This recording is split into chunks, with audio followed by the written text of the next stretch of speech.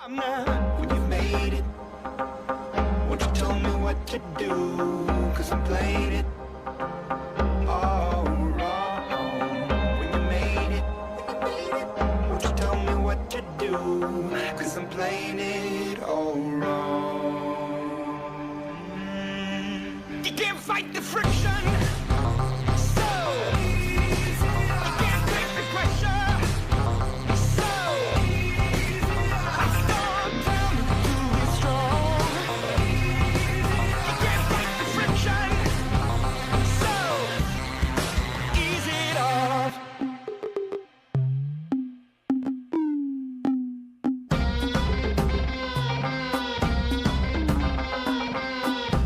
And get into the system. We both know you need one. The tip of the needle is taking over you. And your heart is beating. Cause you know that you gotta get out of the middle and rise to the top now. When you made it, won't you tell me what to do? Cause I'm playing it all wrong. When you made it, won't you tell me what to do? Cause I'm playing it all wrong. You can't fight the friction, so you can't take the pressure, so you can't fight the friction, so ease it off.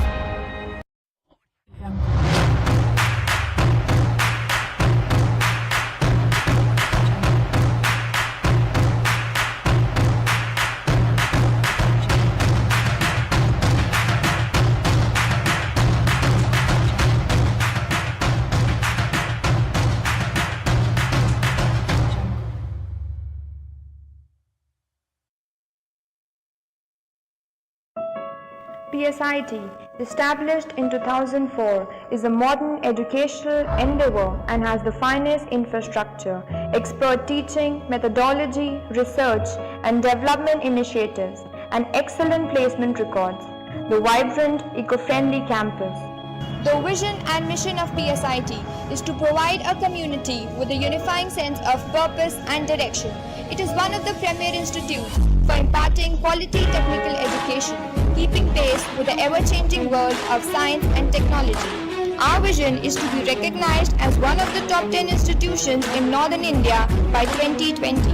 Our mission is to provide an environment of effective learning and innovation to transform students into dynamic, responsible and productive professionals in their respective fields who are capable of adapting to the changing needs of the industry and society. The name Psit in itself is enough to tell one about the excellence and grandeur of this institute in every aspect. It is one of the premier and top-notch institutes of Northern India. At the moment, Psit offers graduate and postgraduate programs in engineering, management, pharmacy, and computer application. The academia of Psit surpasses those of many noteworthy institutes, but mere words prove nothing. The numbers speak for themselves. 13,000 plus students who completed their courses and passed out. 100 plus internship companies which aid our students in better understanding the technical knowledge they require. Record-breaking 3,000 plus on-campus placements and 1,000 plus research papers published through Psit, depicting the intelligentsia of our faculty. Every college makes a strong foothold with the concrete infrastructure. Psit's vast premise gives imparting education in the most unimaginable ways. There are various facilities on campus available for the students. Psit proudly acclaims to be fully AC campus. All classrooms, laboratories and libraries are air-conditioned to provide the students comfort in learning. Classrooms are ventilated, theatrical style coupled with projectors. Hostels are spacious, air-conditioned as well as well-furnished. There are separate hostels for both boys and girls, laced with 24/7 internet through Wi-Fi, 24/7 power backup and medical facilities, extracurricular activities, anti-ragging campus. PSIT provides AC bus transportation to all students coming from different locations to campus. There are a fleet of more than 25 AC buses. Centrally air-conditioned home multi-purpose auditorium with a pax of 200 to 1300 capacity. The Central Hall is a perfect venue for annual cultural and technical fest and events of the college.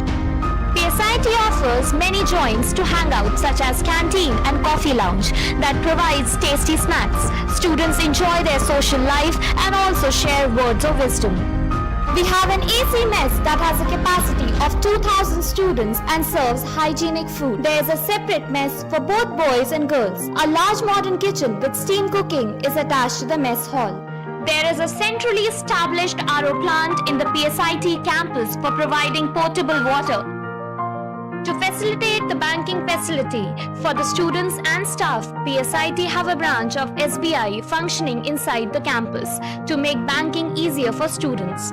PSIT is a pace setter, the first campus to have a centralized AC plant having a capacity of 3000 tons.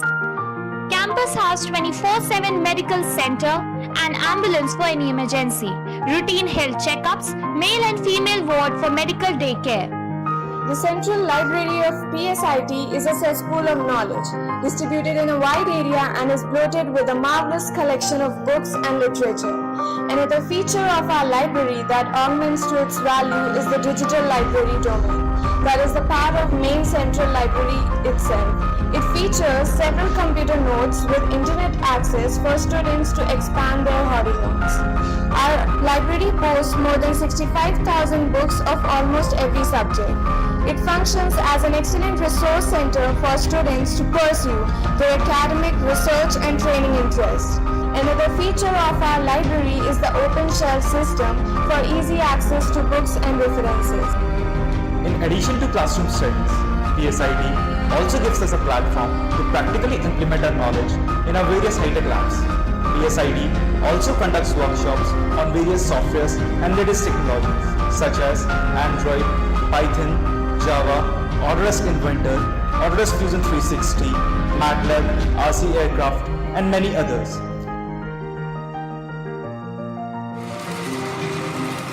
These workshops give us an edge and makes us better from others. Everything is theoretically impossible until it's done. With this motto in mind, our curriculum is built. More and more practical applications are imparted through our faculty members.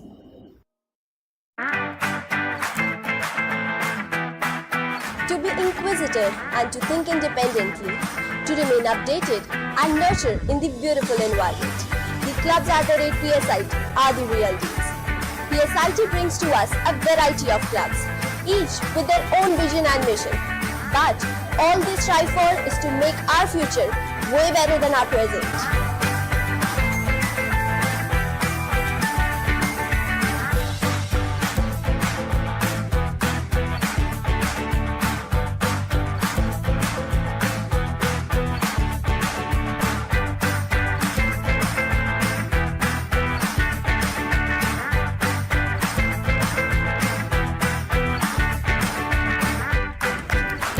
Clubs at PSIT not only nurture us, but guides us, motivates us, and brings out the best in us.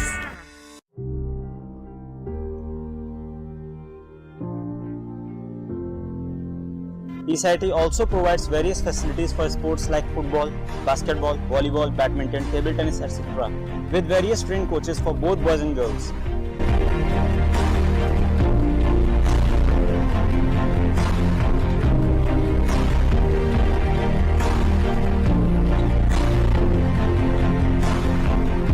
It also provides students to showcase their skills and talents in the event footprints.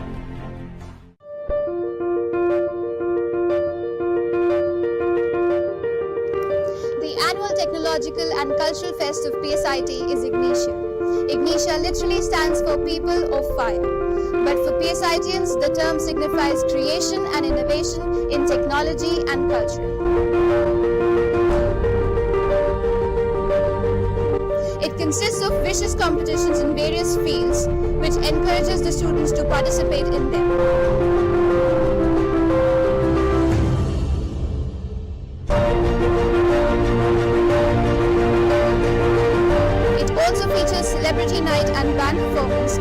determines the peer interest of the youth.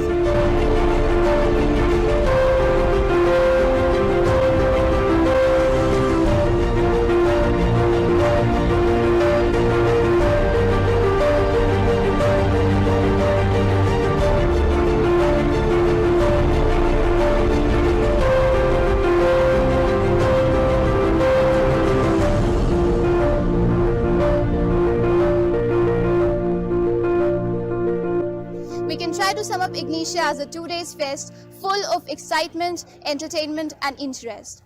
It marks that time of the year which allows the students to follow their dreams with all their hearts, open their mind and let the air fascinate them.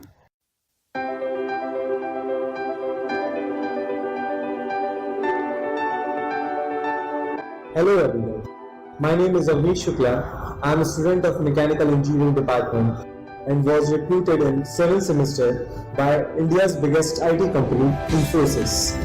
Apart from the academic knowledge provided by the PSID, Infosys also provides with the internship opportunities to implement the academic knowledge for practical applications. The successful journey would not be possible without the efforts of PSID family. I would like to thank all the members, directors, faculty, staff, and especially training department who helped me a lot to achieve this success. Thank you so much, PSI. Hello everyone, my name is Ibra Javed. I am final year student of Computer Science and Engineering Department. Friends, placement is the ultimate goal of an engineering student and I am immensely happy for being a part of PSIT. I got placed in Tech Mahindra, which is one of the most renowned company in the world. The continuous effort and guidance of the training department and the opportunity provided to me by the placement department has helped me to get through the recruitment process of Tech Mahindra. Training has helped me to develop further and strengthen my skills. And there's no doubt the college has left me walking out of the front door with a greater knowledge and perception. And I'm really grateful to college for all this. Thank you so much, PSIT. Hello everyone, my name is Shikhar Singh Tumar. I am the student of Computer Science Department. I have recently been placed in Capgemini, which is one of the biggest multinational companies in the world. I would like to thank PSIT, especially the Training and Placement Department, for opening a world full of opportunities for its students. If one is confident, positive and hardworking, then nothing can stop you from getting placed at PSIT Kanpur. PSIT, people popularly call it the best engineering college, but I call it the pious home to house and nurture future talent. My name is Bilal Ahmed and I am a student of final year civil engineering. I got placed in 7th semester in BA Tech Mahindra, India's largest and world's 5th largest wastewater treatment company, for which I am always thankful to my college. With the marvelous efforts of all the training faculties, my faculty members of department, training team, PR team, PSIT CR, they taught me not only to learn but also how to explore. Grateful I will remain, values taught I will retain. The journey has just extended because connected I will remain. Thank you so much PSIT. I give the credit of my placement to you.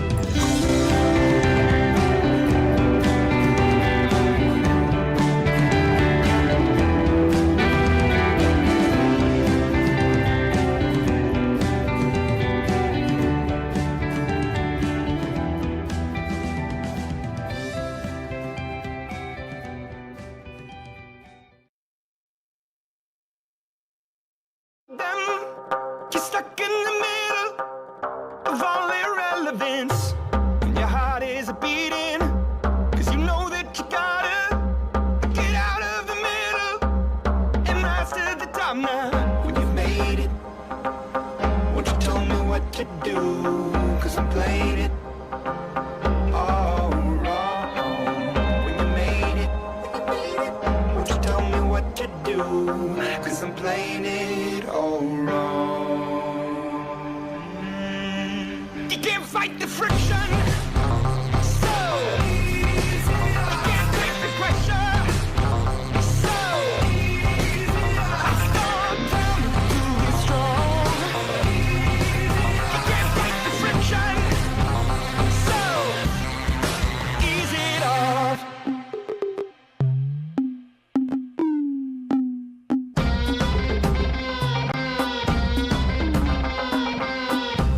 And get into the system.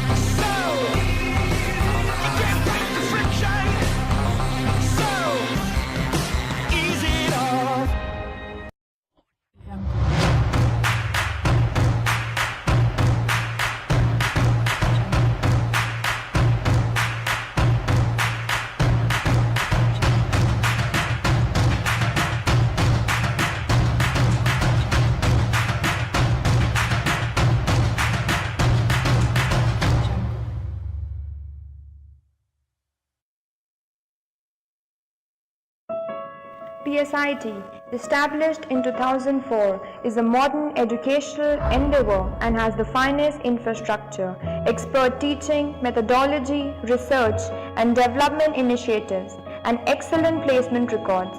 The vibrant, eco-friendly campus. The vision and mission of PSIT is to provide a community with a unifying sense of purpose and direction. It is one of the premier institutes for imparting quality technical education, keeping pace with the ever-changing world of science and technology. Our vision is to be recognized as one of the top 10 institutions in Northern India by 2020. Our mission is to provide an environment of effective learning and innovation to transform students into dynamic, responsible and productive professionals in their respective fields who are capable of adapting to the changing needs of the industry and society. The name PSIT in itself is enough to tell one about the excellence and grandeur of this institute in every aspect. It is one of the premier and top-notch institutes of Northern India.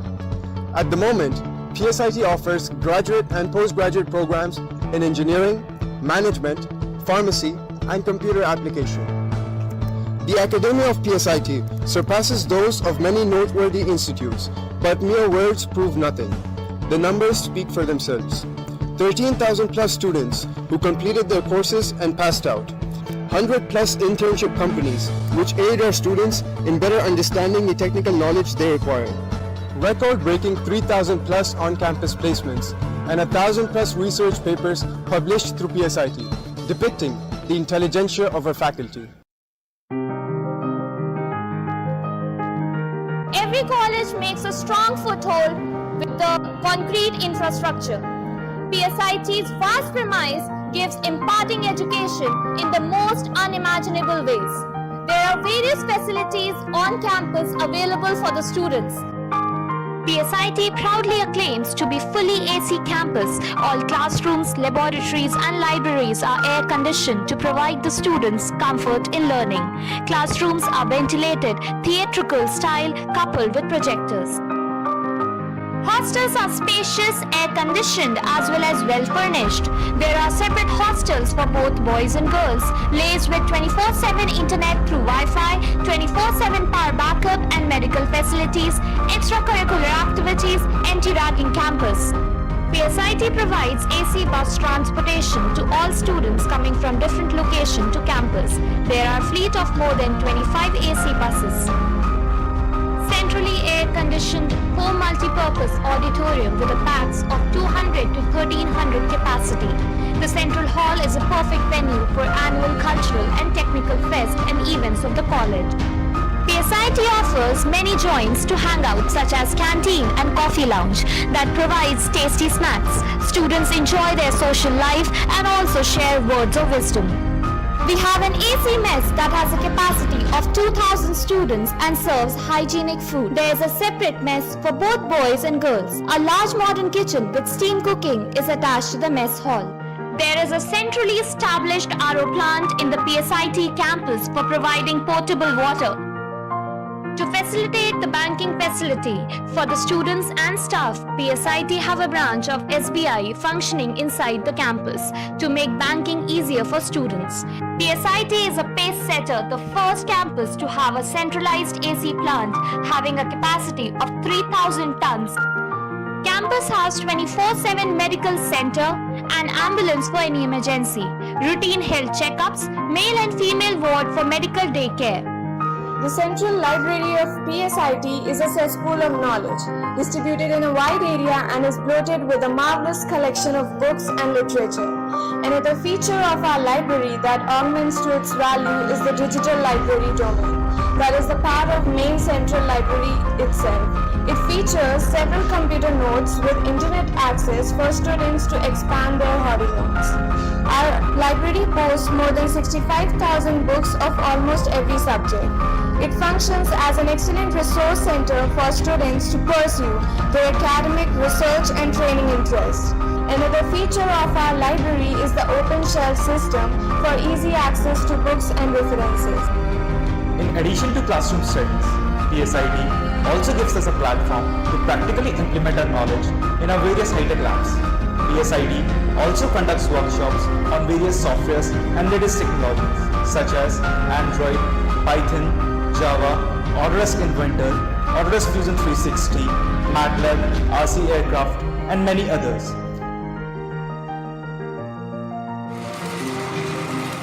These workshops give us an edge and makes us better from others. Everything is theoretically impossible until it's done. With this motto in mind, our curriculum is built. More and more practical applications are imparted through our faculty members.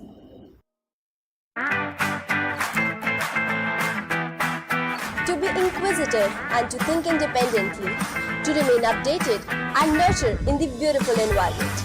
The clubs at the PSIT are the real deals. PSIT brings to us a variety of clubs, each with their own vision and mission. But all they strive for is to make our future way better than our present.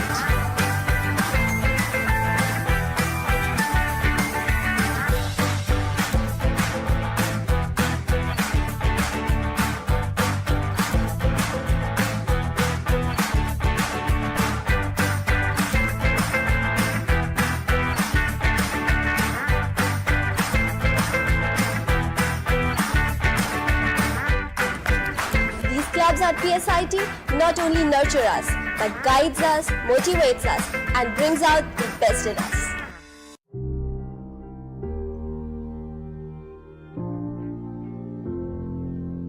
PSIT also provides various facilities for sports like football, basketball, volleyball, badminton, table tennis, etc., with various trained coaches for both boys and girls.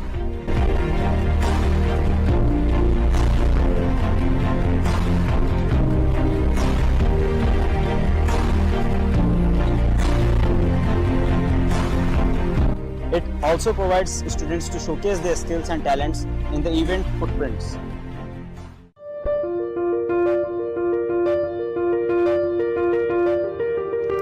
The annual Technological and Cultural Fest of PSIT is Ignitia. Ignitia literally stands for People of Fire. But for PSITians, the term signifies creation and innovation in technology and culture. It consists of vicious competitions in various fields, which encourages the students to participate in them.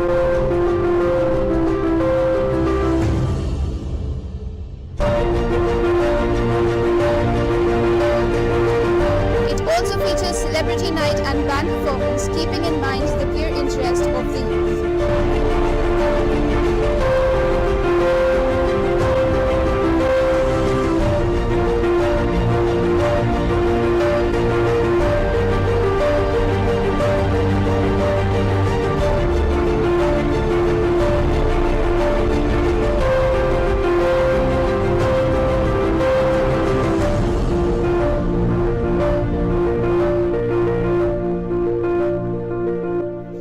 Try to sum up Ignitia as a 2-day fest full of excitement, entertainment and interest.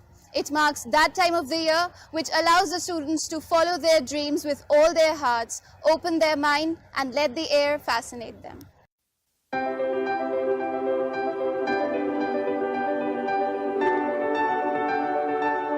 Hello everyone.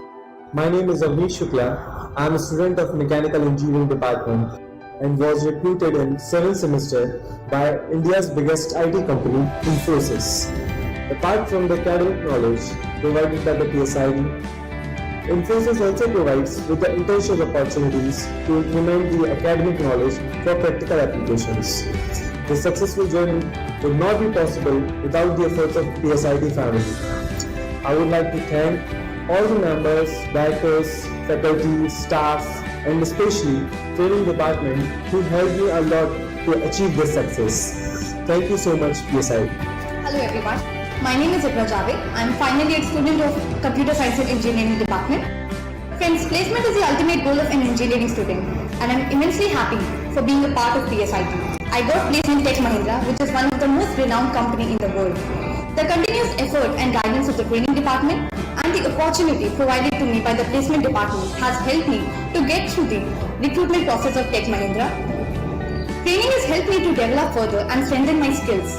And there is no doubt the college has left me walking out of the front door with a greater knowledge and perception. And I'm really grateful to college for all this. Thank you so much, PSIT. Hello everyone, my name is Iconsdg. I am the student of Computer Science Department. I have recently been placed in Capgemini, which is one of the biggest multinational companies in the world. I would like to thank PSIT, especially the Training and Placement Department, for opening a world full of opportunities for its students. If one is confident, positive and hardworking, then nothing can stop you from getting placed at Psit Kanpur. PSIT, people popularly call it the best engineering college, but I call it the pious home to house and nurture future talent. My name is Bilal Ahmed and I am a student of final year civil engineering. I got placed in 7th semester in BA Tech Pawar, India's largest and world's 5th largest wastewater treatment company, for which I am always thankful to my college. With the marvelous efforts of all the training faculties, my faculty members of department, training team, PR team, PSIT CR, they taught me not only to learn but also how to explore. Grateful I will remain, values taught I will retain. The journey has just extended because connected I will remain. Thank you so much PSIT. I give the credit of my placement to you.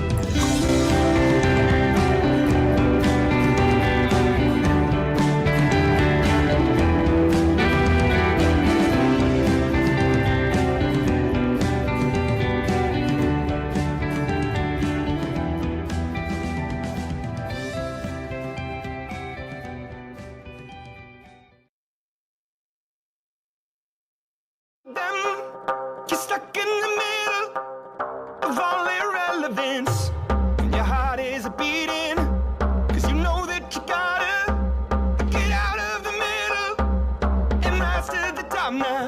When you made it, won't you tell me what to do, cause I'm playing it all wrong. When you made it, won't you tell me what to do, cause I'm playing it all wrong. You can't fight the friction, so you can't take the pressure, so I start down to get strong. You can't fight the friction, so ease it off.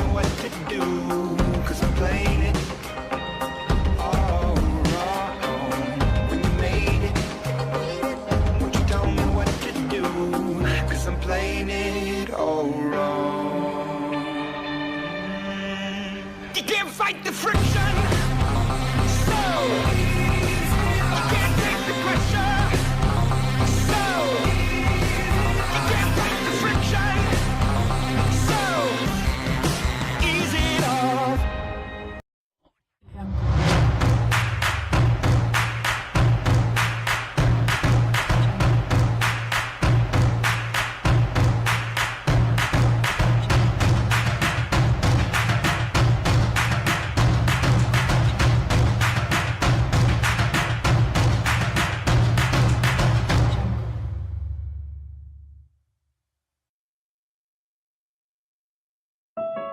PSIT, established in 2004, is a modern educational endeavor and has the finest infrastructure, expert teaching, methodology, research and development initiatives, and excellent placement records.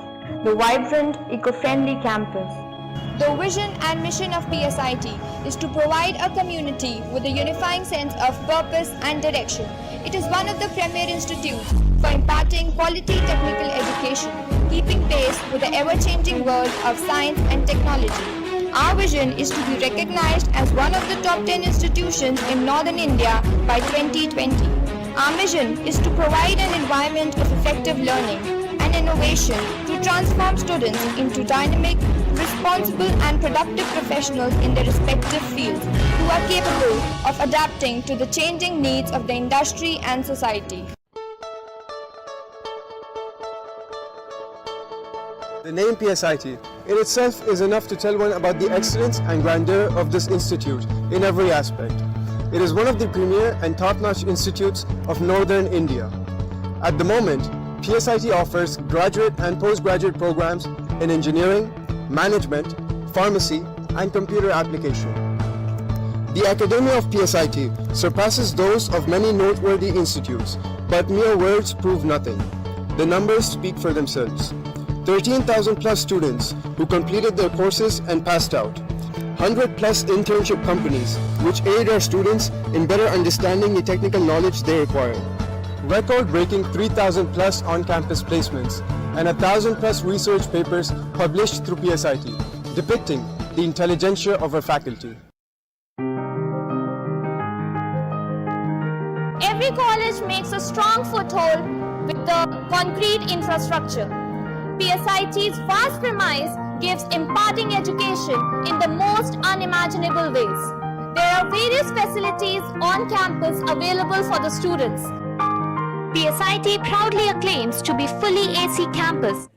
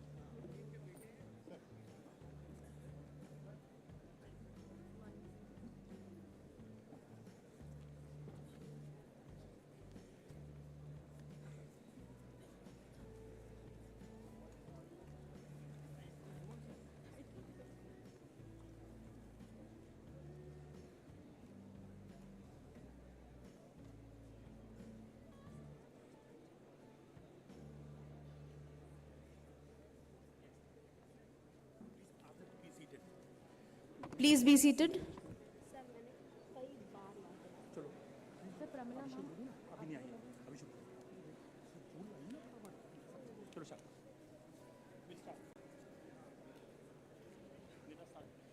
A very good morning to this august gathering.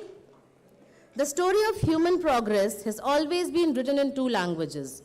The language of the heart, found in humanities, and the language of the mind, expressed through technology.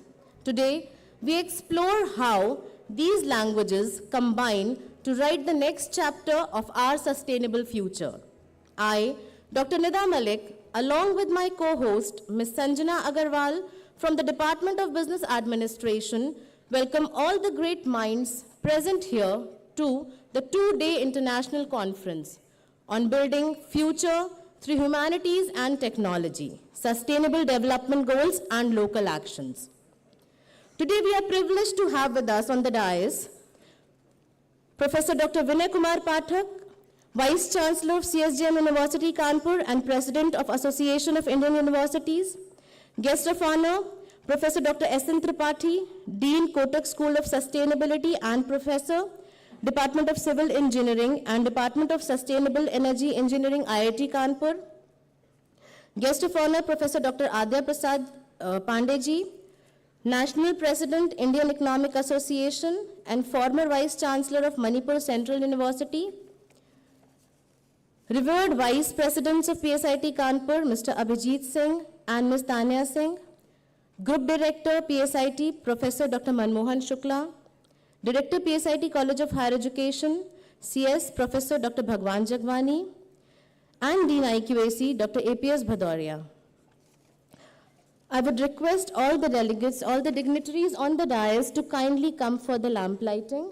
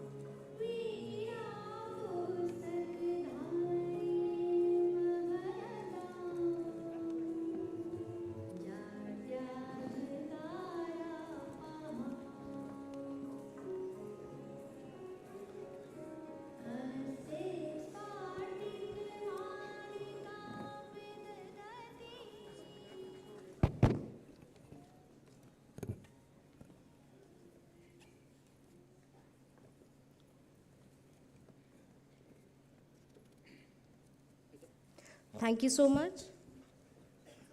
Moving forward, I'd like to request our respected Vice President, Mr. Abhijit Singh Sir, to please welcome our Honorable Chief Guest of the day, Professor Dr. Vinay Kumar Pathak ji, by presenting a sapling.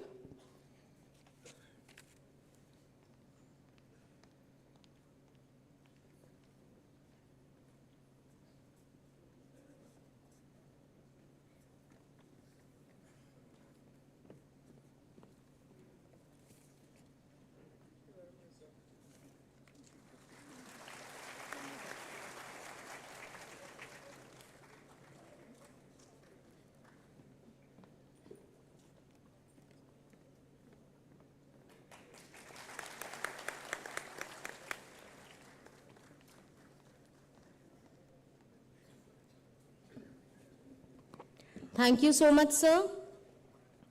Now I'd like to request Vice President Ms. Tanya Singh to present a sapling to guest of honor, Professor Dr. S.N. Tripathi ji.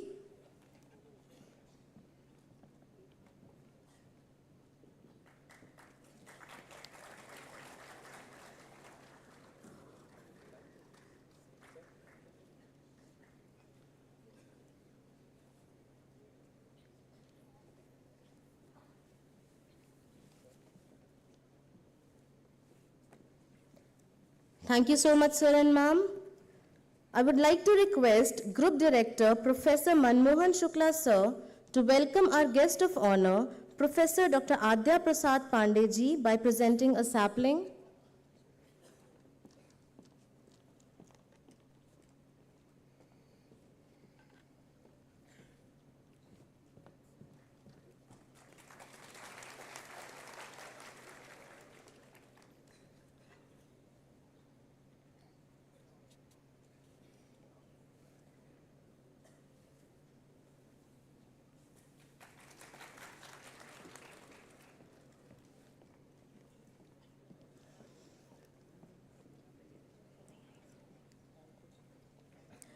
Thank you, sir. I would like to request Director PSIT CHE, CS, Professor Dr. Bhagwan Jagwani, to kindly welcome Mr. Abhijit Singh by presenting a sapling.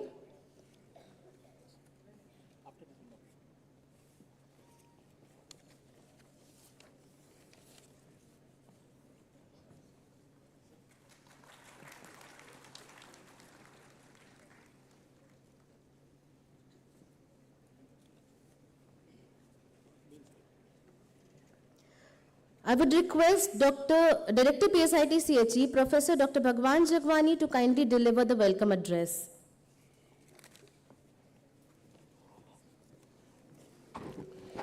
A very good morning to each one of you present here today. An ancient wisdom, as reflected in the Atharvaveda, reminds us, Mata Bhumihi Putroham Prithivyaha.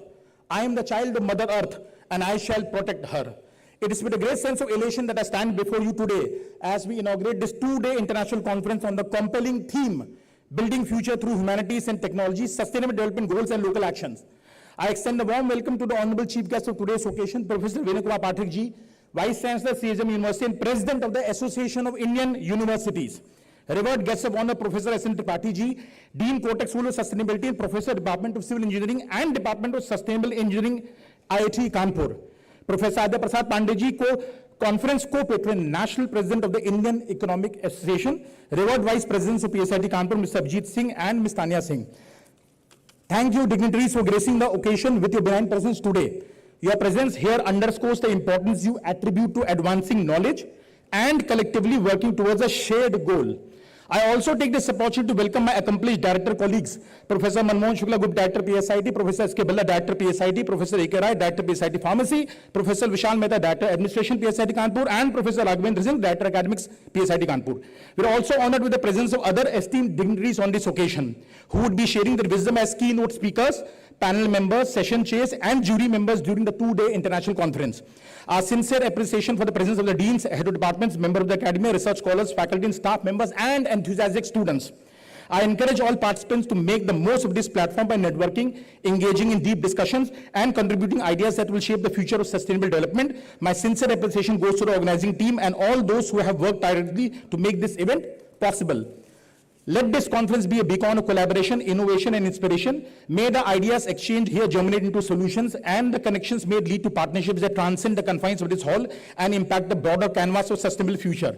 Before I end, let me share a very small anecdote with you. The very first time when I met Professor Pathakji to invite him for the conference, he suggested me that a lot of discussions take place during conference. Something concrete should be shown. So Professor Pathak gave me this idea. While returning back to PSIT campus, I was thinking what we need to do so that we actually walk the talk. So today, I am very proud to share with the chief guest that we have a contest being planned today, a call for student project ideas and prototypes, all related to sustainable development goals. These teams have displayed their prototypes just outside the town hall. I would request the chief guest to just spare some time and have a look, and the students will be highly encouraged. Thank you very much.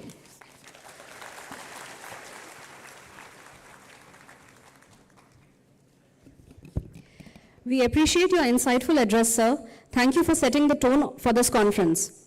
I would now request Group Director, Psit Kanpur, Professor Manmohan Shukla, to deliver his address.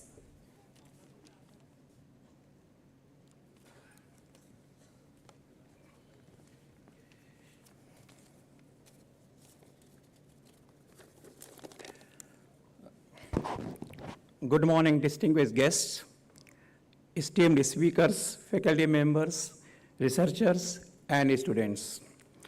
It is the immense pleasure for us that I welcome you all to this particular conference, which is known as International Conference on Building the Future Through Humanities and Technology, Sustainable Development Goals, and Local Actions. This conference stands as a testament to our collective commitment to achieving the United Nations 2030 Agenda for Sustainable Development, a vision aimed at creating a world where human rights, justice, equality, and sustainability thrive. It is an honor to have all of you here today as we gather to explore transformative solutions and strategy to tackle the global challenges of climate change, poverty, inequality, and environmental degradation. It is our esteemed privilege to welcome Honorable Professor Vinay Kumar Pathak, sir, a distinguished luminary in the realm of education, as our honored chief guest. As the President of the Association of Indian Universities and the Vice Chancellor of CSJM University, Professor Pathak has established himself as a visionary leader and an epitome of academic excellence. His recent diplomatic sojourns to London, Vietnam, and Germany and China, where he represented our nation with distinction, are a testament to his global stature and recognition. Pathakji's accomplishments are a shining example of his unwavering commitment to education, innovation, and nation building.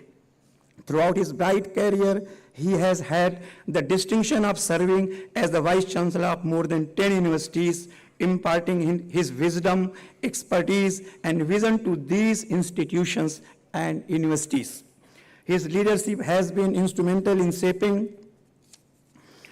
the academic landscape of our nation, and his contribution to the field of education have been recognized and acclaimed nationally and internationally. As one of the most dynamic and influential academic leaders in Uttar Pradesh today, Pathak sir continues to inspire and motivate generations of students, educators, and policymakers. We are deeply grateful for his presence among us and look forward to benefiting from his insights and expertise. I also extend my greetings to Abhijit Singh ji and Tanya ma'am, Honorable Vice President of PSIT, Dr. Bhagwan Jagwani ji, Director PSIT College of Higher Education, Professor Dr. Sanjeev Ballaji, Director PSIT, Dr. A.K. Rai ji, Director Pharmacy, Dr. Raghavan Singh ji, Director Academics, Professor Dr. A.P.S. Bhadauria ji, Professor Dr. Udayabhan Trivedi ji, the conveners of the conference, as well as the distinguished researchers, faculty members, and students joining us from various esteemed institutions. As we gather here today, it is important to take a moment to reflect on the remarkable achievement of PSIT, which continue to strengthen our position as a leader in higher education and innovation. Our relentless pursuit of academic excellence has earned us the prestigious NAAC A+ accreditation, We are also thrilled to announce that our Startup and Incubation Foundation has incubated 18 startups, hosted over 80 entrepreneurial events, and secured 50 patents in the past 2 years. In addition, our research faculty has published over 250 research papers in renowned journals, contributing significantly to the global body of knowledge.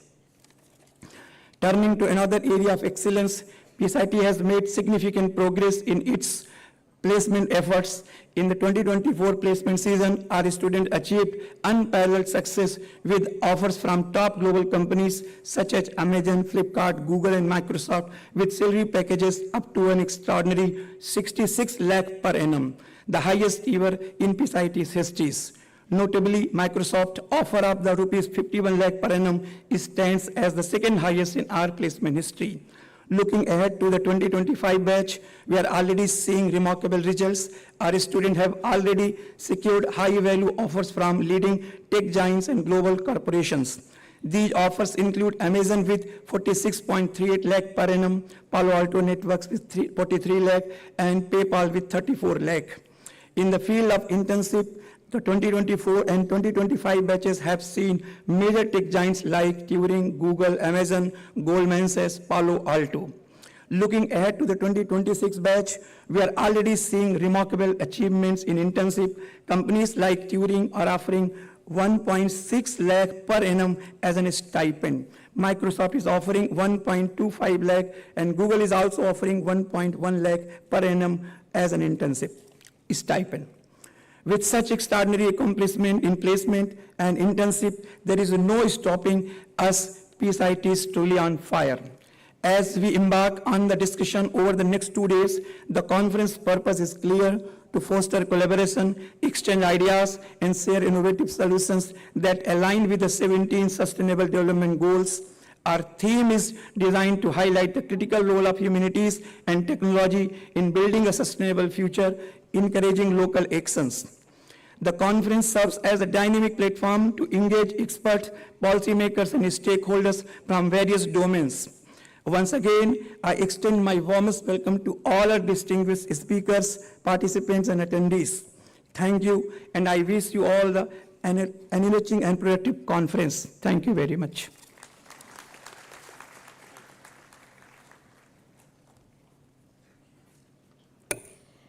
We appreciate your insightful address, sir.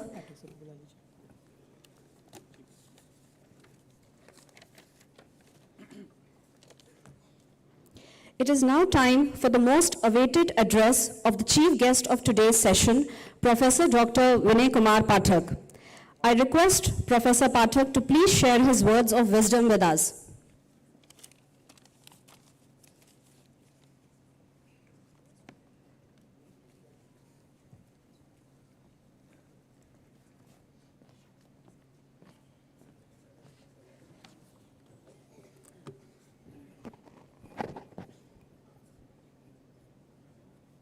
जब हिंदी में बोलने का मौका है तो फिर सबको हिंदी आती है तो फिर हिंदी में बोलना ठीक रहेगा।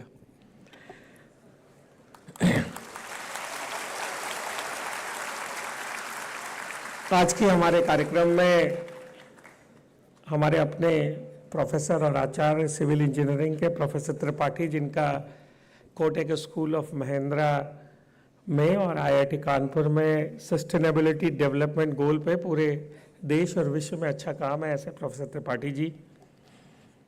हमारे अपने अग्रज सीनियर प्रोफेसर आद्य प्रसाद पांडे जी, अभिजीत और तान्या जो नई पीढ़ी में इस कॉलेज को संभाल रहे हैं, और मेरे अपने स्टूडेंट और टीचर और इस कॉलेज के प्रिंसिपल मनमोहन जी और जगवानी साहब। सस्टेनेबिलिटी डेवलपमेंट गोल पे ये वर्कशॉप हो रही है, सेमिनार हो रहा है, आप सभी को बहुत बहुत बधाई। पहली बात तो जब एसडीजी गोल्स आया था तो मैं बहुत दिनों तक ये समझ नहीं पाया कि एसडीजी गोल्स हैं क्या, सचमुच, मतलब टू बी वेरी फ्रैंक। फिर जब मैंने एसडीजी गोल्स के 17 पॉइंट्स पढ़े, और आप लोगों ने भी खैर 17 पॉइंट्स देखे होंगे जो सस्टेनेबिलिटी डेवलपमेंट गोल के हैं, जिसमें no poverty, zero hunger, good health and wellbeing, quality education, gender equality, clean water and sanitation, affordable and clean energy, decent work and economic growth, industry, innovation and infrastructure, reduced inequalities, sustainability, cities and communities, responsible consumption and production, climate action, life below water, life on land, peace, justice and strong institution, partnerships for the goal. ऐसे 17 SDG goals को United nation ने किया और सभी लोगों को ये लक्ष्य दिया कि ये सस्टेनेबल डेवलपमेंट गोल्स जो है वो मतलब होने चाहिए. जो अपना देश है और अपनी थॉट प्रोसेस है, बहुत सारे लोग हैं विश्व को लगा होगा कि सस्टेनेबल डेवलपमेंट गोल पहली बार आए हैं या पहली बार अपनाना है, क्योंकि जो वेस्टर्न थॉट्स हैं उन्हीं के कारण ये पूरी प्रॉब्लम्स क्रिएट हुई है जो सस्टेनेबल डेवलपमेंट गोल में हमें करना है. जैसे क्लाइमेट सबसे ज़्यादा किसने ख़राब किया, वॉर सबसे ज़्यादा कौन करता है, इनइक्वलिटी सबसे ज़्यादा कौन बढ़ाता है. अगर हम इन सब थॉट्स पे रहेंगे तो मुझे लगता है कि ये जो थॉट प्रोसेस है उससे जितनी इनइक्वलिटी पैदा होती है और उससे जो इनइक्वलिटी इन एवरीथिंग, उससे ये जो सस्टेनेबल डेवलपमेंट गोल्स की बात है वो बहुत इम्पॉर्टेंट है और बहुत महत्वपूर्ण है. तो मैंने सोचा कि भाई मेरे को अगर सस्टेनेबिलिटी डेवलपमेंट गोल पे जाना पड़े और सस्टेनेबिलिटी डेवलपमेंट गोल एक लाइन में सबको समझाना पड़े तो मैं क्या बोल सकता हूँ एक लाइन के अंदर. तो फिर मैंने देखा कि हमारे जो थॉट्स हैं उसके अंदर सबसे बड़ा सस्टेनेबिलिटी गोल एक लाइन में जो बोला है कि जियो और जीने दो. तो अगर मैं 17 सस्टेनेबिलिटी डेवलपमेंट गोल को एक लाइन में बोलने दूं तो उसका मतलब यही हुआ कि आप भी अच्छी तरह जिए और पूरे संसार को, इवन संसार नहीं पूरे ब्रह्मांड को, पूरे नेचर को ठीक से जीने दीजिए. आप ऐसे इंफ्रास्ट्रक्चर बनाइए, ऐसे गोल्स बनाइए, ऐसे प्रोसेसेस बनाइए, जाइए ऐसा लिवेबल प्लैनेट बनाइए जिससे कि जो है वो इम्पॉर्टेंट बात रहे. फिर मैंने और चीज़ों में अध्ययन किया और चीज़ों के क्रॉस आया तो मैंने देखा कि जो हमारे यहाँ के लोगों का थॉट प्रोसेस है वो सस्टेनेबिलिटी डेवलपमेंट गोल्स के बहुत पास है. जैसे अगर आप गांधी जी को पढ़ें, गांधी जी के बारे में सभी लोग जानते हैं, तो गांधी जी ने अपने मरने के पहले जैसे कि एक साधु लोग ताबीज देते हैं तो उन्होंने भी एक सस्टेनेबल डेवलपमेंट गोल का एक ताबीज जो है सबको दिया है और उसका नाम भी ताबीज रखा है. तो गांधी जी ने बोला, ये बहुत मरने के थोड़े दिन पहले की बात है जब उन्होंने लिखा, गांधी जी ने बोला कि मैं तुम्हें सबको एक जंतर देता हूं. ये लिखा है गांधी जी के लैंग्वेज में, वही मैं आपको पढ़ के सुना रहा हूं. तुम्हें एक जंतर देता हूं, जब भी तुम्हें संदेह हो या तुम्हारा अहंकार तुम पर हावी होने लगे तो तुम इस कसौटी को जरूर आजमाओ. वो जंतर ऐसे है, जो सबसे गरीब और कमजोर आदमी तुमने देखा हो उसकी शकल याद करो और अपने दिल से पूछो कि जो भी कदम तुम आगे उठाने जा रहे हो या विचार कर रहे हो, क्या वो उस आदमी के लिए कितना उपयोगी होगा, जो अंतिम व्यक्ति है. क्या उसे उसका कुछ लाभ पहुंचेगा, क्या उससे वो अपने ही जीवन और भाग्य पर कुछ काबू रख पाएगा, यानी क्या उन करोड़ों लोगों को स्वराज मिल सकेगा जिनके पेट भूखे हैं और आत्मा अतृप्त है. तब तुम देखोगे कि तुम्हारा संदेह मिटेगा और तुम्हारा अहम समाप्त होगा. सो जो अंतिम पीढ़ी का व्यक्ति बैठा है, अंतिम समाज का व्यक्ति है, अगर हम उसके लिए जो भी हमारे स्टेप्स हैं, इवन ये कॉन्फ्रेंस भी है, तो उसे अगर कुछ लाभ दे रही है तब मुझे ऐसा लगता है कि हमारे जो प्रोसेसेस हैं वो. तो जब भी हम कोई कॉन्फ्रेंस करते हैं, आज हम एसडीजी गोल्स पे विचार कर रहे हैं.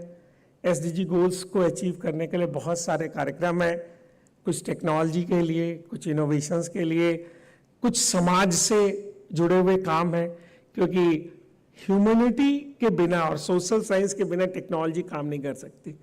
जैसे फॉर एग्जांपल सिविल इंजीनियरिंग के हमारे त्रिपाठी सर है, जाम का प्रॉब्लम है सोसाइटी में, बहुत सारी भीड़ है, जाम है, रोड पे जाम्स लगे रहते हैं. तो अगर आप रोड के जाम को केवल पुल बना के सॉल्व करना चाहे तो नहीं हो सकता। अगर एक एक आदमी 4-4, 5-5 गाड़ियां खरीद ले तो कैसे रोड का जाम समय? वो टेक्नोलॉजिकल प्रॉब्लम भी है और सोसाइटल प्रॉब्लम भी है। तो सोसाइटी की भी प्रॉब्लम है और टेक्नोलॉजी की भी प्रॉब्लम है। और टेक्नोलॉजी की कोई भी प्रॉब्लम केवल टेक्नोलॉजी से सॉल्व नहीं हो सकती सोसाइटी की। तो वो एक इंपॉर्टेंट पॉइंट है। ऐसे ही रेगुलेशंस भी बहुत इंपॉर्टेंट है कि हमारा जो है वो रेगुलेशंस बने रहे। हम लोग की मेयर मैडम आ गई हैं तो उनका भी बहुत बहुत स्वागत है।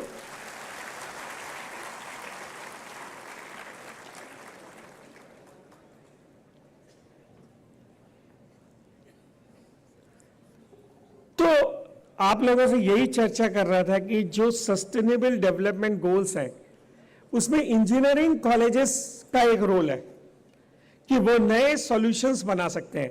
अभी हम लोगों ने हैकाथॉन किया था, हम लोग के पास बहुत सारी आइडियाज आई थी।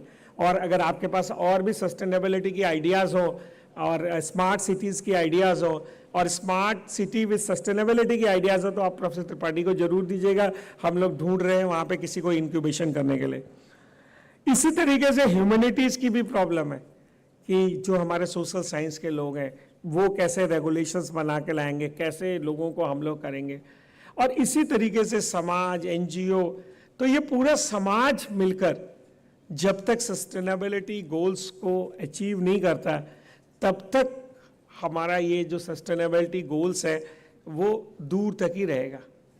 तो मुझे लगता है कि पूरे वर्ल्ड को भी जो है वो एक इंडियन थॉट, और इंडियन की भी मैं नहीं बोलूँगा, मैं बताऊँगा कि सनातन धर्म की जो थॉट्स है उनके ऊपर वर्क करने की बहुत ज़रूरत है।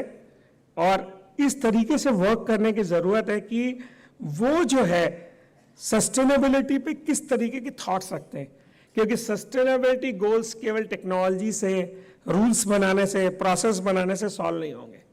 जैसे हंगर की प्रॉब्लम है तो कोई पूरा विश्व सोच भी नहीं सकता कि हम लोग ऐसा भी देश होगा जो लाखों लोगों को फ्री में भोजन कराता हो। अभी आप लोगों ने देखा महाकुंभ था, तो महाकुंभ में आपने और भी देखा होगा लोग स्नान करने गए, लेकिन महाकुंभ में हम लोगों के यहाँ कल्पवास की कल्पना रहती है। लोग अपने धर्म के लिए, अपने अध्यात्म के लिए वहां रहते थे और लाखों अखाड़े, लाखों धार्मिक लोग फ्री में लोगों को भोजन कराते हैं। अभी मैं हाल में कल परसों में पुरी गया था, वहां पे फ्री में लोग भोजन कराते हैं। कोई सोच भी नहीं सकता कि गरीब आदमी इस देश में या कुछ उसमें वो फ्री में भोजन कर सकता है। ये भारतीय जो कल्पना है वो बहुत महत्वपूर्ण है व्यक्ति को समझने के लिए। इसमें एक एसडीजी गोल्स में लिखा है कि life below water, life ever planets. तो ये सब की भी हम लोगों ने बहुत पहले ही जो है वो कल्पना कर रखी थी और उस कल्पना के साथ ही यह देश की मनीषा बढ़ी है। तो मुझे लगता है कि एसडीजी गोल्स में हमें वेस्टर्न थॉट का ही पूरा जो है वो ये मतलब थॉट लेकर ही टेक्नोलॉजी को नहीं डेवलप करना चाहिए, बल्कि हमें जो है वो साथ साथ इंडियन जो थॉट्स हैं और इंडियन थॉट्स के साथ साथ जो है उस तरीके से हमें जो है वो थॉट को सोचना चाहिए। इसलिए मुझे लगता है कि मैं जगवानी साहब से रिक्वेस्ट करूंगा, मनमोहन जी से रिक्वेस्ट करूंगा, और जब हमारे थॉट प्रोवोकिंग लेक्चर्स हमारे प्रोफेसर त्रिपाठी देंगे, प्रोफेसर आद्या प्रसाद पांडे देंगे, तो मैं जरूर ये रिक्वेस्ट करूंगा कि जो हमारी यूथ है उसको ऐसी प्रॉब्लम और ऐसी थॉट जो है वो दे लोगों को जो कि हमारे थॉट से, हमारी इथॉस से वर्ल्ड के लिए जो सस्टेनेबिलिटी गोल्स अचीव करने के लिए जो प्रॉब्लम्स हैं और जो सॉल्यूशंस हैं वो इंडियन थॉट्स और इंडियन वे ऑफ थॉट्स से निकले।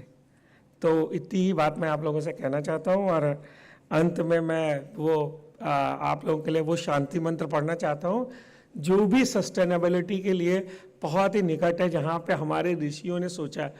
ऐसा नहीं है कि हमारे ऋषियों ने सोचा कि सर्वे संतु निरामय तो सब लोग एकदम बिल्कुल हेल्थ से सही हो जाएंगे, पर उन्होंने बोला नहीं भाई, भावना करनी है कि सर्वे संतु निरामय सर्वे। तो ये जो ऋषियों की सोची थॉट्स हैं वो ऐसा नहीं है कि सब कुछ हो जाएगा, पर एक कल्पना है कि हमने बोला कि वसुधैव कुटुंबकम, कि पूरी वसुधा हमारे कुटुंब में रहेगी। हमने बोला आनो भद्रा, तो हमने बोला कि let noble thoughts come from every side. ये ऐसा नहीं कि हमारे ही थॉट्स हमारे ही रहे, नहीं, हम सभी के थॉट्स सुनेंगे। ऐसे ही वो शांति मंत्र है, ओम शांति रक्षा अंतरिक्ष शांति, पृथ्वी शांति, शांति औषधया शांति, वनस्पतय शांति, कि जो पृथ्वी शांत हो, औषधि शांत हो, वनस्पति शांत हो और सब लोगों में शांति रहे। वो जो हमारा शांति मंत्र है वो भी सस्टेनेबिलिटी गोल्स को अचीव करने के लिए बहुत इंपॉर्टेंट बात है। तो आप सभी लोगों ने मेरी बात बहुत ध्यान से सुनी है। हम लोग भी विश्वविद्यालय में भी सस्टेनेबिलिटी गोल्स पे काम कर रहे हैं, आप लोग भी करिए। और आपके पास कोई भी आइडियाज़ हो तो चूँकि हमारा ये कॉलेज है, हम लोग उसको फंड करने को तैयार हैं और हम लोग भी सस्टेनेबिलिटी गोल्स में विश्व की शांति के लिए जो भी SDG गोल्स है उनको अचीव करने के लिए यह कॉलेज भी एक अच्छा काम करेगा और अच्छा अचीवमेंट करेगा। इसी शुभकामनाओं के साथ और ईश्वर से आप सभी लोगों के लिए प्रार्थना करते हुए बहुत बहुत धन्यवाद। Thank you very much.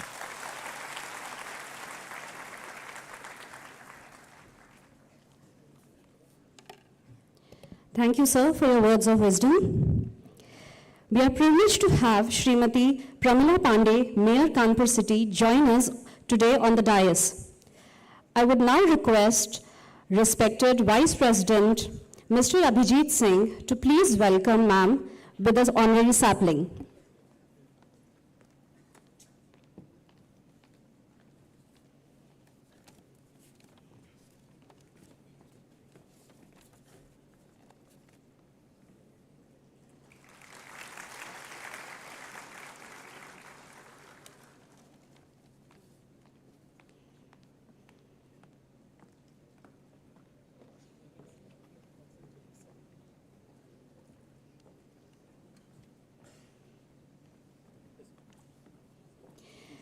It is time now to release the conference souvenir featuring 190 out of the 220 abstracts received from scholars across the nation and the world. I request all esteemed dignitaries on the dais to kindly release the conference souvenir.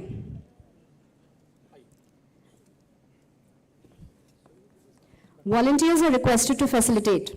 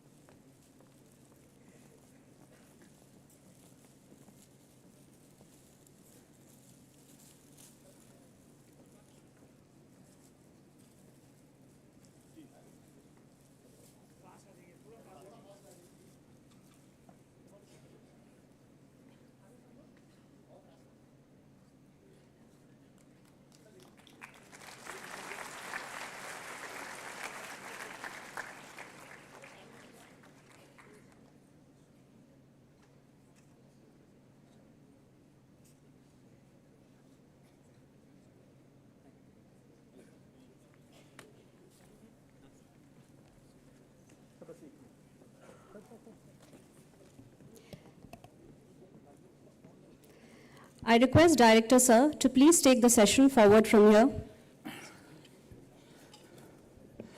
Ladies and gentlemen in the audience, it's time now to unveil an exceptional academic contribution, an e-book titled Building Future Through Humanities and Technology, Unlocking UN's 17 Sustainable Development Goals, published under the distinguished banner of PSIT College of Higher Education. This e-book with ISBN comprises 17 meticulously researched chapters, each chapter dedicated to UN's 17 Sustainable Goals, authored by 27 faculty members of PSIT College of Higher Education.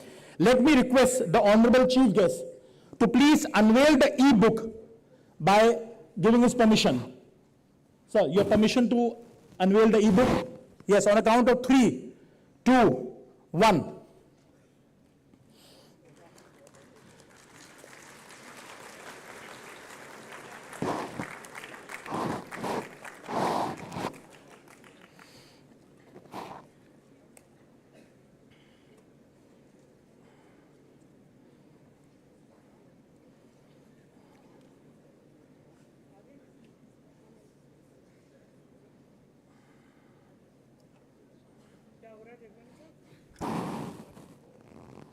Can we have the e-book, please?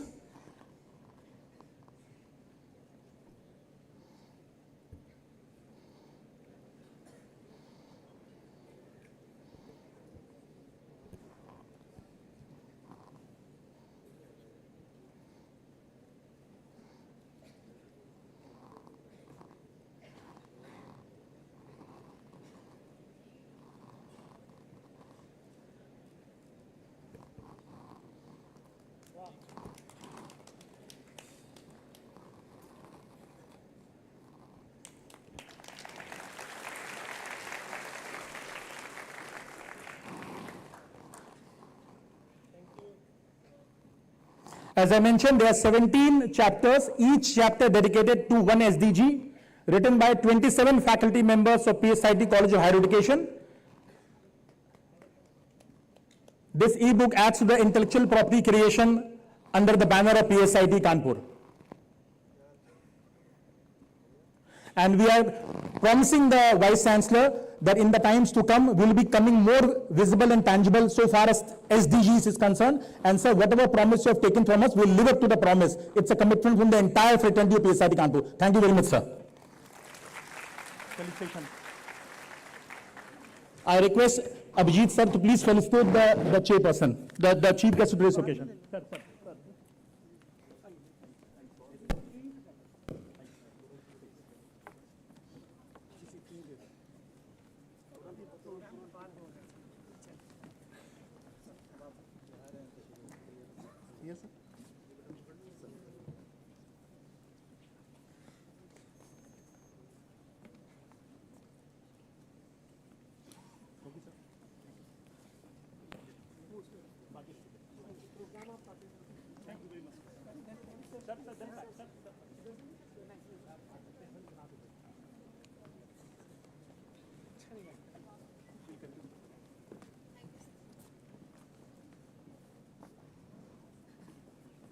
Please continue. Sir, guest of honor. Yes, Our next speaker on the dais is esteemed guest of honor, Professor Sachidanand Tripathi. Sir serves as an inaugural Dean of Kotak School of Sustainability at IIT Kanpur and holds professorship in Civil Engineering and Sustainable Energy Engineering. With a background in civil engineering, environmental engineering, and atmospheric physics from prestigious institutions, he has emerged as a pioneering figure in air quality monitoring and management technologies in India. His groundbreaking work includes implementing India's largest sensor-based air quality network and leading the Center of Excellence for Air Quality Monitoring Technologies. In 2024, Sir became the project director of India's AI Center for Excellence for Sustainable Cities, developing innovative solutions for urban challenges. I would request Professor Tripathi to enlighten the august gathering with his words of wisdom.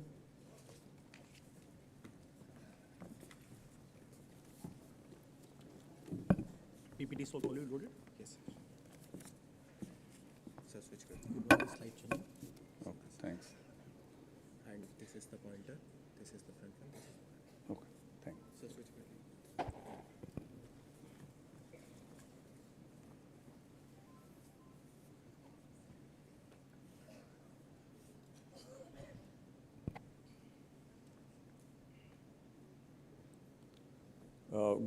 Good morning. The dignitaries on ground, on the dais, and all the attendees who are sitting here in this auditorium. It's a absolute pleasure to be part of this conference. As you see that I work at IIT Kanpur. I'm the first dean of Kotak School of Sustainability, and also happen to be the project director of first Artificial Intelligence for Sustainable Cities, which is awarded by Government of India to IIT Kanpur.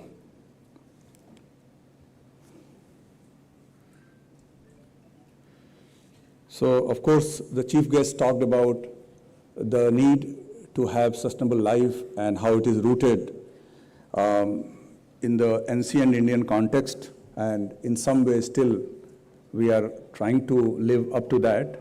Certainly there are many more recent examples, but regardless, we know that climate change is happening at a very dramatic pace. Here are some pictures I just want to show you, and these are actual pictures which probably could have been not seen just 30 or 40 years back. What you see here is that there is a polar bear, and which is completely, devoid of ice, is trying to somewhat survive herself. Then you see there was another vivid picture that came out probably last to last year, where a family of giraffe just died in Africa because they did not have access to water. And then another example on the left bottom, what you see that there is a turtle which is kind of strangulated in plastic.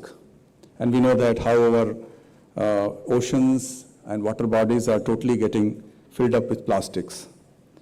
And here is another example, which many of you must have read, that only recently we had seen one of the largest fires that has ever been seen. Probably a few years back we saw another very big fire that broke out in Australia, but this also, I think, in terms of its extent and the damages it caused, certainly would be counted as one of the largest fires that probably displaced or led to displacement of millions of people, or maybe 250,000 of people in California, and the loss to life and property is still being estimated. And you can understand that if this could happen in a country like America, which is extremely resourceful, that countries like us, who are still at a development pathway or trajectory, how we will be at the receiving end of the climate change. And therefore, I think I'm going to discuss that, how the sustainability is so well interlinked with climate change, and what we are doing as the nation to probably tackle this very important, or probably the most serious problem that humanity has ever experienced. Certainly most of you know that when we talk about climate change, we talk about rise in temperature, and we are seeing that since the advent of industrial revolution, that temperature is rising. This is very well documented. But here are some other statistics which shows that we have been seeing more and more such pronounced impact of climate change, where we are seeing that every year is becoming warmer than the previous year. So there are some numbers here. Of course, you can also visit. This is taken from, I believe, NASA's website, and that shows that last 40 years we have seen warmest years, year after year, in last probably few centuries. And then there are many such statistics which generally is very well reported, and you all know. And the problem here is that we want to contain this rise in the global temperature to, earlier our intent was to contain it at 1.5 degrees C, and it's very well known that we have surpassed that. Now we are trying to kind of somewhat limit the rise in global temperature to 2 degrees C. And let's see, as the group of nations, whether we can try to limit that temperature, because beyond 2 degrees C, as you know, there can be then impacts which could be catastrophic in nature. So, of course, many of you know those things. So, I will more talk about what kind of solutions we are looking at. Certainly, Professor Pathak talked about some of these SDGs in great detail, and I will not probably discuss all of them, but I will try to focus on a couple of those which are boxed here. You see that this dashed box. So some of those like cities, maybe somewhat in a passing manner, I will discuss about the oceans. Air is an important thing, human health, education. Some of these things will come as I go past through my slides. This is a very important thing that we talk about sustainability very often now and then, but how is this basically related to the climate change? That's an important issue that we all need to understand. So what you see here, this is a very interesting, I will say, slide, that what it shows that how that global climate change is happening because of some of the external factors. For example, we all know that our planet is driven by sun. The main source of energy is sun. And then, of course, we are adding some other things, right? For example, the volcanoes, which are also a natural forcer. You know that once in a while there is a large volcano which erupts here and there. And then, so these are basically natural drivers. And then on the right-hand side, what you see here is basically that what we call the anthropogenic driver. For example, when we drive car, or when we need energy, we burn coal, or we burn fossil fuel. All of that lead to emissions of some gases or particulate matter. Sometimes we call them as pollution, but these gases, which are greenhouse gases, has a tremendous potential to warm the planet. And that is what you see, that when there was no such emissions, what we have seen since 1850, since the Industrial Revolution, that the kind of these external agents or pollutants which we are adding to the atmosphere were not able to modify the earth energy balance in a significant fashion. But now what we are seeing that in last about 100 or 120 years, that these pollutants have exceeded the concentration at a level where they have started actually modifying the global energy balance, and therefore it's very important that we try to limit them. So what you see in this slide actually on the entire left, what you see is everything which is related to the natural system, and everything what is on the right, which is in this yellow box, is all about that what are the things what we do as human. So there are energy systems, then there are of course science and technology, and then there are politics, society, and many other things. And these all have a very kind of a very intricate linkages with what is happening in the atmosphere. So sustainability, is a very deep concept, but we must be aware of that, as Professor Pathak also mentioned, that merely technology cannot solve the problem of transport, because it is interlinked, that what's our level of awareness, what is our general, consensus in the society, and what kind of access we have to the technology. So these are all very interlinked problems, and that is what this slide is just trying to kind of give you in a nutshell, that how the climate change issue is connected with the broader issue of sustainability. So unless we understand these linkages in a kind of in a proper sense, I think it will be very difficult that we will be able to achieve sustainability in the true sense. Now I will try to give you that what role technology can play in probably achieving sustainability in some sense. And because, as was mentioned, that I lead this National Center of Excellence on Artificial Intelligence for Sustainable Cities. And since artificial intelligence is one technology, you are all aware that these days is often talked about, that how we can leverage this technology to solve some of the pressing problem of sustainability, particularly in cities. Right? Now here what you see, that it just give an idea on x-axis how different technologies have been able to create some kind of breakthrough changes the way we are doing business, the way we live in this world. You all know that about 8,000 before Common Era, there was a village economy. People will just talk to each other. So our reach of communication was at the most to your relatives, your family members, or at the most maybe part of the villagers, right? Now what we know, that just about 1950 and 60, these large corporations suddenly came in. Now, large corporations like you hear about, these big companies from US, be it Intel, IBM, Ford, etc., or even some large corporations in India, let's say Tata Group. Now, these corporations were able to probably connect many big cities. Which are these big cities? The industrial cities. And thereby, they can actually expand the level of connections to about 1 billion people. And that spurred a major growth, a major industrial growth, and of course, in some way it also led to prosperity. Now, we know another major breakthrough came where India, of course, is a leader. That came in about just beginning of this millennia, 2000, where this advent of information technologies and advent of internet, we all know, that gave rise to another kind of wave that again led to growth, connecting all the computers, and definitely, certainly, it all brought another level of prosperity, led higher level of education and many other things. Now, what we are looking at is the fourth wave.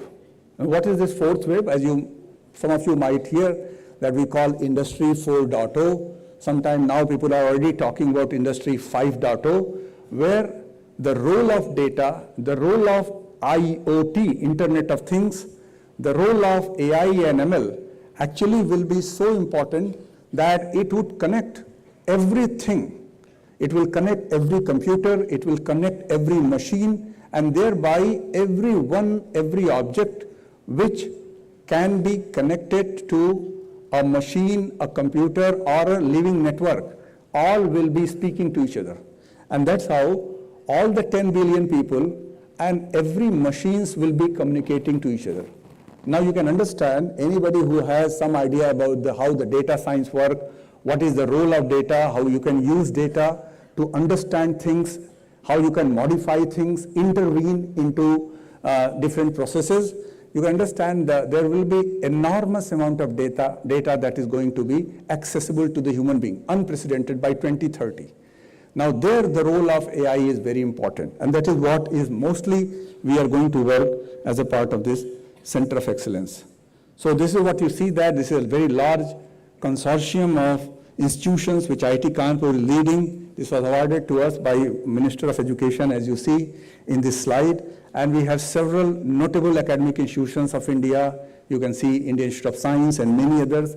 And many prominent industry partners are also there in this consortium. For example, many verticals of Adani's, Tata Consulting Services, and then industries like Kotak. And then there are some foreign institutions like Princeton University is also a foreign partner. So we have a very strong consortium, and that is going to address some of very pressing problem of the cities. We all know, we go out of cities, we know there is a clear thing which comes to our mind, that there is pollution, there is water pollution, soil pollution, air pollution.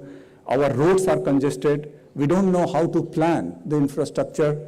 We have issues of what's the demand for energy. We know there is a long queue for filling up the CNG tanks.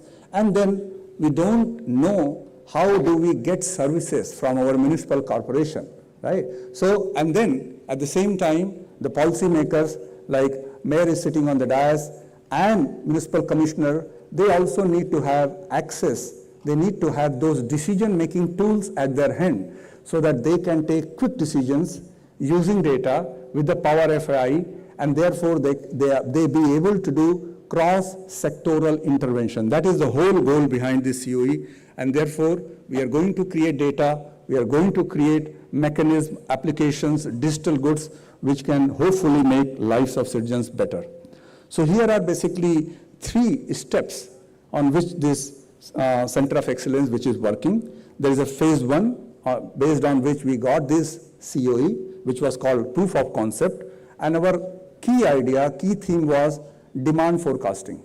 We wanted to take data and we wanted to make use of machine learning and AI model, cutting edge model, to be able to forecast. When you say forecast, that is what you have a knowledge until today, and can you tell what would happen tomorrow, day after tomorrow, next week, next month, next year. That is what we call forecasting. So that's the very, very important thing, that if you are able to forecast what would happen on the major roads of Kanpur, that gives a very important tool in the hands of traffic police, in the hands of municipal commissioner, and therefore they can plan to decongest the roads. That is what is the power of forecasting. But it has to be very accurate. So you need to have good data, and thereby you should be able to forecast it well. Now, if you have very good forecasting tools in your hand, that allows you to take decisions. Who will take decisions?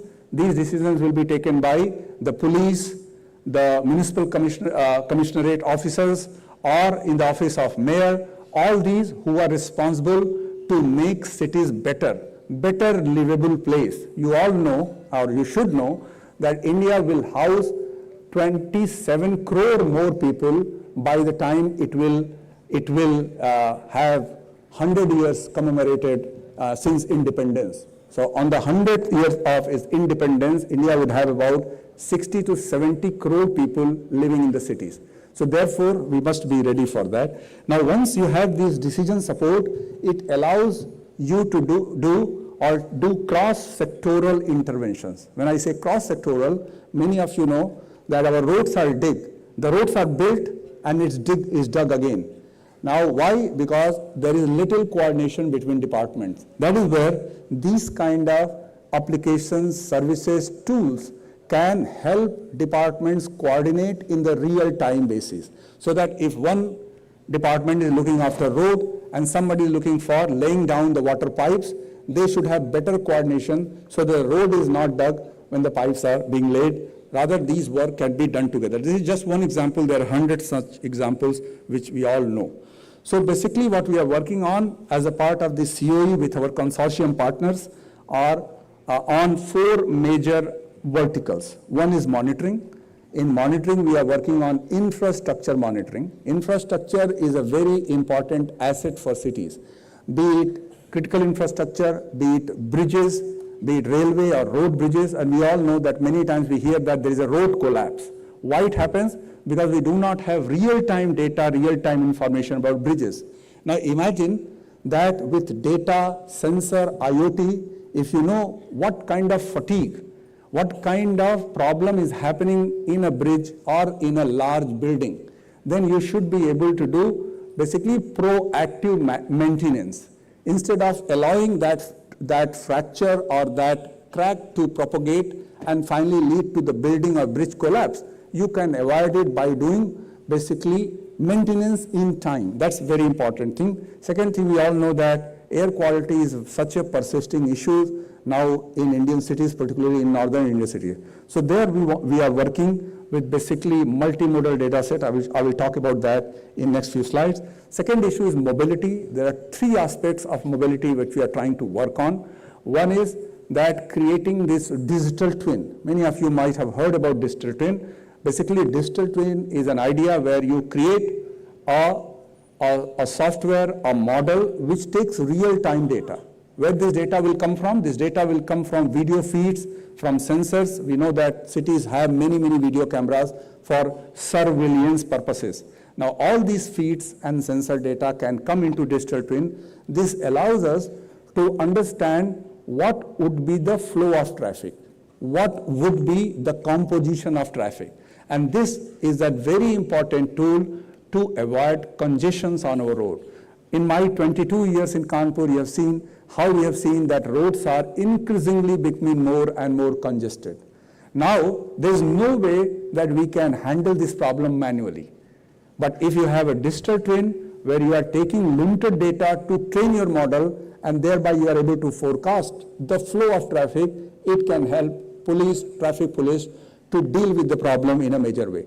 The second issue what we are working on is basically be able to provide some kind of guidance for strategic planning. What do I mean by strategic planning is, for example, you want to build a metro. Now, as of now, we are guided by where is the land availability, and then we try to start building the metro. We don't know whether that particular pathway or that particular direction of metro going from, let's say, point A to point B will serve the maximum purpose. What is the purpose? That it must be used by maximum number of commuters. So let's say you are building a metro or you are trying to build a road. How do you build it? And that requires to have a good understanding of demand for travel. So this is called travel demand forecasting. This is the second problem we are working with our partners in Institute of Science. And the third problem is of solving this multimodal transport. What do I mean by multimodal transport? This is basically, if any one of you want to take metro now, there is one metro line, we all know, that goes from IIT to Moti Jheel. Now, many times, if you are away 2 kilometers from metro station, we all feel that how do we go there, right? Is there parking there, number one? Whether is there a bus? Do we know the timing of bus? Or are there autos traveling, autos running, autos flying, or there are cabs? If you have all this information seamlessly coming on your cell phone, which allows you to basically switch from one mode of transport to another, and thereby helping you to reach to a destination in time, it will promote or encourage more access, more uses of public transport. So that's the third problem we are working on. As a part of mobility, as part of energy, as I said earlier as well, we are trying to basically predict energy demand, be it CNG or PNG or household electricity. We are working with, as I said, that 2 major companies of Adani's, and they have given access to some huge amount of data, and we have been very successful to give them at station level, as household level, CNG demand as well as electricity demand. There is another very interesting problem here we are working on, is again to help them maintaining their cable. Because as of now, many of you see, when the summer comes, you start hearing about faults. There are cable faults, there are transformer faults, these kind of faults happen, and that leads to disruption of basically supply of electricity. There will be outages, which could be 3 hour, 8 hour, 10 hour, and all that, and that leads to the huge discomfort to people. Why it happens? Because as of now, we are reactive. When there is a fault, we go and we try to maintain it, or we try to fix it. Just imagine that if we can predict that there could be a fault there, and we go there and we fix it so that the fault doesn't happen. That is what is called a proactive approach. So we are trying to get into that. This is a very unique problem globally. Some global companies might have this solution, but you know, such kind of solution is generally not shared. So we are working on that. And the fourth thing is that we want to create an AI augmented service, common service platform, which can be used by both policymaker, city administrators, and citizens alike. For us, it will provide services. For example, we all know that because of a very strong back-end support, we are able to get our passport renewed or a new passport in 2 or 3 days. Back in, when I was a student, it took me 4 months or 6 months to get a passport. Now, how it is possible? Because you have a very strong back-end that is able to get all your data and therefore verify it, and helpful for you to get passport into. Or the other example you can see that is about the Digi Yatra. This is the best example. You now don't even carry your phone. You just walk through on airport. You must have seen, many of you must have noticed that. It just sees your face, but it tries to verify so many data at back end. These kind of services, many more services, be it related to your filing of local taxes, or let's say getting your driving license, or let's say you want to file a complaint that your water pipe is broken, or you want to even file your bill, electricity bill. All these services should be run on a single platform where citizens have a face from one side, and the policymakers, the government people have another face, and that can really bring them to take quick decision, and as I said earlier, then be able to intervene in different sectors. Okay, so now I can just very quickly go. How much time I have, Dr. 5 minutes. Thank you.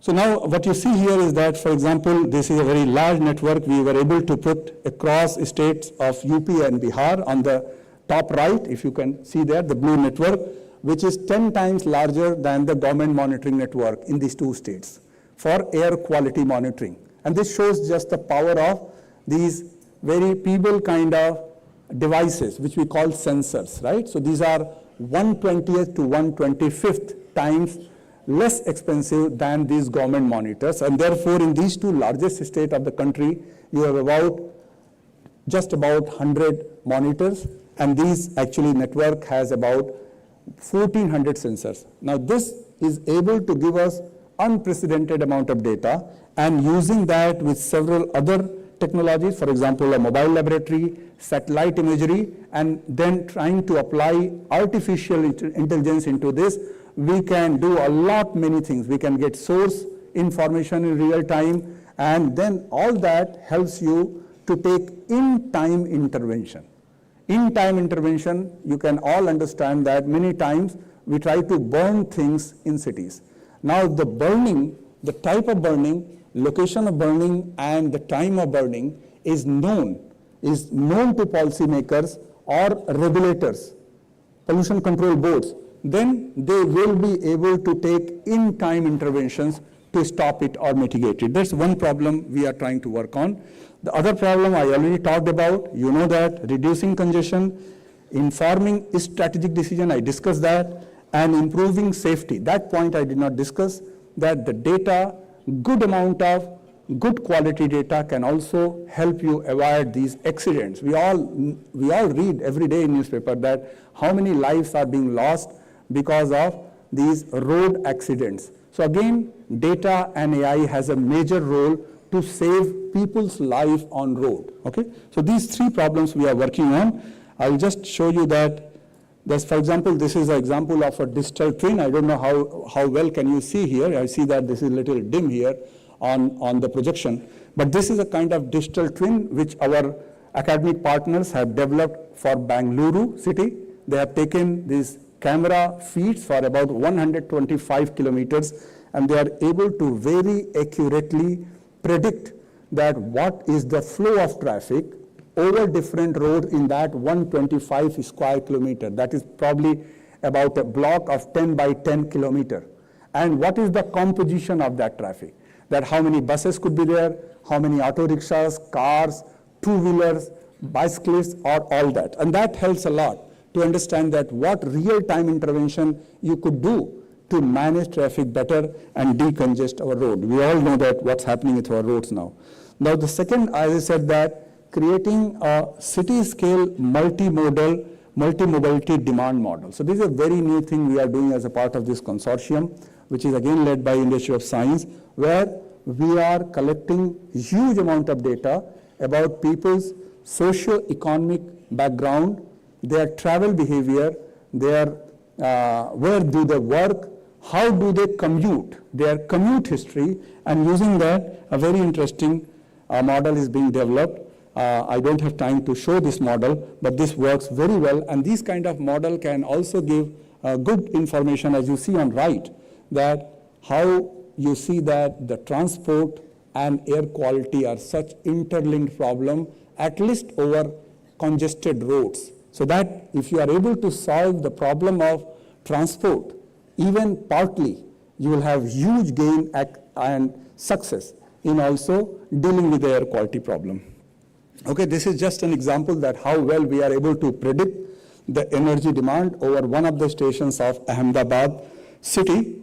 As you see that there is one color that shows the model, another color is data. So over 80 stations for Adani Total Gas Limited, we had access to data for CNG demand, and we tried to create model using that data, trained it, and then tried to predict what would be the demand in next week, next day, next month. And as you see that model is performing very well, and hopefully that they are going to deploy this model for their users in different cities wherever they have these operations going on. Okay? And there is another example of such use of the model for household electricity demand. This is for household electricity demand for Mumbai city, where Adani Electricity Maharashtra Limited is, Mumbai Limited is providing electricity to 30 lakh households. Now they have a very stringent requirement that is posed by, energy regulators, that they be able to meet the demand basically within 4% of accuracy. So this kind of accuracy needs to be met with a demand forecasting model that is able to predict every 15 minutes, because these demands are very dynamic, as you can understand, depending on what appliances you are running and what is the weather outside. So they had some success, but they are taking our help to improve the accuracy and also reduce the lead time. So this is again a very challenging problem, but I see we got some handle. We are still working with them, and hopefully we'll have a little better result even in very near future. There is another problem. I will not discuss this slide in detail, but this is about flood. We all know that because of the climate change, there are more extreme events, there are more extreme rainfall, and that causes many times a sudden flood. We call it flash flood. Now, if you are able to forecast the flood with reasonable accuracy, with great resolution, that again can help reduce the inconvenience caused to people, and many times can even avoid loss of people's life. Mumbai, we know it every year almost it's seen, but this is not only Mumbai. Now it's happening in Chennai, it has happened in cities like Nagpur, many places happening. So here we are working with our colleagues from Gandhinagar, who are also part of consortium, and they have a very good model which is based on both AI and physics to be able to do flood forecast with a great accuracy at 1 kilometer resolution. So I will skip that. Now I will just, this is my last slide, that what we believe that with this COE, we are hoping that we'll have a huge impact created across the country, across hundreds of cities, that will basically include societal impact. It will be, of course, the technologies will be scalable. Most importantly, this COE must also earn its own revenue. Many of you are here, are innovator, or have some entrepreneurship built into you, and you know what it means to become revenue positive. So the COE must run in a way that 4 years down the line, the government of India would not give any fund. It should be self-sustained. It must raise its own money from these technologies, which should be able to commercialize and raise its money. So that is also we are looking for it. IP creation is a very important part of it. We hope that in all the verticals I talked about, we should be able to create IP. And certainly, not the least, we are hoping that we will be able to advance AI, the AI technology in-house in the country, and that also include training and upscaling of many of the young people who are sitting here. So again, thank you, Dr. Jagwani, for giving me the opportunity. Thank you.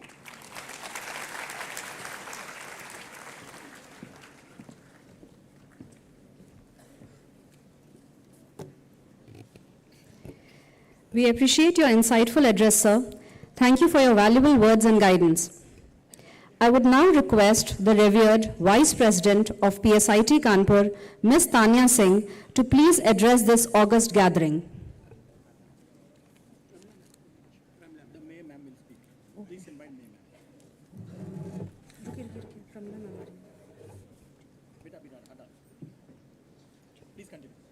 Pramila ma'am? Okay. I would now request Srimati Pramila Pandey ma'am, Mayor Kanpur City, to please address this gathering.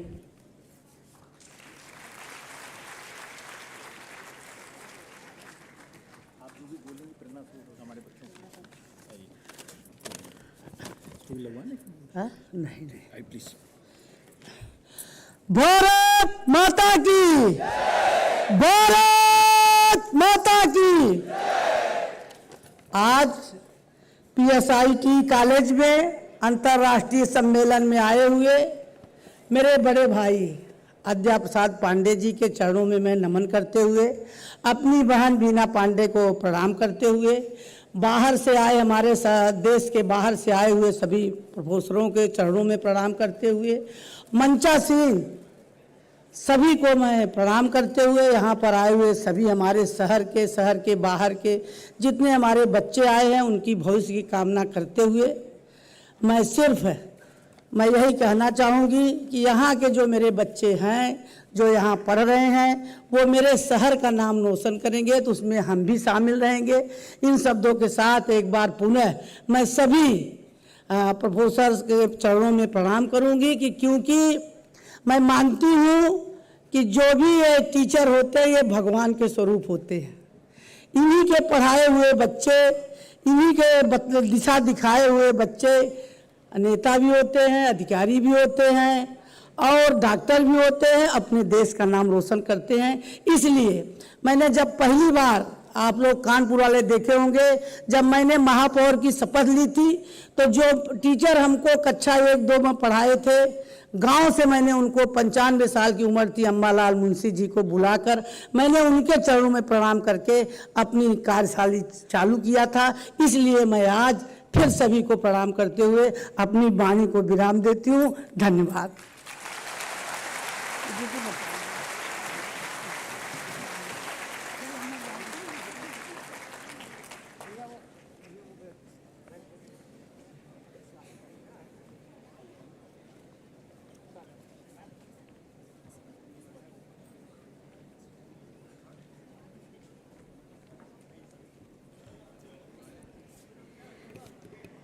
I would now request Ms. Tanya Singh to present a memento to Professor S.N. Tripathi ji as a token of our gratitude.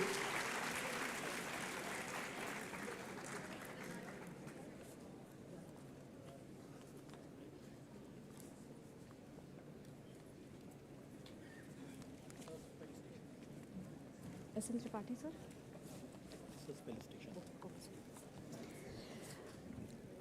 I would now request Vice President Ms. Tanya Singh to present a memento to Professor S.N. Tripathi ji as a token of our gratitude.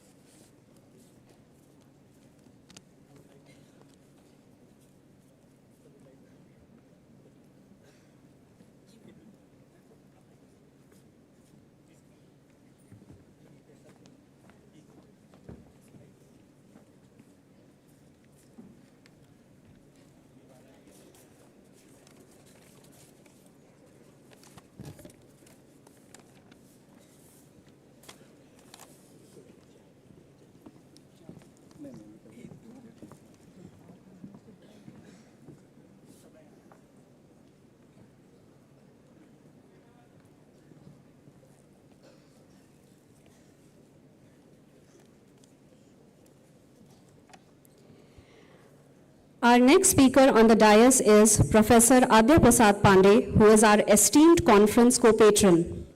Sir is the President of Indian Economic Association and is the former Vice Chancellor of Manipur Central University, Manipur. He has also been the former Head Department of Economics, BHU.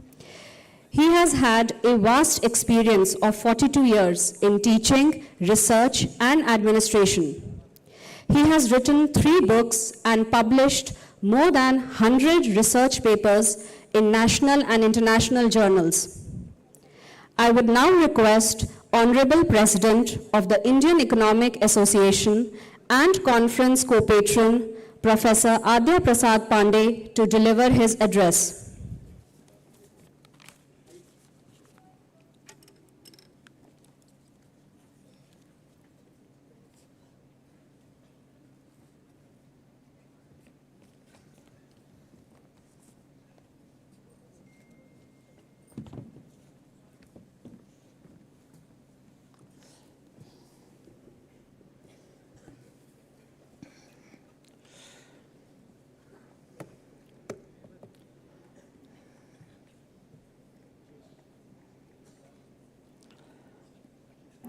So thank you.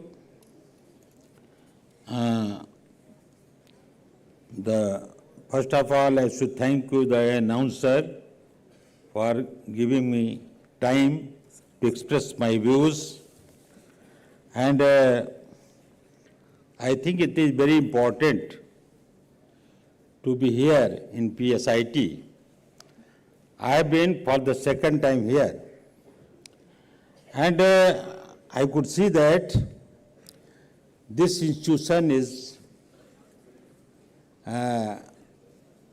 running the courses of different sites, and also the institution has been established certainly by a visionary person like Pandit Madan Mohan Malvi, because whatever I can see here in the campus, very well arranged campus, even very well arranged this hall also. So this is also a kind of example of sustainable development. And here we are in this seminar. So what for we are here? Our respected Vice President is here. Madam Tanya, respected Vice President, also is here. Other dignitaries were there. Professor Tripathi ji, Professor Pathak ji, Dr. Pramila Pandey ji, and Bhagwan ji. I normally call him Bhagwan ji because certainly he is very dynamic person, dynamic personality. So being such a dynamic director of this institution, certainly this institution will progress. And our Shukla ji is also director of this institution. Members of my IA family, Professor Chadda Sahab, the very dynamic personality. He was Dean of the Faculty and Head of Department of Economics in the Guru Nanak Dev University, Amritsar. Our main mentor of Indian Economic Association, Dr. D.K. Asthana ji, he is always involved in such type of things. And former MLC, Dr. Veena Pandey ji, and one of my newly member is from Canada. So and other dignitaries present here, respected audience, media persons, and respected faculty members of PSIT and other respected dignitaries present here. We are all here. We are thinking together. So what is their thought? We are going to know. There is one very beautiful, very important, this slok in the Rigveda, Sangadhadvam, Sangbadadvam. It means, it is the real thing of the theme of this seminars, that we come together, we sit together, we think together, हम उसका चिंतन करें, and we should do something for the society. This is the starting of this sustainable development. And this is for what?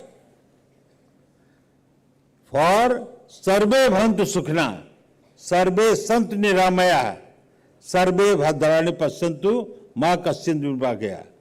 Means, for the benefit of the society, सभी लोग सुखी हों, सभी लोग आनंद से रहें, सभी लोग निरोग रहें, और सारे के सारे लोग सुखपूर्वक अपने जीवन का यापन करें. ये क्यों होता है? ये हमारे मन में विचार क्यों आता है? जब हमारी संत भावना होती है. संत भावना माने हम दूसरे के बारे में सोचने का प्रयास करते हैं. हमें सोचते हैं कि वास्तव में मैं ही नहीं हूं, इस समाज में जितने लोग हैं सबके लिए हमें जीना है और सबके लिए हमें कार्य करना है.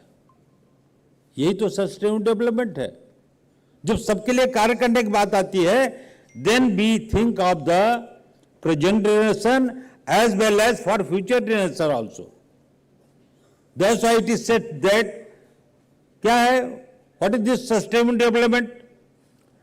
This is to protect the पर्यावरण, इन्वायरमेंट को प्रोटेक्ट करना, हमारे रिसोर्सेज को करना, और ऐसा करना so that they can go for years, for centuries together. So that is the main thing. And here, whatever we are thinking, कि अगर मैं सोचूं कि सिर्फ मेरे लिए अपने लिए कार्य करना है तो नहीं है, और इसलिए इंडियन फिलॉसफी में all things are very, माने in a very elaborated manner they have discussed what is the purpose of the life, what we are for here, what we should do, what are our responsibilities, even what are our powers also. That's good. But first of all, we should know what is our responsibility. That is very important. That's why many times we remember our forefathers because they have done a lot of good work. Wherever we go, we remember them. And what is our duty? We should follow the path shown by them, and also we should elaborate the things in a manner according to their vision. अभी हमारी थोड़ी देर पहले यहाँ की director madam Tanya जी से बात हो रही थी, तो मैंने कहा कि वास्तव में कैंपस बड़े अच्छे ढंग से किया गया है। तो उन्होंने कहा कि हमारे फादर ने इसको बनाया, निश्चित रूप से उनका बहुत ही विजनरी एटीट्यूड था और बड़े अच्छे ढंग से उन्होंने सजाया। तो उन्होंने कहा कि वास्तव में इसलिए हम लोगों को थोड़ा इसको और आगे ले चलने में सुविधा हो रही है। Yes, this is the things, इसी चीजों को हमें आगे ले चलना है। अब क्या है कि that is a very common practice in be people, कि हम लोग स्पेशली बी इंडियंस, कि हम लोग जो है अपने फोर फादर के जो इस्टेब्लिश फंडामेंटल्स हैं उनको हमें लगता है कि वो बहुत और आधुनिक नहीं है, हमें कुछ नई चीज़ें कुछ बाहर से देखना चाहिए। No, it is not that. Whatever I have feel, जो मुझे जैसे हमारे अर्थशास्त्र में ही अगर मैं देखूं इकोनॉमिक्स में, तो what ever Adam Smith, what ever other economist have said, I think Professor Chaddam would be agree with me, that was already said by the Chanakya and others. So that's why many times I say that okay, if Adam Smith is the father of economics, then certainly Chanakya is the grandfather of economics. This is my vision. और इसको मैं सिद्ध भी कर चुका हूँ। One of my research scholars has done his work on the Chanakya, and he mentioned at many places also whatever he has said, that Chanakya says that how income tax should be charged from the people, किस तरह से charge किया जाना चाहिए। उसी तरह से जैसे मधुमक्खी फूलों से रस लेती है कि फूलों को नुकसान भी नहीं होता, उसको रस भी मिल जाता है। ये कितना सुंदर, कितना ब्यूटीफुल कमेंट है, कंसेप्ट है। Whatever you are taking, जिससे आप ले रहे हैं उससे जो है सो आप ऐसा करिए कि ताकि वो भी सस्टेन करे और आप भी सस्टेन करें। This is the sustainable development. हम गाय का दूध लेते हैं, तो गाय को दूध पीते हैं, तो हम ऐसा नहीं करें कि हम पता चला गाय को जूस भी ले लें, उसको ठीक खाने पीने न दें और बछड़े का भी अंश ले लें। No, that is not sustainable development. इसलिए क्या है, गांव देहात में जब गाय या भैंस का दूध लेते हैं तो 3 पार्ट दूध वो कर ले, 1 पार्ट जरूर बच्चे के लिए छोड़ते हैं, क्योंकि खुद जियो और जीनो दे, जैसा कि हमारे सिद्धांतों में लिखा गया है। That is very important. और इसलिए ये कहा जाता है कि हमारे यहाँ जो कुछ पॉलिटिशियंस थे, थिंकर्स थे, उसमें एक आपके कानपुर का बहुत बड़ा योगदान है। देखिए भाई, कानपुर का इम्पोर्टेंस को कोई नकार नहीं सकता। अभी मैं कुछ देर पहले कानपुर चर्चा कर रहा था, यहाँ एक से एक विद्वान भी हुए हैं। उसमें से एक विद्वान जो मैं चर्चा कर रहा हूँ, पंडित दीनदयाल उपाध्याय जी की। यहाँ से तो अटल जी का भी ओरिजिनेट हुआ, क्योंकि अटल जी ने अपनी पुस्तक में लिखा है कि कानपुर से ही हमारा पढ़ाई लिखाई हुई है। So academically, Kanpur is very strong. So you should be proud of that you are here in Kanpur, in such a strong background city. The Kanpur industry नहीं, academically बहुत strong है. And Pandit Deendayal Upadhyay has given very good philosophy for the rest of the world. Although he was a politician, but he has given the things apart from the politics.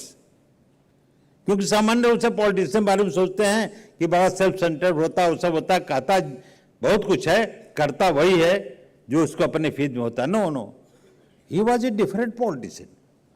और उन्होंने एक सिद्धांत दिया एकात्म मानववाद का। What is this एकात्म मानववाद? उन्हें बहुत स्पष्ट रूप से कहा कि मनुष्य के कल्याण के लिए अगर आप काम करेंगे, so that is very important। और उसके लिए आप कुछ समाज के लिए करेंगे तो तभी ये सब सारी चीजें व्यवस्थित होंगी। हमारे समाज में there are so many examples, unlimited examples are there। हमारे संत जो कहते हैं वो तपस्या करते हैं, क्यों? They are doing for the community, for rest of the world। हमारे रिसर्चेज होते हैं, that is not for only for technical development. हमारे जो इकोनॉमिक एक्टिविटीज होती हैं, not only for economic development but for the welfare of the society. And where there is welfare of the society, that goes towards the sustainable development. इसलिए ये जो हमारे models हैं, चाहे इकोनॉमिक मॉडल हो, चाहे जो हमारे टेक्नोलॉजिकल मॉडल्स हों, whatever it may be, they all goes towards this, because if we are involving society in that, it means that is bending towards the sustainable development. And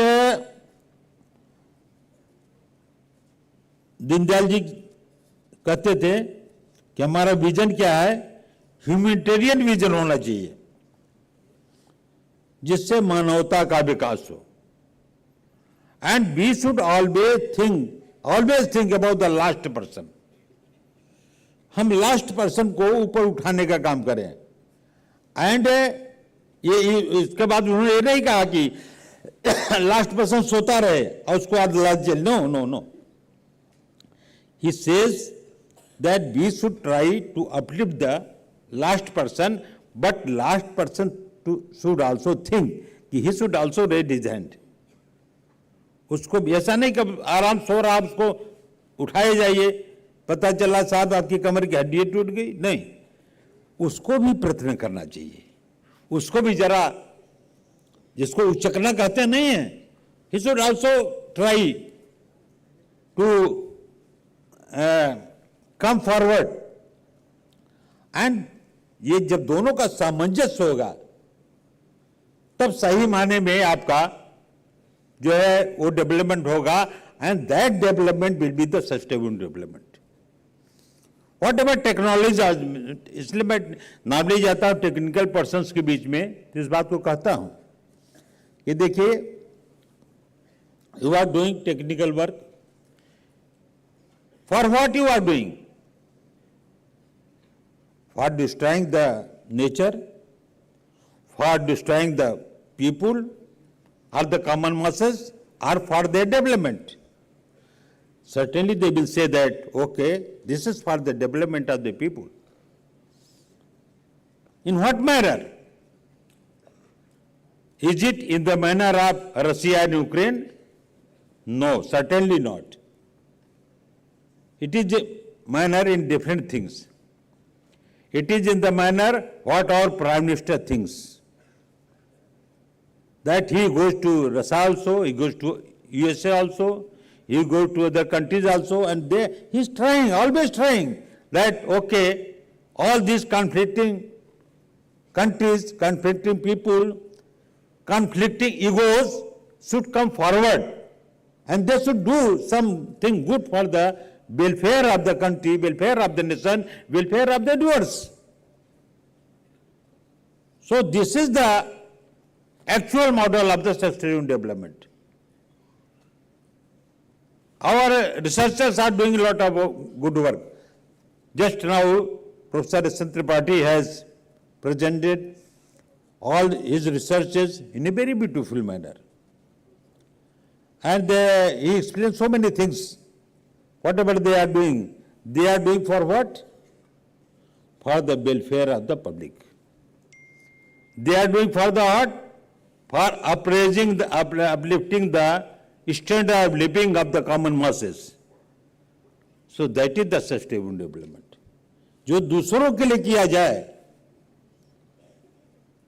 वही sustainable development category में आता है। जैसे आप हैं, आप जा रहे हैं, पता चला एक व्यक्ति केला खा के छिलका उस सड़क पर फेंक दिया, उसका क्या परिणाम होगा? दूसरा आएगा, उससे फिसल गिर जाएगा। आप जा रहे हैं और आपने उस छिलके को उठा करके आपने उसको कूड़ादान में डाल दिया या किनारे रख दिया जहां से किसी को हार्म ना हो, तो क्या it is also a kind of sustainable development? आपने जो वेलफेयर का, this is the work of the welfare, that was not your work, that is the work for welfare. तो आपके मन में अच्छा सद्विचार आया, आप जा रहे हैं कहीं, किसी नल में टैप में पानी चू रहा है, आप अपना समय निकाल के गए, उस टैप को बंद किए, बंद करने का प्रयास किया, बंद ना भी हो, क्योंकि कई बार होता है टैप बंद नहीं होते, नहीं आपने प्रयास तो किया ना। सो that is a kind of this sustainable development. ये सारी चीजें जो हैं जीवन के हर उसमें आती रहती हैं। तो इसलिए जो दूसरों के लिए किया जाए उसी को हम सस्टेनेबल डेवलपमेंट कहते हैं, जो आगे चल के हम दूसरे लिए कुछ कर सकते हैं। अभी एक बहुत ही सुंदर एग्जाम्पल जो है वो एक बड़े ग्रेटर लेवल में आया, कुंभ का देखे होंगे आप। कुंभ में सारे लोग आके स्नान किए, पूरे देश क्या पूरे विश्व से आए, और यहां पर आकर without any caste, creed, without any economic level, वो छोटा है, बड़ा है, वो भिखमंगा है, वो अरबपति है, क्या है, सारे लोगों ने उसी गंगा जी का स्नान, जल में स्नान किया। ऐसा तो नहीं उनके लिए अलग नदी बना दी गई, उनके लिए अलग नदी बना दी गई, उनके लिए अलग पानी रहा, उनके लिए अलग, नो नो। पता चला वहीं अरबपति भी नहा रहे हैं, उससे बगल में कोई भीख मांगने वाला भी नहा रहा है। पता चला वहीं पंडित जी, प्रकांड विद्वान भी नहा रहे हैं, संत जी, वहीं बगल में स्वीपर भी नहा रहा है, और सब आराम से हर हर गंगे कर रहे हैं, सब आराम से हरि का नाम ले रहे हैं। ये जो है, ये आपस का सम्मिश्रण कैसे होता है? ये जो हमारे शास्त्रों में, हमारे वेदों में जो चीजें हैं, वर्णित हैं, उसी का प्रतिफल है। इस तरह का सामूहिक एकत्रीकरण विश्व में आपको किसी जगह नहीं दिखाई पड़ेगा। और इतने सारे लोग, माने आप सोचिए कि अभी प्रयाग में इतने सारे लोग स्नान किए, अगर उनकी जनसंख्या को जोड़ दिया जाए, so that is equal to the many countries population. बीच में सोशल मीडिया अखबार में दिया था, मैंने पढ़ा कि इवन यूएसए, रशिया, इन सब के कई देशों की पॉपुलेशन को जोड़ने के बाद वो किया जाए, so that population came to Prayag for स्नान।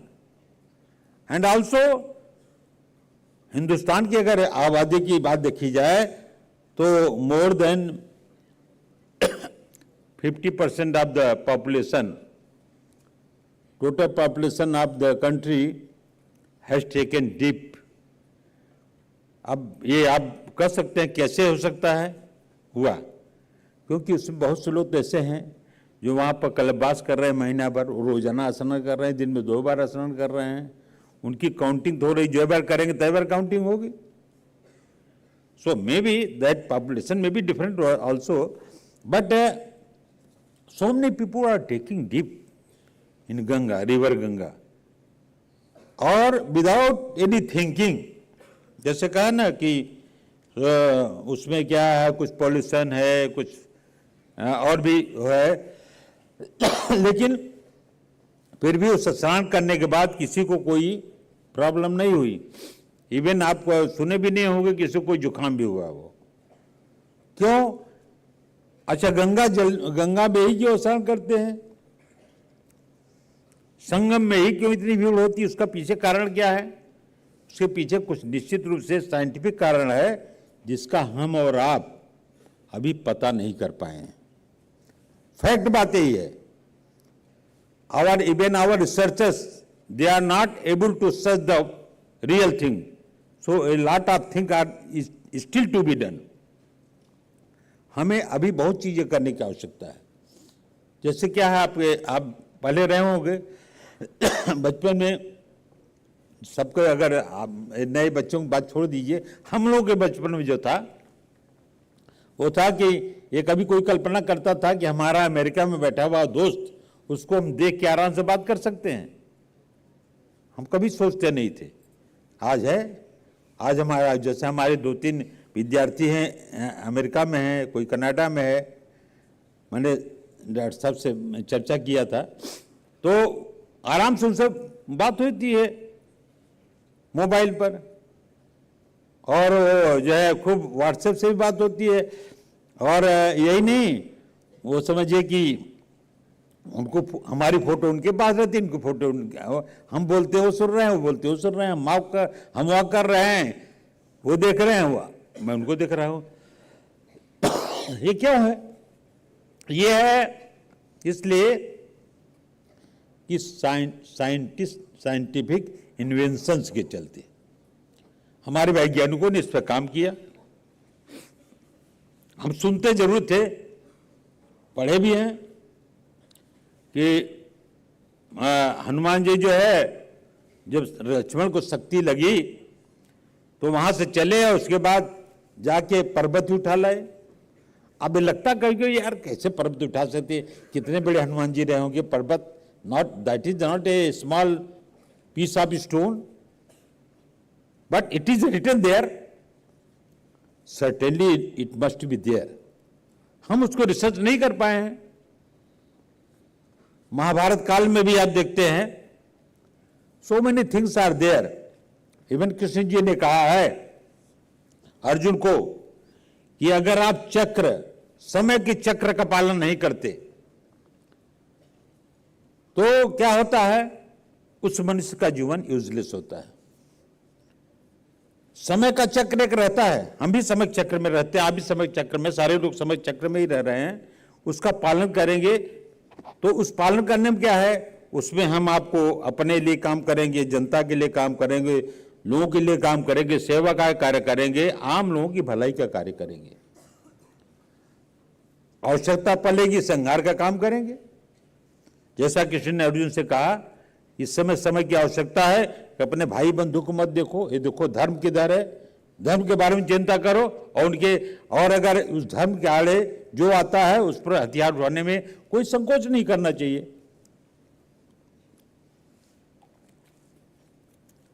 तो ये बहुत बड़ा, बहुत ऊंचा कंसेप्ट है। तो इसलिए अभी ऐसे रहस्य हैं जिनका पता लगाना आवश्यक है। हो सकता है आगे चले, जिससे लोग कहते हैं, हमारे ऋषि मनीषी कहते थे, या सुनते हम लोग हैं, चाहे कल्पना ही क्यों ना हो, कई बार होता ना कि जहां न पहुंचे रवि वहां पहुंचे कवि। ये कहा गया that is very normal thing. तो कवियों के, हो सकता है कवियों के लेखन की कुछ कल्पना रही हो कि साहब जो है सो हनुमान जी चले गए और ले आए और दिया, ठीक हो गए। अब क्या है, आप हम सब लोग देखते हैं टीवी में, ये रामचंद्र जी बाण मार रहे हैं और डिफरेंट चीजें हो सकती है। क्या अभी क्या है, ये जो इतने अस्त्र शस्त्र हैं, पहले इतने से निकलता ना मिसाइल और उसका जाग फैल कितना बड़ा हो जाता है। That was also kind of missile. उस समय तो आविष्कार हुआ नहीं था, जो तुलसीदास जी लिखे थे उस समय या वाल्मीकि लिखे थे उस समय इसकी कोई बात तो नहीं थी, लेकिन निश्चित रूप से होता रहा होगा। तो our this past was very rich, उसका कुछ ग्राफ नीचे आया, but now we are again going towards higher side. और यही कारण है कि अब तो देखिए जो वायुयान भी हो रहा है, अमेरिका से अभी आने में आपको कितने घंटे लगते हैं, दिन भर गुजर जाता है। कनाडा से आप आए हुए हैं, 1 दिन 1.5 दिन उकर गया, लेकिन अगर धीरे धीरे चीजें हो रही हैं, पता चला यहां से बैठे हैं 2 घंटे बाद 1 घंटे बाद कनाडा पहुंच जाएंगे। तो ये चीजें आविष्कार हो रहे हैं, और इसलिए ये आविष्कार क्यों है, मानवता के लिए है। लेकिन उसके साथ साथ ये भी है ना, ऐसे भी आविष्कार हो जाएंगे, पता चला एक ही बटन पूरी दुनिया साफ हो गई। सो that is not sustainable development. Sustainable development वही होता है जो जन कल्याण के लिए किया जाता है। सो आई वंस अगेन, अभी इसमें तो बोलने के लिए बहुत मैटर है, बट समय की बाध्यता को, समय की आवश्यकता को देखते हुए मुझे ऐसा लगता है कि हम अपनी वाणी को विश्राम देना चाहिए। और उसके साथ साथ है कि हमें 2-3 चीजें जो मैं आपसे वो कहना चाहता हूं कि जैसे एक चीज बहुत ही हमारे उसमें कही गई है, विशेषकर कि जैसे कहा गया ना, सर्वे भद्राण पश्यन्तु, सभी सुखी हों, सभी अच्छे ढंग से रहें, ये तो हमारे उसमें कहा गया है। उसके साथ साथ है कि ईश्वर ने क्या कहा कि ये सारे विचार सब तक पहुंचे, ये that is very important.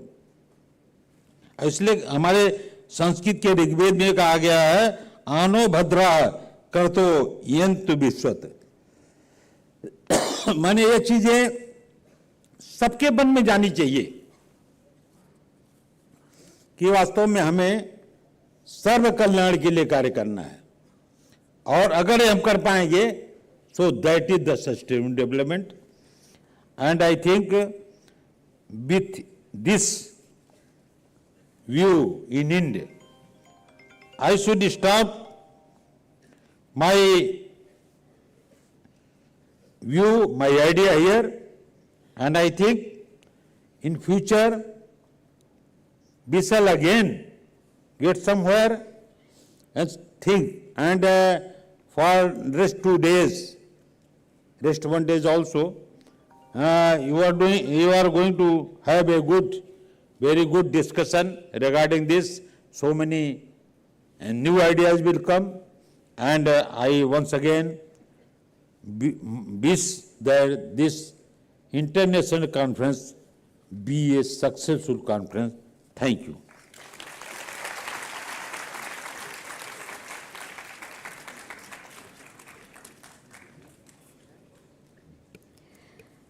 Sir, we truly appreciate your enlightening words and valuable guidance. I would now request Group Director Professor Manmohan Shukla to felicitate Professor Adya Prasad Pandey ji by presenting a memento as a token of our gratitude.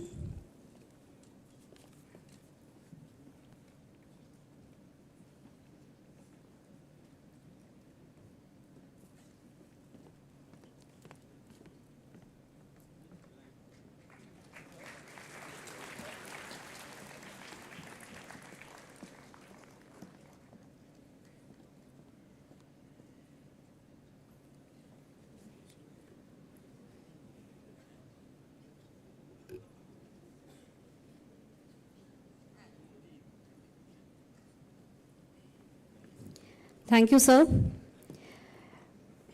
Now I would request Professor Dr. APS Bhadoria, Dean IQAC, PSIT College of Higher Education and Conference Convener to deliver the vote of thanks.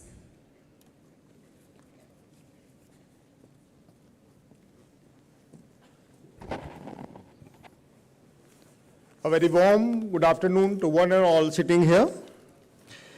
I feel privileged to stand here to propose the vote of thanks on behalf of the organizing committee of the conference. On the outset, I would like to extend our sincere gratitude to Professor Vinay Kumar Pathak, Honorable Vice Chancellor, CSJMU, for accepting our request and gracing the occasion. Sir has been always kind enough to support us in all possible way. We are really grateful to him. My sincere gratitude to Professor Adya Prasad Pandey, sir, former Vice Chancellor, Manipur Central University and President of Indian Economic Association.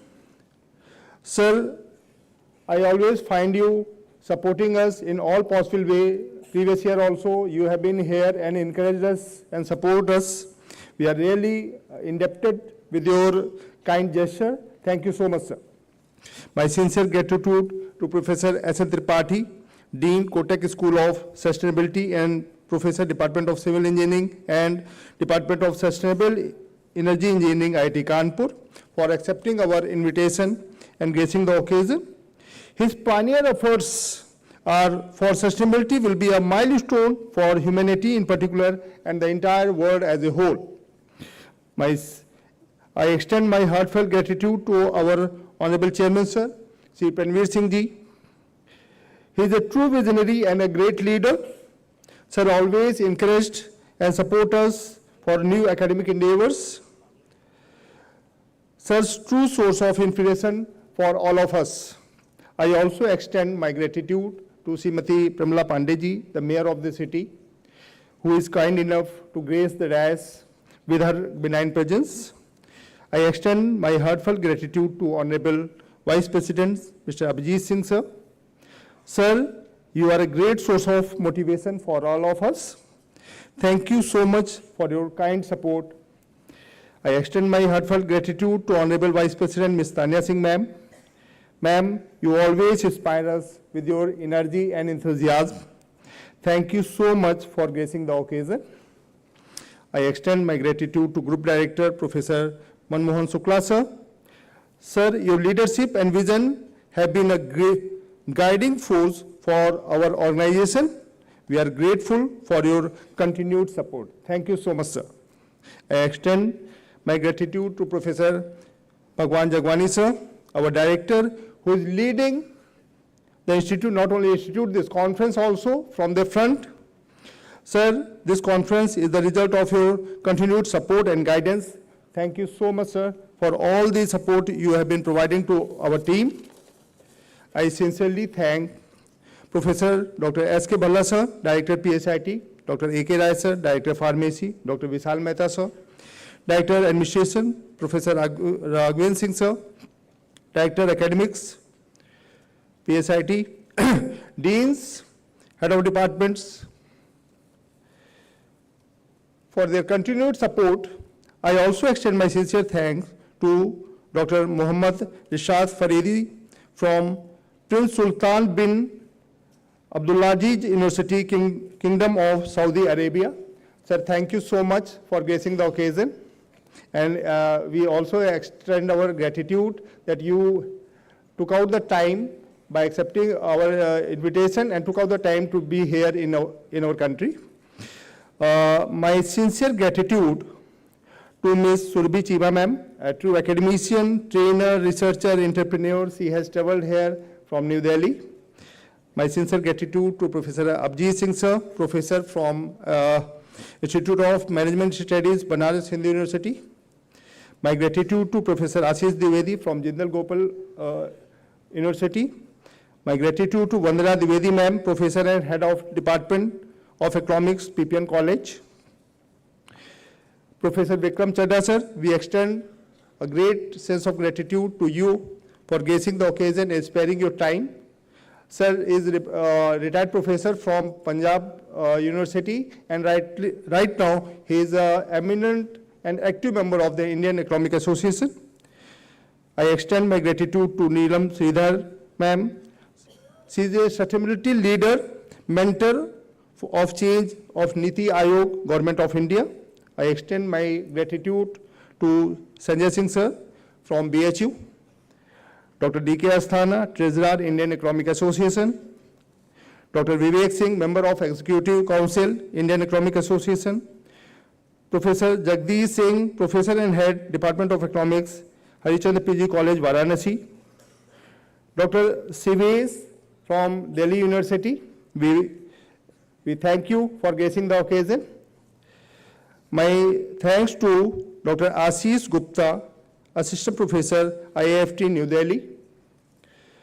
Delegates, research scholars from other esteemed institutions for actively contributing to this international conference. I would also thank my colleague, Dr. Udayban Trivedi, sir, Dean Academics, and convener of this conference, along with me, faculty members, admin staff, supporting staff, volunteers who work tirelessly to make this event happen. Thank you, dear students, for patiently listening. I hope this international conference will prove to be a great learning opportunity for all of you. Thank you, everyone, once again. Now I request to all to stand for the national anthem.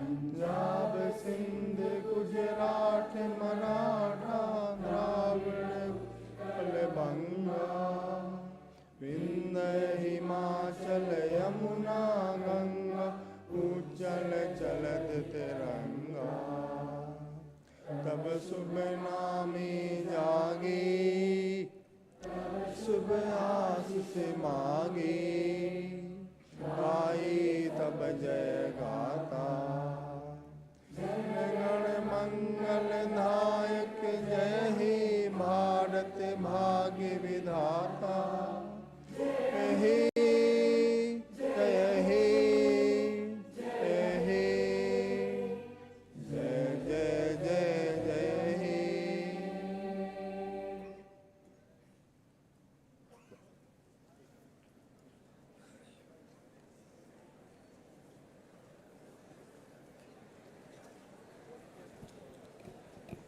As we embark on the journey of learning, collaboration and innovation, over the coming days, let us continue to engage in meaningful discussions, forge new connections and strive towards our shared objectives.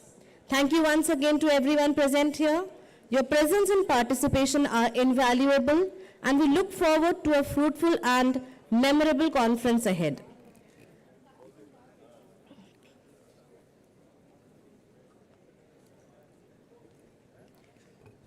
I would now request the dignitaries to please move to the conference hall for tea and refreshments. Faculty members and external session chair, Professor Dr. Ashish Dwivedi, Professor Dr. Prabhat Dwivedi, Professor Dr. Vandana Dwivedi, and Dr. Omika Bhalla Saluja are requested to move to PSIT CHE campus for technical sessions after the tea break.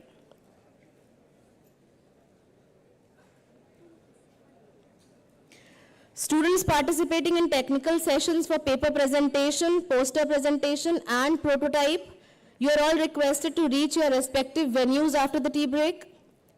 And rest of the students, you are required to be back here by 12:30, right, for the keynote address after your refreshments. Thank you so much, all of you.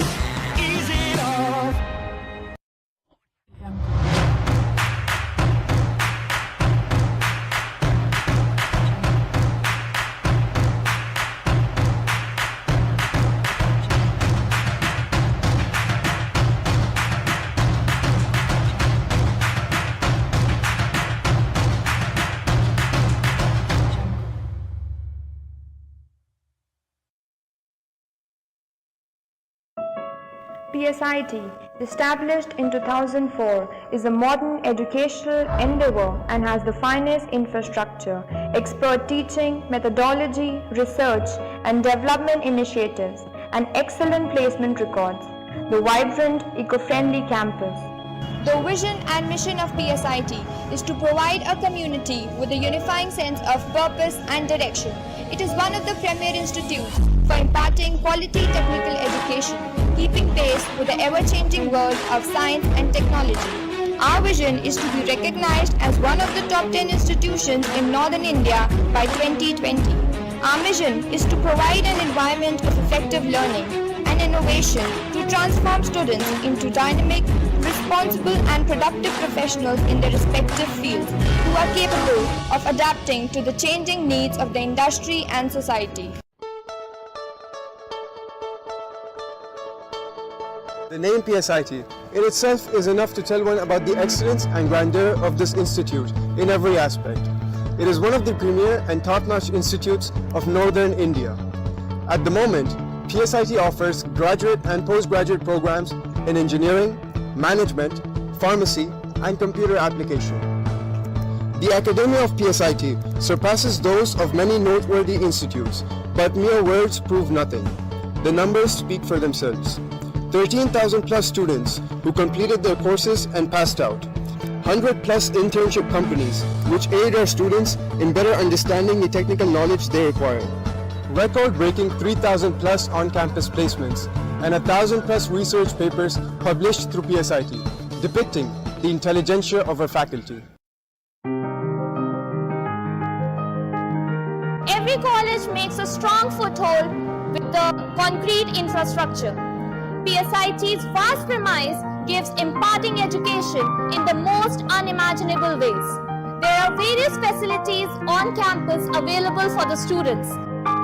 PSIT proudly acclaims to be fully AC campus. All classrooms, laboratories and libraries are air-conditioned to provide the students comfort in learning. Classrooms are ventilated, theatrical style coupled with projectors. Hostels are spacious, air-conditioned as well as well-furnished. There are separate hostels for both boys and girls, laced with 24/7 internet through Wi-Fi, 24/7 power backup and medical facilities, extracurricular activities, anti-ragging campus. PSIT provides AC bus transportation to all students coming from different locations to campus. There are a fleet of more than 25 AC buses. Centrally air-conditioned home multi-purpose auditorium with a pax of 200 to 1300 capacity. The central hall is a perfect venue for annual cultural and technical fest and events of the college. PSIT offers many joints to hang out such as canteen and coffee lounge that provides tasty snacks. Students enjoy their social life and also share words of wisdom. We have an AC mess that has a capacity of 2,000 students and serves hygienic food. There is a separate mess for both boys and girls. A large modern kitchen with steam cooking is attached to the mess hall. There is a centrally established RO plant in the PSIT campus for providing potable water. To facilitate the banking facility for the students and staff, PSIT have a branch of SBI functioning inside the campus to make banking easier for students. PSIT is a pace setter, the first campus to have a centralized AC plant having a capacity of 3,000 tons. Campus has 24/7 medical center and ambulance for any emergency, routine health checkups, male and female ward for medical daycare. The Central Library of PSIT is a cesspool of knowledge, distributed in a wide area and is bloated with a marvelous collection of books and literature. Another feature of our library that augments to its value is the digital library domain. That is the part of main central library itself. It features several computer nodes with internet access for students to expand their horizons. Our library boasts more than 65,000 books of almost every subject. It functions as an excellent resource center for students to pursue their academic, research and training interests. Another feature of our library is the open shelf system for easy access to books and references. In addition to classroom studies, PSIT also gives us a platform to practically implement our knowledge in our various high-tech labs. PSIT also conducts workshops on various softwares and latest technologies such as Android, Python, Java, Autodesk Inventor, Autodesk Fusion 360, MATLAB, RC Aircraft, and many others.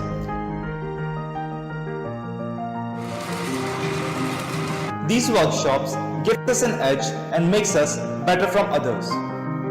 Everything is theoretically impossible until it's done. With this motto in mind, our curriculum is built. More and more practical applications are imparted through our faculty members.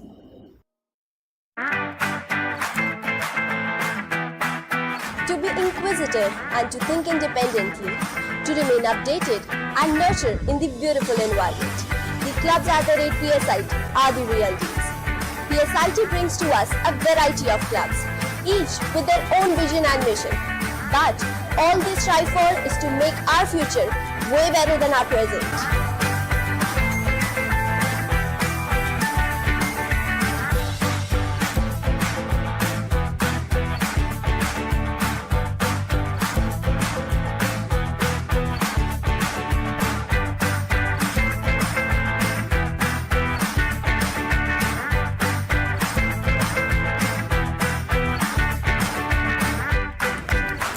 Clubs at PSIT not only nurture us, but guides us, motivates us, and brings out the best in us.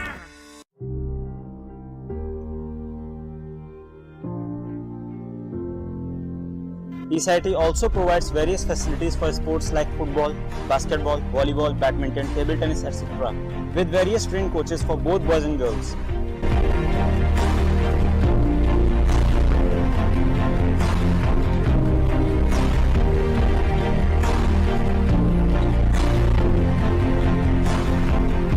It also provides students to showcase their skills and talents in the event footprints.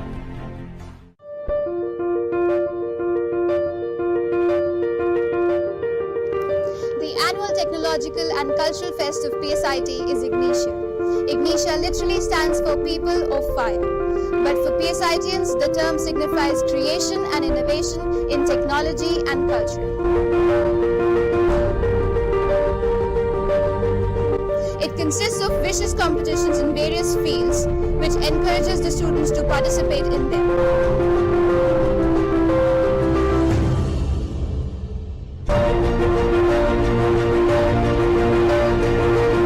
It also features celebrity night and band performance, keeping in mind the peer interest of the youth.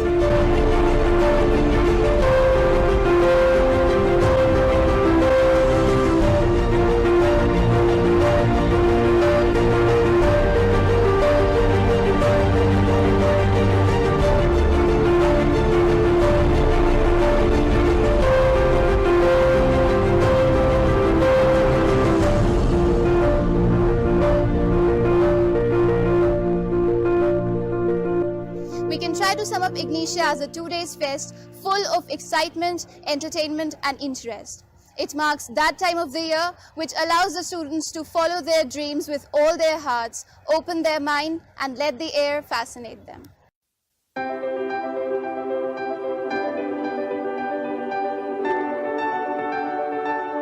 Hello everyone. My name is Avnish Shukla. I am a student of Mechanical Engineering Department and was recruited in 7th semester by India's biggest IT company, Infosys. Apart from the academic knowledge provided by the PSIT, Infosys also provides with the internship opportunities to implement the academic knowledge for practical applications. The successful journey would not be possible without the efforts of PSIT family. I would like to thank all the members, directors, faculty, staff, and especially training department who helped me a lot to achieve this success. Thank you so much, PSIT. Hello everyone. My name is Iconsdg. I am final year student of Computer Science and Engineering Department. Friends, placement is the ultimate goal of an engineering student, and I am immensely happy for being a part of PSIT. I got placed in Tech Mahindra, which is one of the most renowned company in the world. The continuous effort and guidance of the training department and the opportunity provided to me by the placement department has helped me to get through the recruitment process of Tech Mahindra. Training has helped me to develop further and strengthen my skills. And there is no doubt the college has left me walking out of the front door with a greater knowledge and perception. And I'm really grateful to college for all this. Thank you so much, PSIT. Hello everyone, my name is Psit Kanpur. I am the student of Computer Science Department. I have recently been placed in Capgemini, which is one of the biggest multinational companies in the world. I would like to thank PSIT, especially the Training and Placement Department, for opening a world full of opportunities for its students. If one is confident, positive and hardworking, then nothing can stop you from getting placed at Psit Kanpur. PSIT, people popularly call it the best engineering college, but I call it the pious home to house and nurture future talent. My name is Bilal Ahmed and I am a student of final year civil engineering. I got placed in 7th semester in BA Tech Park, India's largest and world's 5th largest wastewater treatment company, for which I am always thankful to my college. With the marvelous efforts of all the training faculties, my faculty members of department, training team, PR team, PSIT CR, they taught me not only to learn but also how to explore. Grateful I will remain, values taught I will retain. The journey has just extended because connected I will remain. Thank you so much PSIT. I give the credit of my placement to you.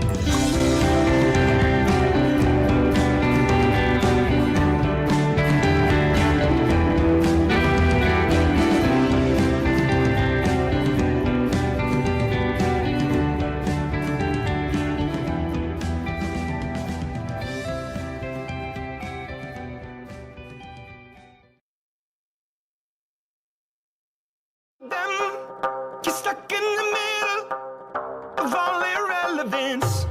Your heart is beating, cause you know that you gotta get out of the middle and rise to the top now. When you've made it, won't you tell me what to do? Cause I'm playing it all wrong. When you made it, won't you tell me what to do? Cause I'm playing it all wrong. You can't fight the friction, so you can't take the pressure, so I'm strong, tell me to be strong.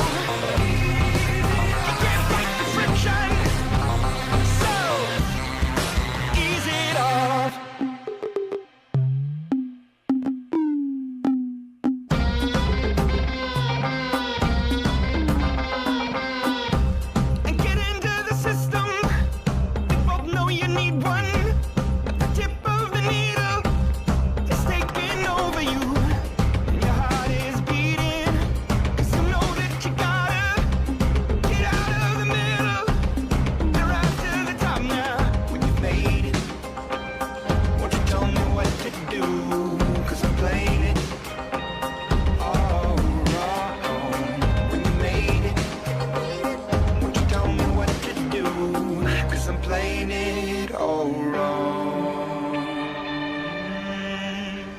Fight the friction, so you can't take the pressure, so you can't fight the friction, so ease it off.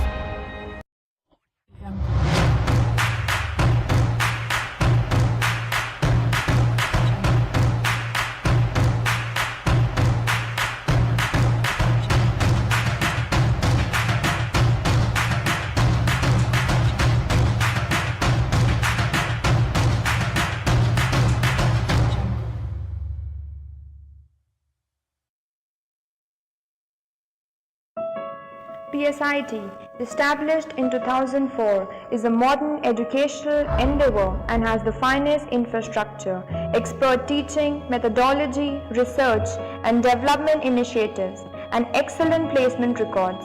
The vibrant, eco-friendly campus.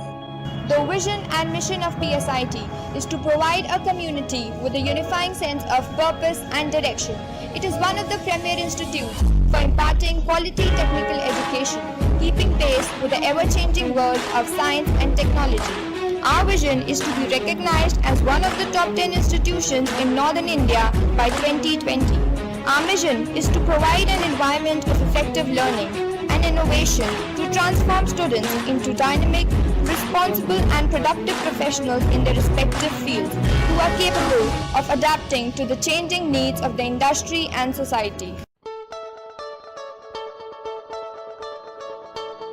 The name PSIT in itself is enough to tell one about the excellence and grandeur of this institute in every aspect. It is one of the premier and top-notch institutes of Northern India. At the moment, PSIT offers graduate and postgraduate programs in engineering, management, pharmacy, and computer application. The academia of PSIT surpasses those of many noteworthy institutes, but mere words prove nothing. The numbers speak for themselves. 13,000 plus students who completed their courses and passed out. 100 plus internship companies which aid our students in better understanding the technical knowledge they require. Record-breaking 3,000 plus on-campus placements and 1,000 plus research papers published through PSIT, depicting the intelligentsia of our faculty. Every college makes a strong foothold with the concrete infrastructure. PSIT's vast premise gives imparting education in the most unimaginable ways. There are various facilities on campus available for the students. PSIT proudly acclaims to be fully AC campus. All classrooms, laboratories and libraries are air-conditioned to provide the students comfort in learning. Classrooms are ventilated, theatrical style coupled with projectors. Hostels are spacious, air-conditioned as well as well-furnished.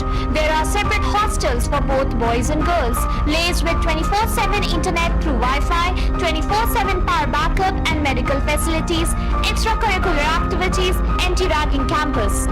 PSIT provides AC bus transportation to all students coming from different locations to campus. There are a fleet of more than 25 AC buses. Centrally air-conditioned 4 multi-purpose auditorium with a pax of 200 to 1300 capacity. The central hall is a perfect venue for annual cultural and technical fest and events of the college. PSIT offers many joints to hang out such as canteen and coffee lounge that provides tasty snacks. Students enjoy their social life and also share words of wisdom. We have an AC mess that has a capacity of 2,000 students and serves hygienic food. There is a separate mess for both boys and girls. A large modern kitchen with steam cooking is attached to the mess hall. There is a centrally established RO plant in the PSIT campus for providing potable water.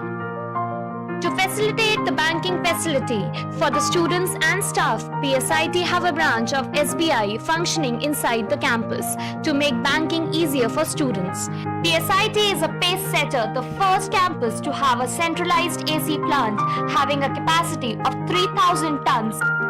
Campus has 24/7 medical center and ambulance for any emergency, routine health checkups, male and female ward for medical daycare.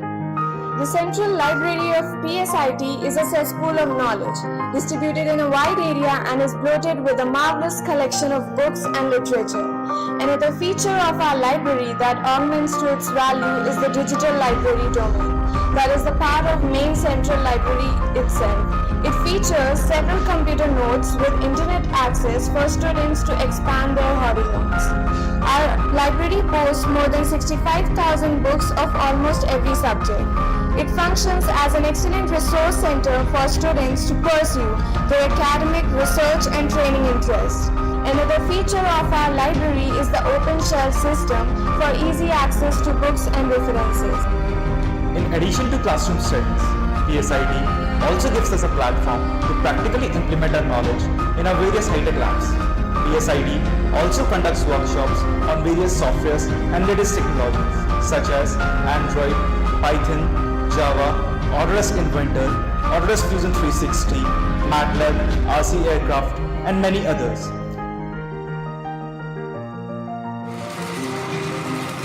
These workshops give us an edge and makes us better from others. Everything is theoretically impossible until it's done. With this motto in mind, our curriculum is built. More and more practical applications are imparted through our faculty members.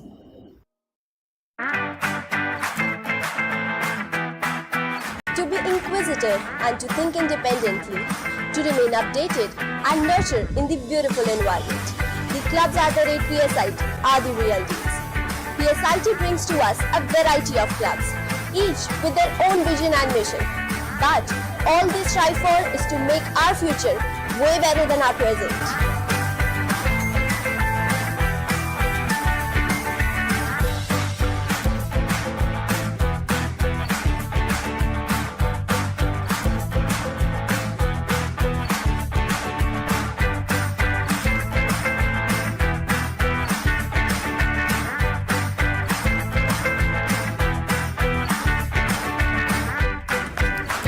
Clubs at PSIT not only nurture us, but guides us, motivates us, and brings out the best in us.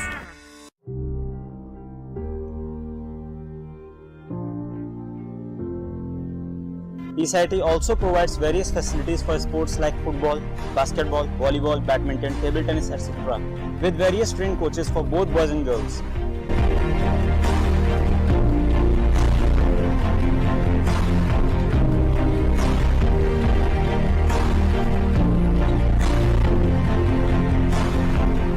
It also provides students to showcase their skills and talents in the event footprints.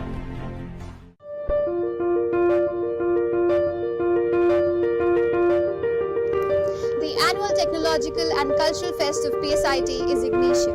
Ignitia literally stands for People of Fire.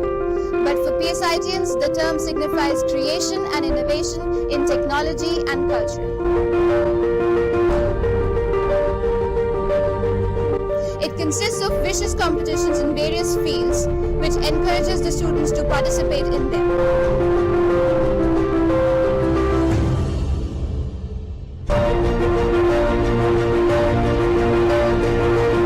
It also features celebrity night and band performance, keeping in mind the peer interest of the youth.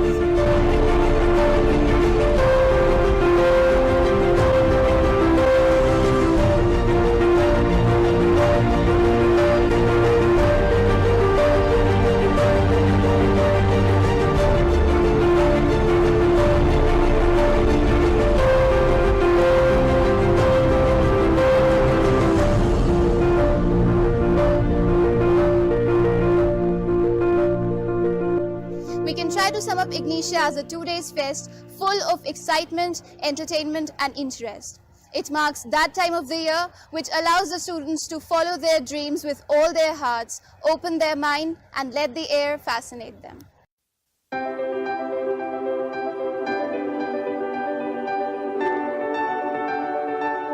Hello everyone. My name is Avnish Shukla. I am a student of Mechanical Engineering Department and was recruited in 7th semester by India's biggest IT company, Infosys.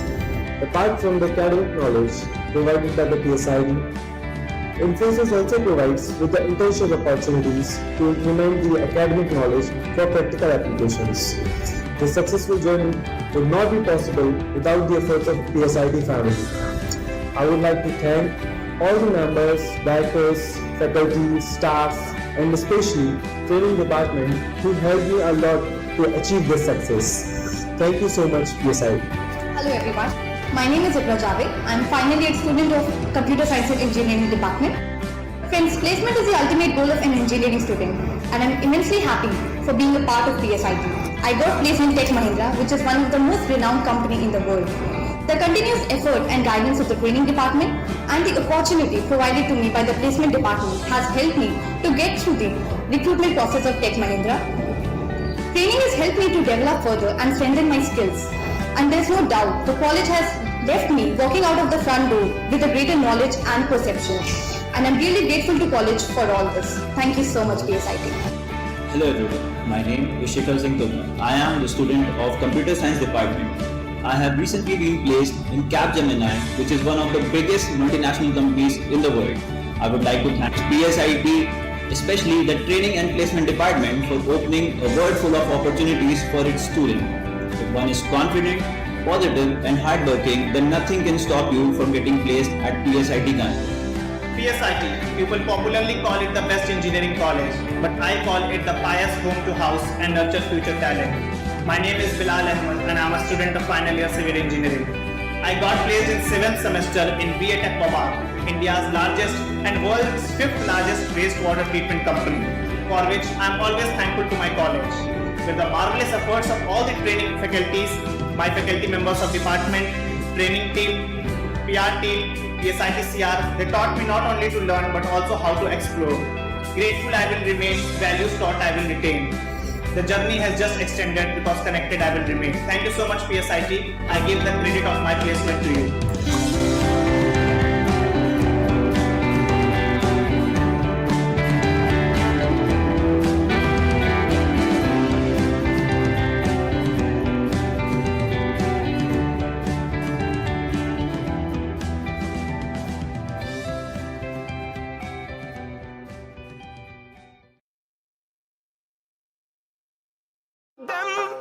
You're stuck in the middle of all irrelevance, and your heart is beating, cause you know that you gotta get out of the middle and rise to the top now.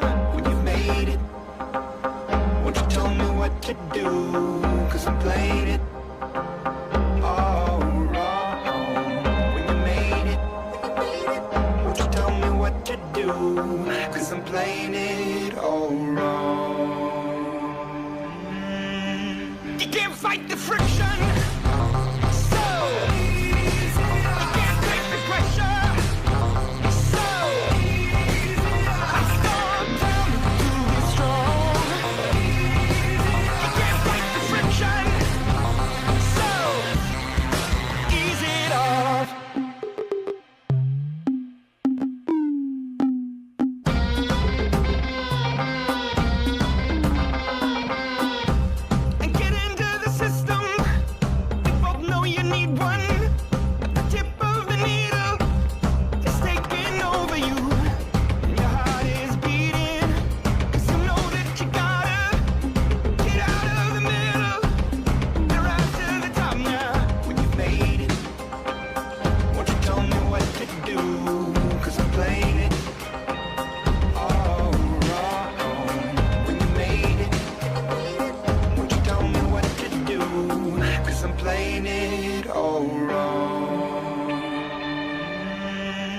You can't fight the friction, so you can't take the pressure, so you can't fight the friction, so ease it off.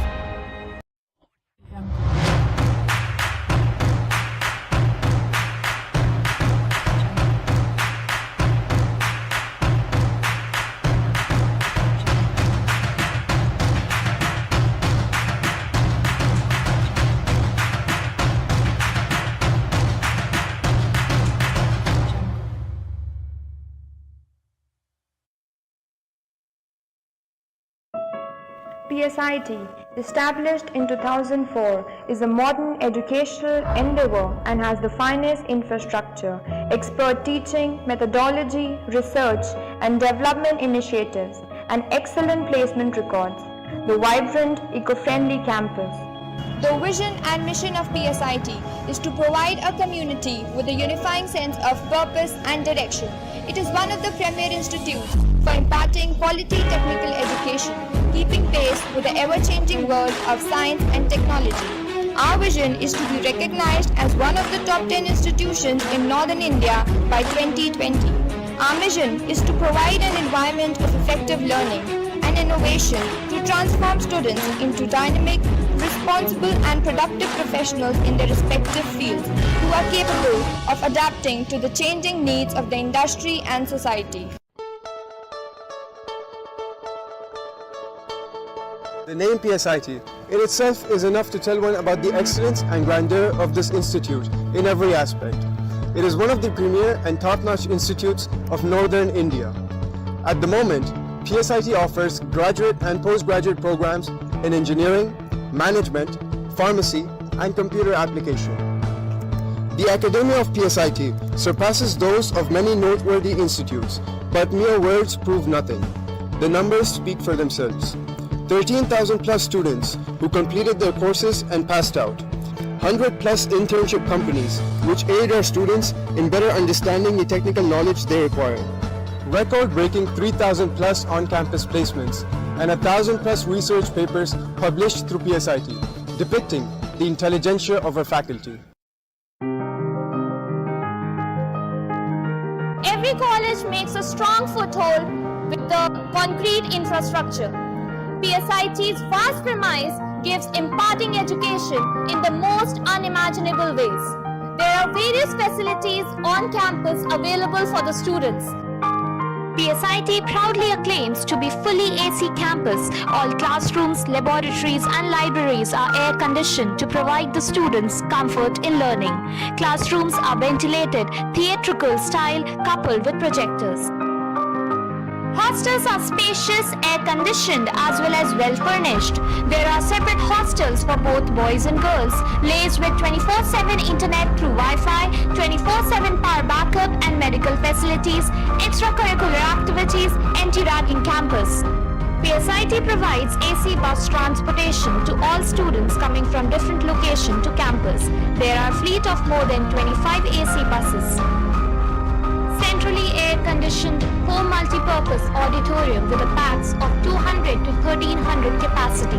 The Central Hall is a perfect venue for annual cultural and technical fest and events of the college. PSIT offers many joints to hang out such as canteen and coffee lounge that provides tasty snacks. Students enjoy their social life and also share words of wisdom. We have an AC mess that has a capacity of 2,000 students and serves hygienic food. There is a separate mess for both boys and girls. A large modern kitchen with steam cooking is attached to the mess hall. There is a centrally established RO plant in the PSIT campus for providing potable water. To facilitate the banking facility for the students and staff, PSIT have a branch of SBI functioning inside the campus to make banking easier for students. PSIT is a pace setter, the first campus to have a centralized AC plant having a capacity of 3,000 tons. Campus has 24/7 medical center and ambulance for any emergency, routine health checkups, male and female ward for medical daycare. The Central Library of PSIT is a cesspool of knowledge, distributed in a wide area and is bloated with a marvelous collection of books and literature. Another feature of our library that augments to its value is the digital library domain. That is the part of main Central Library itself. It features several computer nodes with internet access for students to expand their horizons. Our library boasts more than 65,000 books of almost every subject. It functions as an excellent resource center for students to pursue their academic, research and training interests. Another feature of our library is the open shelf system for easy access to books and references.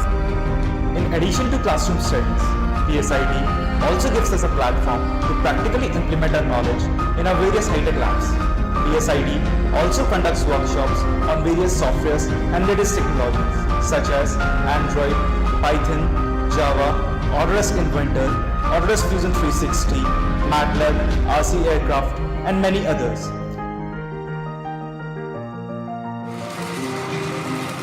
These workshops give us an edge and makes us better from others. Everything is theoretically impossible until it's done. With this motto in mind, our curriculum is built. More and more practical applications are imparted through our faculty members.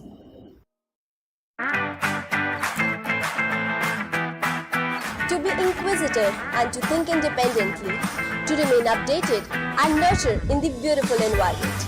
The clubs at the rate PSIT are the real deals. PSIT brings to us a variety of clubs, each with their own vision and mission. But all they strive for is to make our future way better than our present.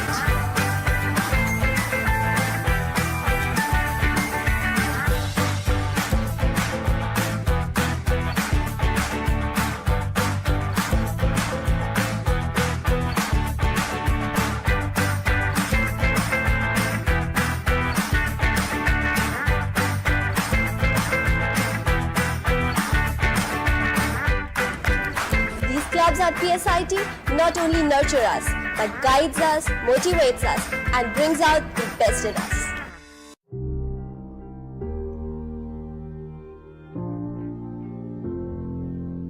PSIT also provides various facilities for sports like football, basketball, volleyball, badminton, table tennis, etc.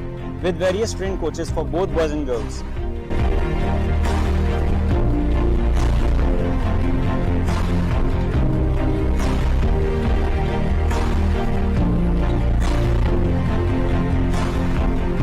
It also provides students to showcase their skills and talents in the event footprints.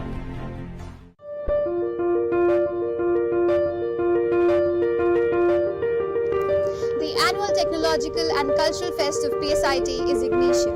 Ignitia literally stands for People of Fire. But for PSITians, the term signifies creation and innovation in technology and culture.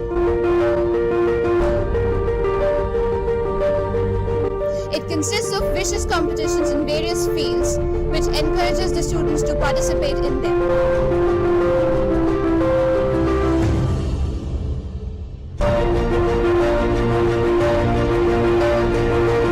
It also features celebrity night and band performance, keeping in mind the peer interest of the youth.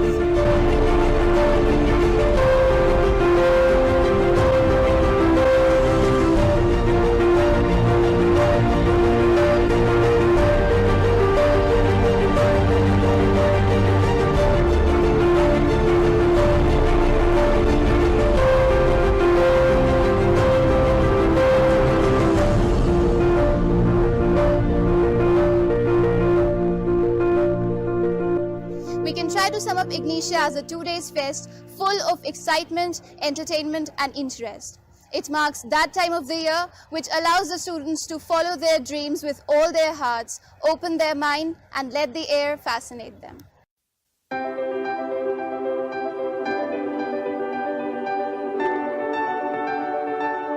Hello everyone. My name is Avnish Shukla. I am a student of Mechanical Engineering Department and was recruited in 7th semester by India's biggest IT company, Infosys. Apart from the academic knowledge provided by the PSIT, Infosys also provides with the internship opportunities to implement the academic knowledge for practical applications. The successful journey would not be possible without the efforts of PSIT family. I would like to thank all the members, directors, faculty, staff, and especially training department who helped me a lot to achieve this success. Thank you so much, PSIT. Hello everyone. My name is Iconsdg. I am finally a student of Computer Science and Engineering Department. Friends, placement is the ultimate goal of an engineering student and I am immensely happy for being a part of PSIT. I got placed in Tech Mahindra, which is one of the most renowned company in the world. The continuous effort and guidance of the training department and the opportunity provided to me by the placement department has helped me to get through the recruitment process of Tech Mahindra. Training has helped me to develop further and strengthen my skills. And there's no doubt the college has left me walking out of the front door with a greater knowledge and perception. And I'm really grateful to college for all this. Thank you so much, PSIT. Hello everyone, my name is Felicitations. I am the student of Computer Science Department. I have recently been placed in Capgemini, which is one of the biggest multinational companies in the world. I would like to thank PSIT, especially the Training and Placement Department, for opening a world full of opportunities for its students. If one is confident, positive and hardworking, then nothing can stop you from getting placed at PSIT Kanpur.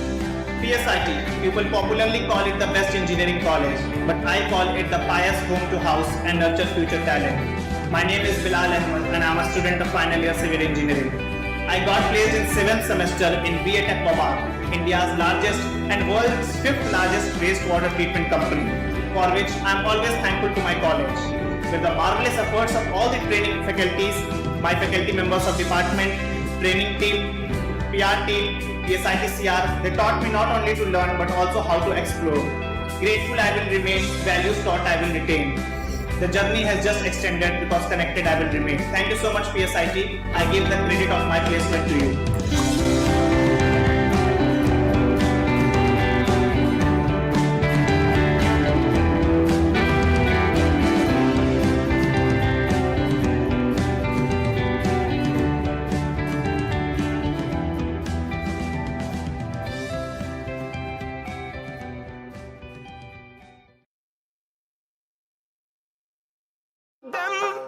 You're stuck in the middle of all irrelevance.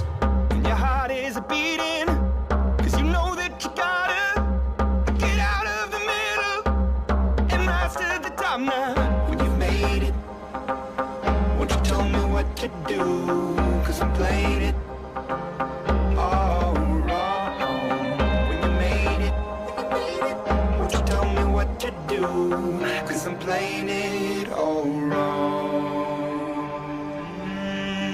You can't fight the friction, so you can't take the pressure, so I start down to be strong. You can't fight the friction, so ease it off.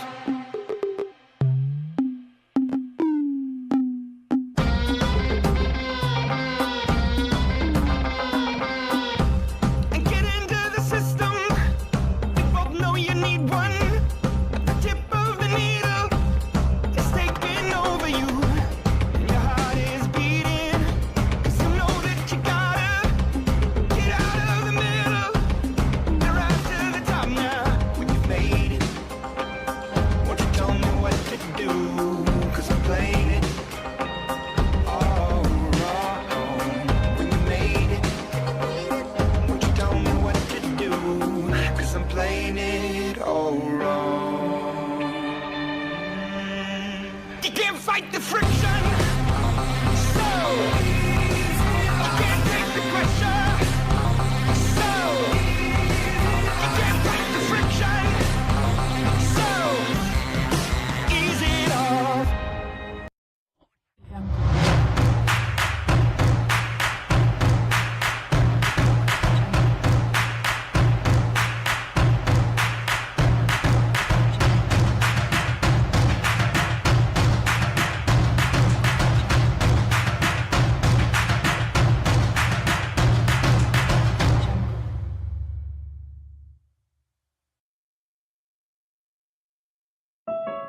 PSIT, established in 2004, is a modern educational endeavor and has the finest infrastructure, expert teaching, methodology, research and development initiatives, and excellent placement records. The vibrant, eco-friendly campus. The vision and mission of PSIT is to provide a community with a unifying sense of purpose and direction. It is one of the premier institutes for imparting quality technical education, keeping pace with the ever-changing world of science and technology. Our vision is to be recognized as one of the top 10 institutions in Northern India by 2020.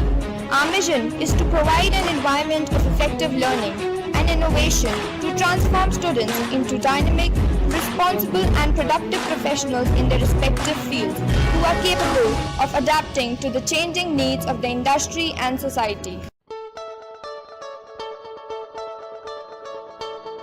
The name PSIT in itself is enough to tell one about the excellence and grandeur of this institute in every aspect. It is one of the premier and top-notch institutes of Northern India. At the moment, PSIT offers graduate and postgraduate programs in engineering, management, pharmacy, and computer application. The academia of PSIT surpasses those of many noteworthy institutes, but mere words prove nothing. The numbers speak for themselves. 13,000 plus students who completed their courses and passed out. 100 plus internship companies which aid our students in better understanding the technical knowledge they require. Record-breaking 3,000 plus on-campus placements and 1,000 plus research papers published through PSIT, depicting the intelligentsia of our faculty.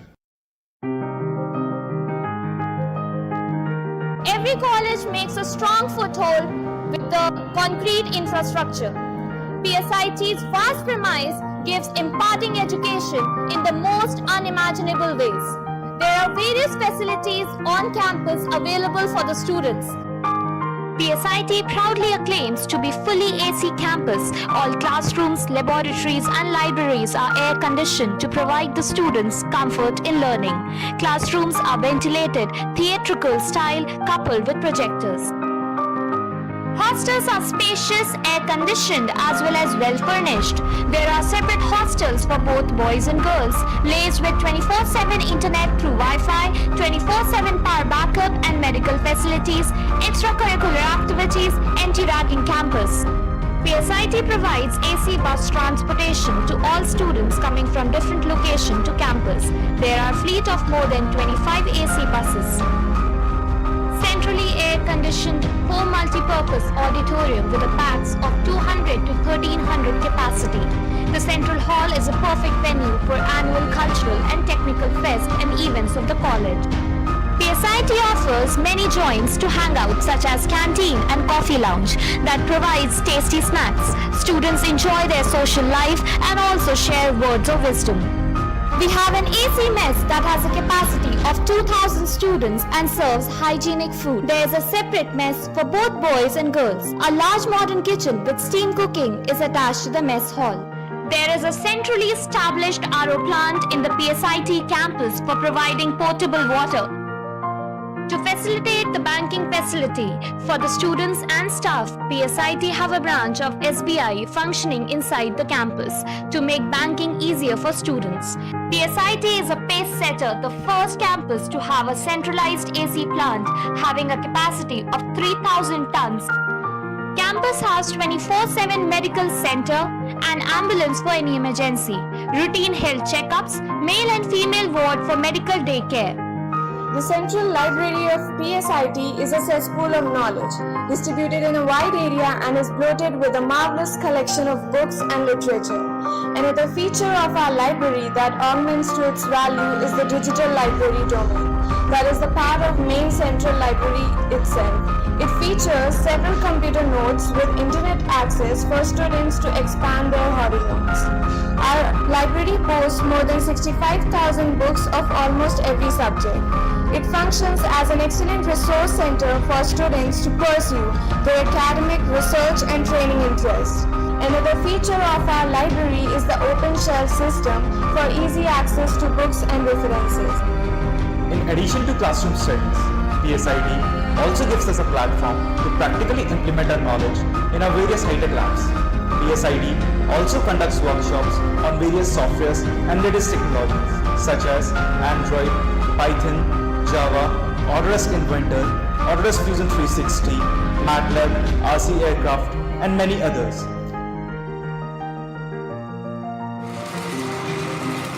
These workshops give us an edge and makes us better from others. Everything is theoretically impossible until it's done. With this motto in mind, our curriculum is built. More and more practical applications are imparted through our faculty members.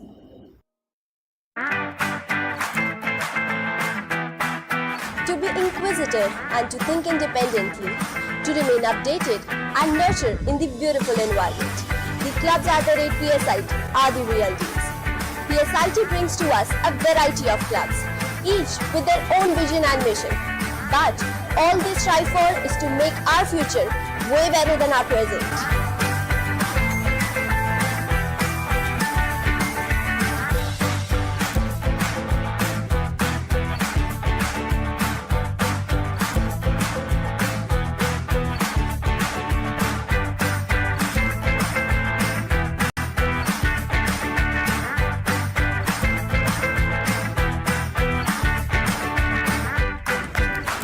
Clubs at PSIT not only nurture us, but guides us, motivates us, and brings out the best in us.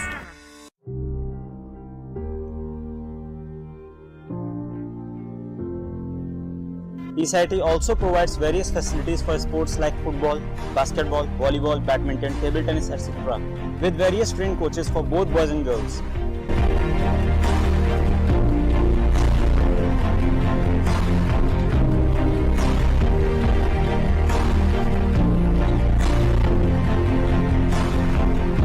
It also provides students to showcase their skills and talents in the event footprints.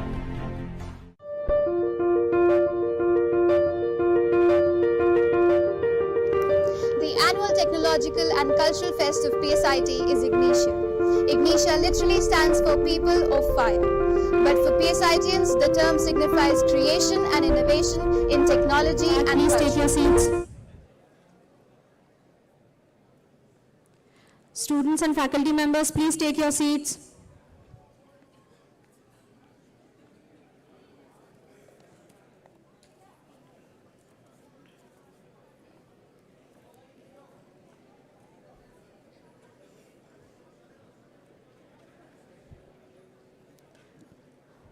No one is allowed in the balcony. Occupy the seats in front.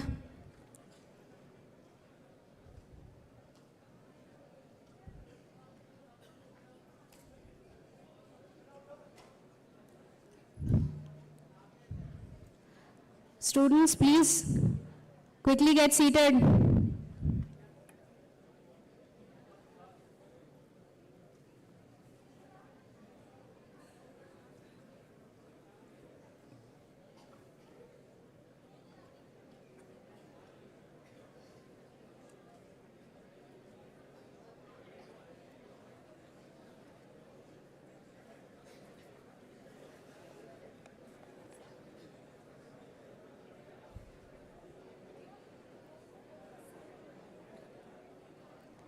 Students, quickly take your seats. We're about to start the session.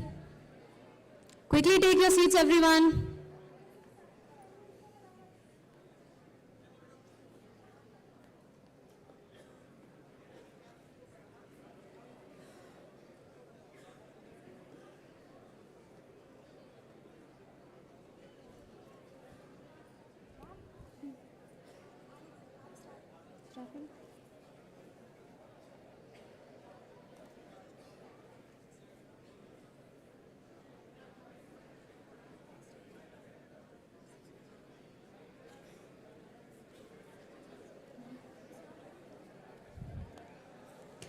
Welcome back, everyone. We trust you had a refreshing break.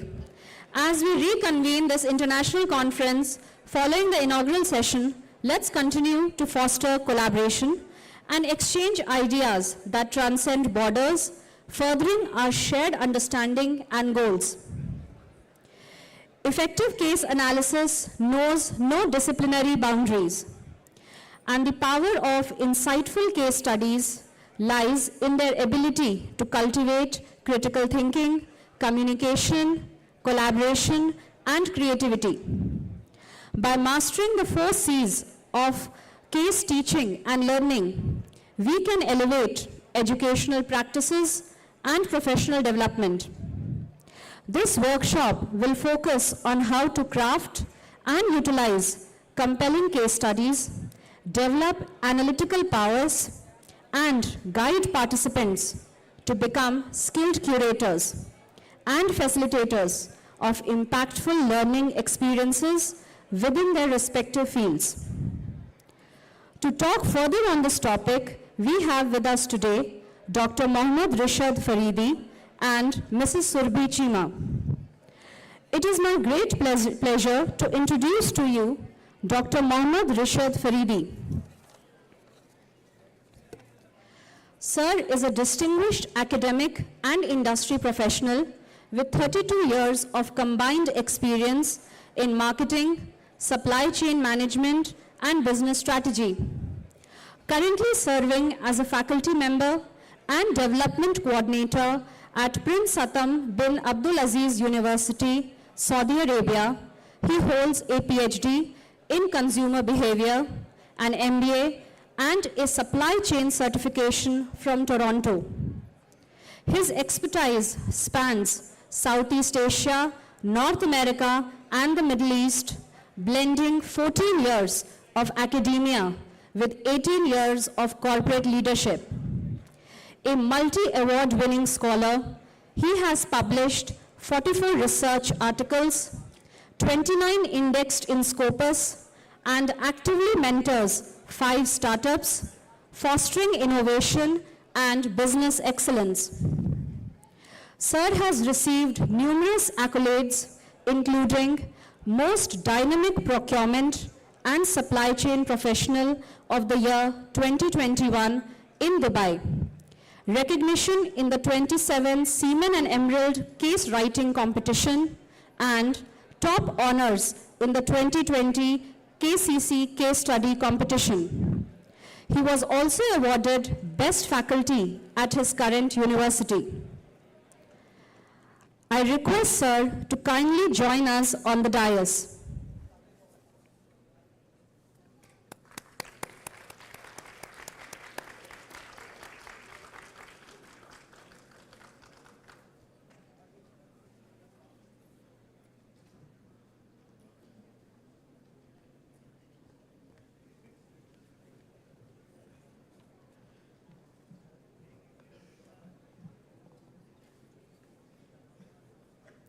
I now request Dr. Atul Asthana, Associate Professor, BBA Department, to please welcome Dr. Faridi with a sapling.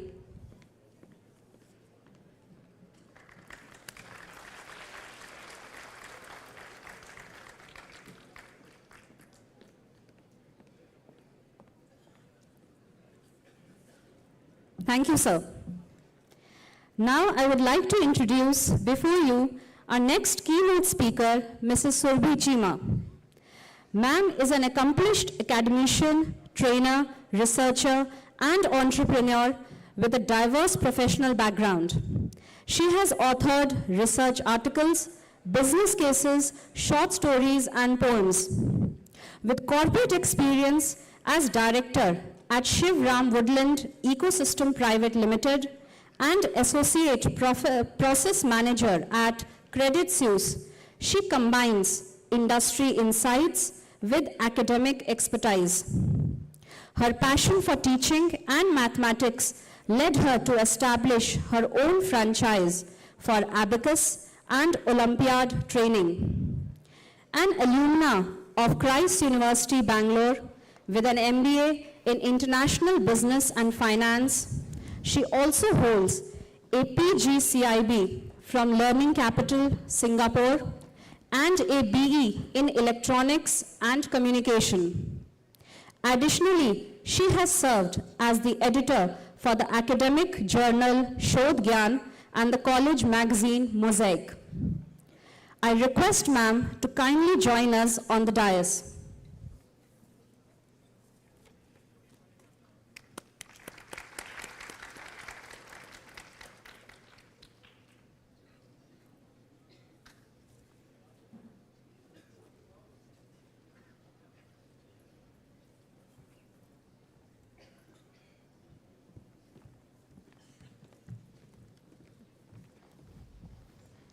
Consent. I now request Dr. Prerna Trivedi, Assistant Professor, BBA, to please welcome Mrs. Surbhi by presenting a sapling.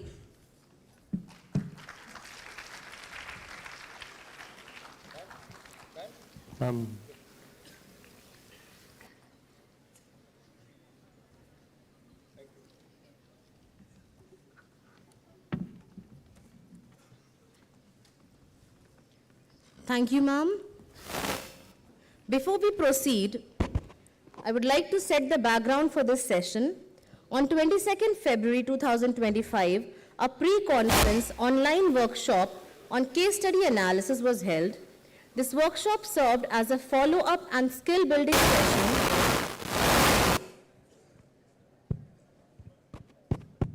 focusing on the practical applications of case study analysis.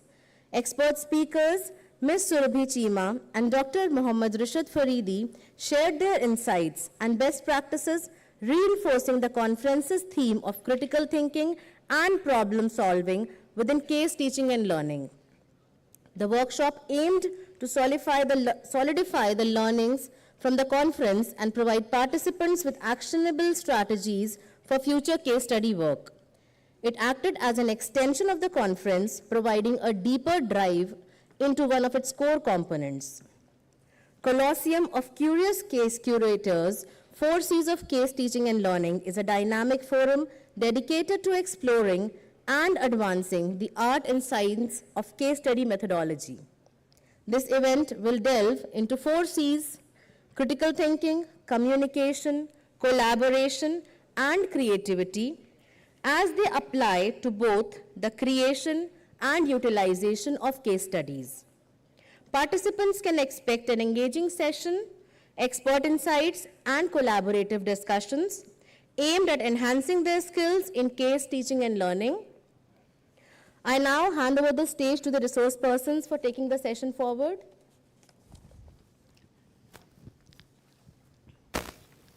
Good afternoon, everyone.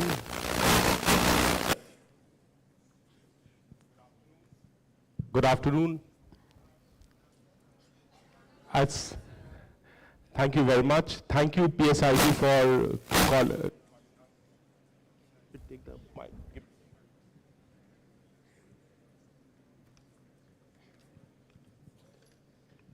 Thank you, PSIT, for giving me this hospitality, and I'm so glad and honored to be here today. And this session is purely for you students. And we have found like 50 lakhs by Google and some, I think, Microsoft got some one. Now, for next year, I guarantee this board will not be there. There will be a board which will be showing you students are becoming Google, you students becoming the Microsoft of the country and globally, okay? So in our session today, I create that profound impact on you students, how you can become another Google in this country. This is not a bragging statement I'm making today. This is the reality. We have a 3 team, we have done a lot of research, and we have found out that entrepreneurs can be made in your heart itself, okay? It's the passion which creates entrepreneurs, okay? We had this flow through of students, did the 10 plus 12, and then graduation, and then the masters, and they're looking for some jobs. But did you thought about it? Like you can create opportunities within yourself, and instead of getting hired, you should be hiring others, you know? So how we can create that? It's very easy and simple. We are not talking about rocket science, we're not talking about any scientific things.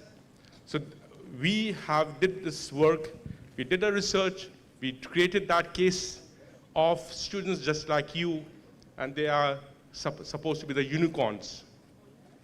So we created a case of 2 students just like you, did their graduation in engineering, I think mechanical engineering, from some university in Uttar Pradesh itself. And as traditionally, can we have that, the cartoons so that we can just show them that how it happened. The students who have not read about my case, I just want to show that case to you. The story about 2 students just like you, okay? And they wanted to do something. We have been taught in our universities, in our institutes to be creative. So how creative we are? The creativity is just like that. The faculty members are having the same PowerPoint slide, same book, and they expect the students to be creative. How is it possible? How they can be innovative, right? So it is where we have to think about, ponder upon it, what makes it. So we started these students one day also, you all be graduating soon. Is it not, students? And you'll be inviting your parents for that convocation graduation ceremony, right?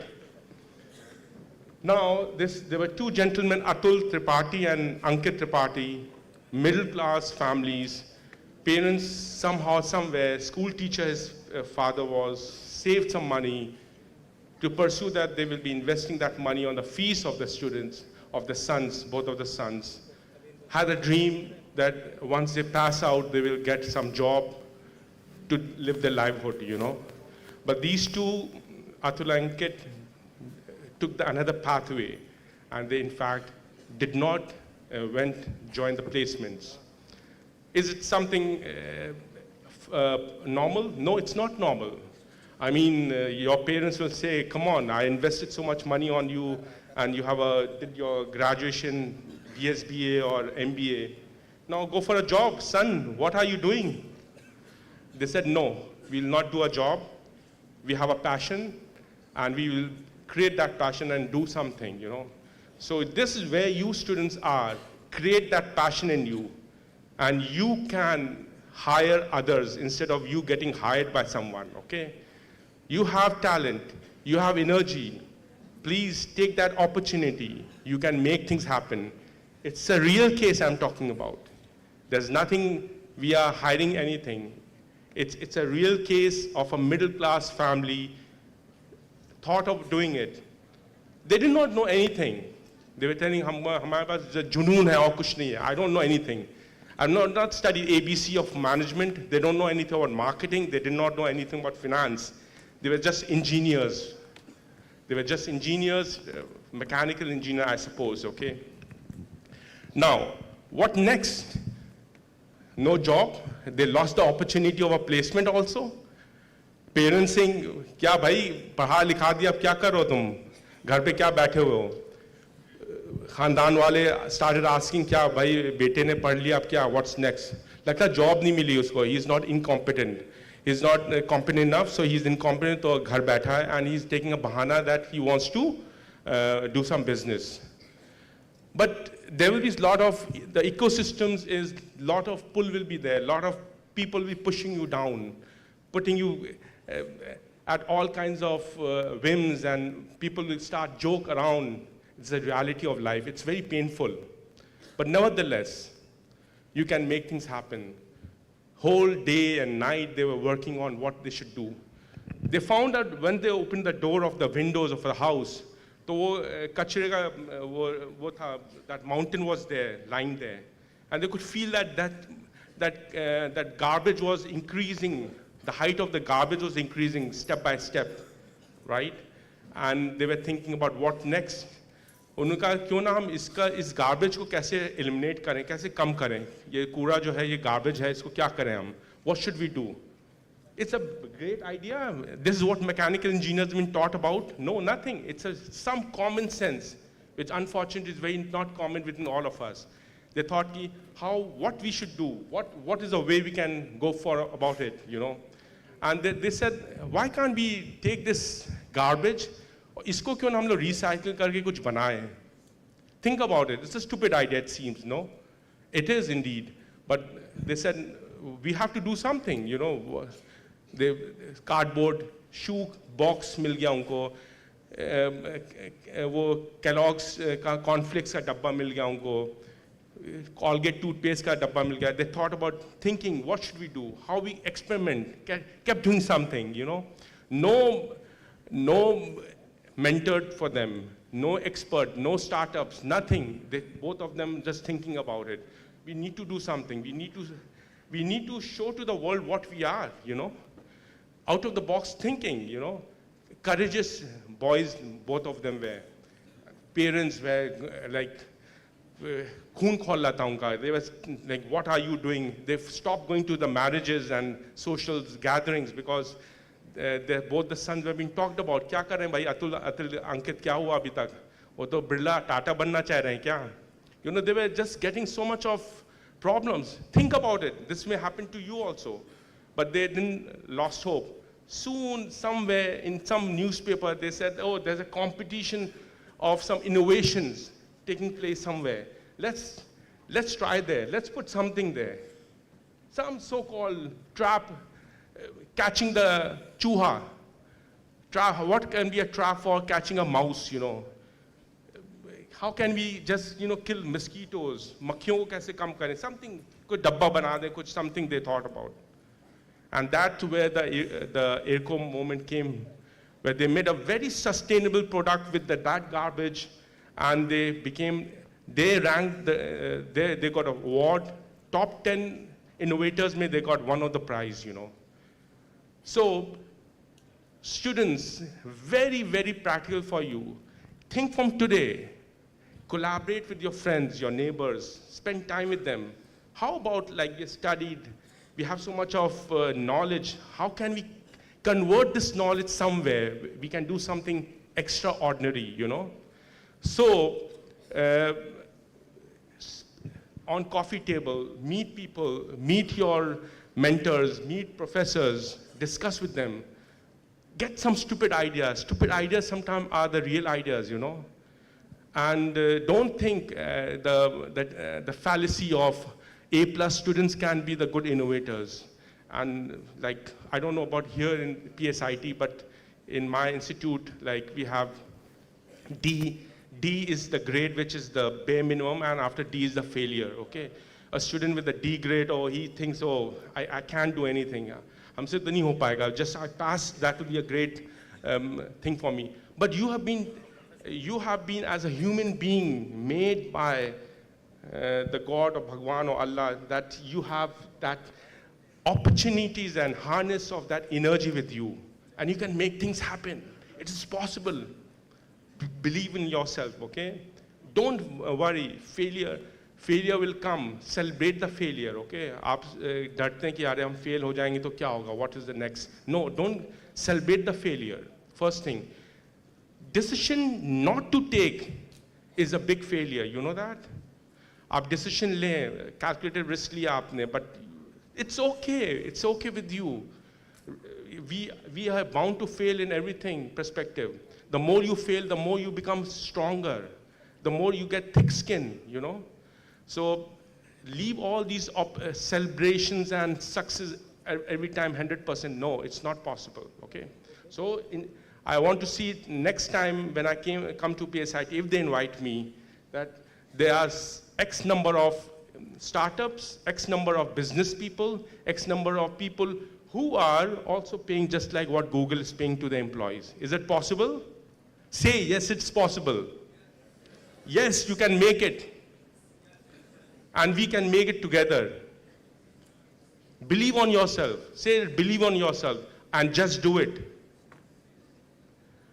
So with this was a case, and you know, when वो जो आपका TV में आता वो जो singers हैं and they won award, you know, Indian Idol आता and they get some stage. For you also, there are a lot of stages for you also, okay? For incubations, startups, businessmen, you get stages. And there are a lot of opportunities. 20 years back, there were less opportunities, but today we have a lot of opportunities for you all, okay? There are a lot of, globally, there are a lot of opportunity to showcase your project, showcase your idea. That's all. You don't need to become Tata and Birlas. You don't need a lot of money. Capital नहीं चाहिए अभी आपको idea create करना है, okay? It is a wrong thinking that you need capital to run a business. It's not, today it's not more. Technology is sustainable. It's very cheap now. It is very easily to purchase, you know. It's not like that machine we used to purchase, okay? So things, quickly I want to wrap the story. 10 innovations mein he got the things. Soon the media caught them. Media took some interview with them. Somehow, somewhere, someone in European market, they found it very interesting by Indian two mechanical engineers wants to start that incubation center, startup. And then they request that, can you show me your business plan? They did not know anything about business. They just made whatever raw they could do it. When you do something from your heart, it becomes authentic. And that's what the investors want to see. If you do a cosmetic, if you do more painting to that business plan, people sense it. That nahi ye kuch bahut zyada bola hai apne business plan ke baare mein. When it comes from your heart, it's very genuine thinkings you have, okay? Then they said, okay, we can invest you something. We can give you some loan, you know? We can push you around. Soon, slowly and slowly, they move forward with them, okay? They learn from the mistakes. So this is what I'm telling you about, students. This is an opportunity for you all. You all have that entrepreneurship in you. Just take it out, and I'm sure you will do wonders. Every student has a uniqueness in them. Believe in yourself, okay? And just do it, okay? You can, and you can do it. Read so many stories all across. Failures will come. Take it. It's part of it. Don't think failure will be stopping you, okay? Yeah. Thank you so much. So, how's the Josh? How's the Josh? How's the Josh? Now it sounds like you are students of PSIT. Okay, what is this colloquium or colloquium that we are part of? What is it about? It's about being curious case curators. The colloquium of curious case curators. Why case? Who can answer? Why do we need to study or analyze a case? Why do we do that? Any answers from the audience? Please, be loud.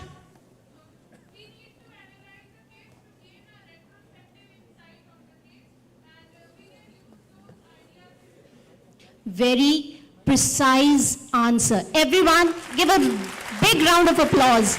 May I know your name, please? Aliza. Perfect answer. So the case that we actually analyze, these cases are not stories. They are lived experiences. What are those? Those are lived experiences. Sir was talking about Ankit and Atul. We could not get them today because they are actually promoting their business, but they are very much like you, or like you. They were mechanical engineering students who did not want to get into the rat race of being employees to a big MNC. No, they did not. They wanted to break out of that rat race and be the flag bearers of Atmanirbhar Bharat. They wanted to generate employability and not shout that there are no jobs available in India today, what to do? No.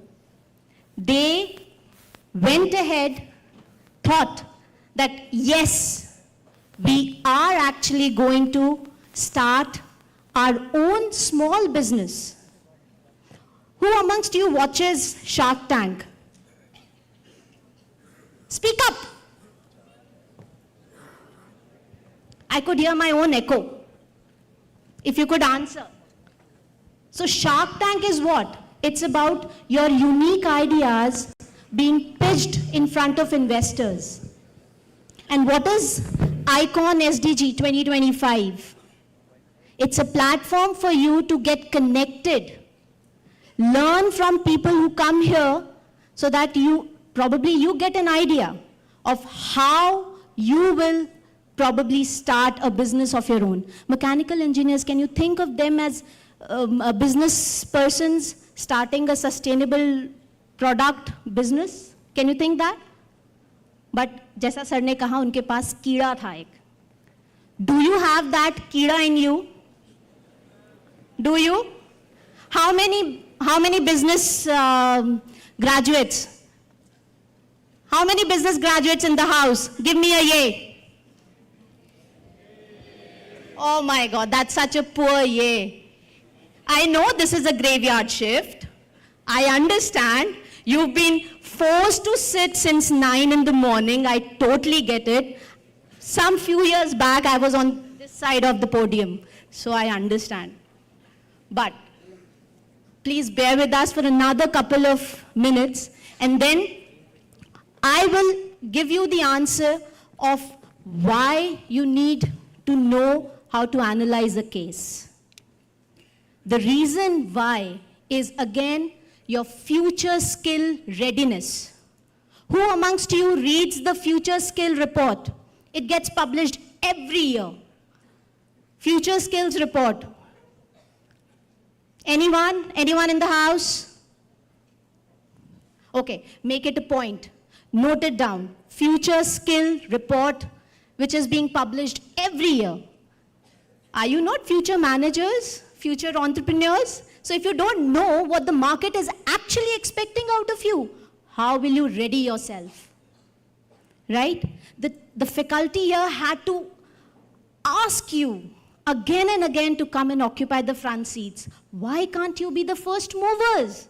Why do you need a nudge? Why? Entrepreneurs are not made in a day. Businessmen are not made in a day. You cannot build Rome in one day.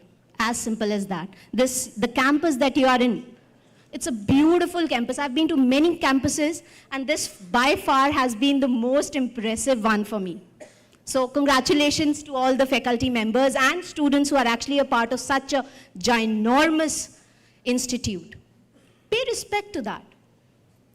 Coming back again, why case analysis is important. As I had already mentioned it in my previous workshop on 22nd, your employability. all the MNCs nowadays are not doing normal GD, PI, or the psychometric analysis. No, they are giving you cases, live cases. And if you don't know how to solve a case, you might miss out on a good package, because at the end of the day, it's all about package, right? Am I wrong or am I wrong? I am right. I know I am right. That's why I'm on this side and you're on that side. Isn't it? Yes. So now I see some Josh burning up. Again, no time to sleep. Why do we need to solve a case? Because we want a unique thing about you which your neighbor may not have. If you know how to solve a case, you might land up that good package job. Okay? This platform, they give you, the college provides you with companies coming in, you sitting for their positions. But what about afterwards? If you really want to get good jobs, you know how to solve it. So here we are to help you crack that puzzle. The 4 C's of case analysis, teaching and learning. First being comprehend. Okay? What does comprehension means? Class 10th सबने पास करी है. हमारे पास English में comprehension का question आता था boards में. What was that?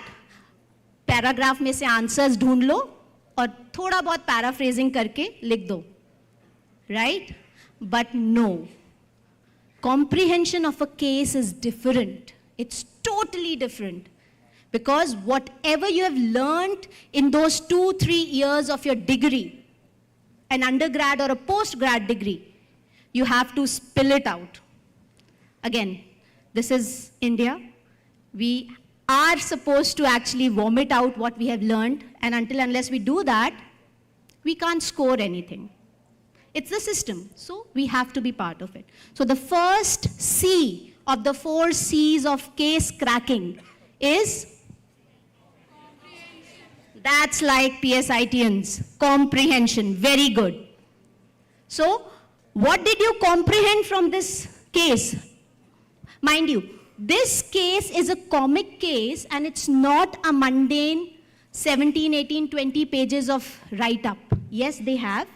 Because again, the publishers, the reviewers of the industry, they do not accept new things. Like these 2 kids who wanted to do something different were not accepted by their own family. So we had to actually work very, very hard to get our comic cases published. This case got published in 2021 in Emerald Publishing. Okay? It's one of the most prestigious places to get your cases published. So the first C out of case cracking is comprehension. Once you comprehend what the case is about, we hop on to the second one. Can you guess what could it be? The second one being concept. Whatever you have learned during your student time, you have to connect that concept. You have to conceptualize your answer in such a manner, whatever you have learned needs to be put out on the page. So the second one being, the first one was, first comprehend what is being given, then add it to the concepts, the theories that you had learned. And the one who would stand out would be the one who would actually go and read something different and current which is going on. In the morning session, one of the keynote speakers, he talked about digital twin. And while coming to this place, I was actually going through the newspaper and there was an article today.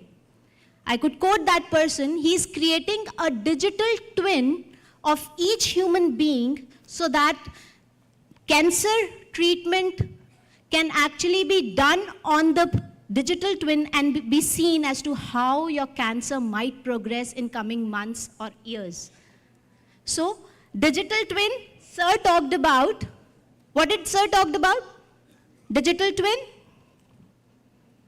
digital twin of the systems to see where there'll be more traffic, correct, where there'll be more traffic and how to mitigate those traffic problems. So the same concept being used in traffic congestion problems and the same concept of digital twin be used to combat cancer or to see how effective the medication would be.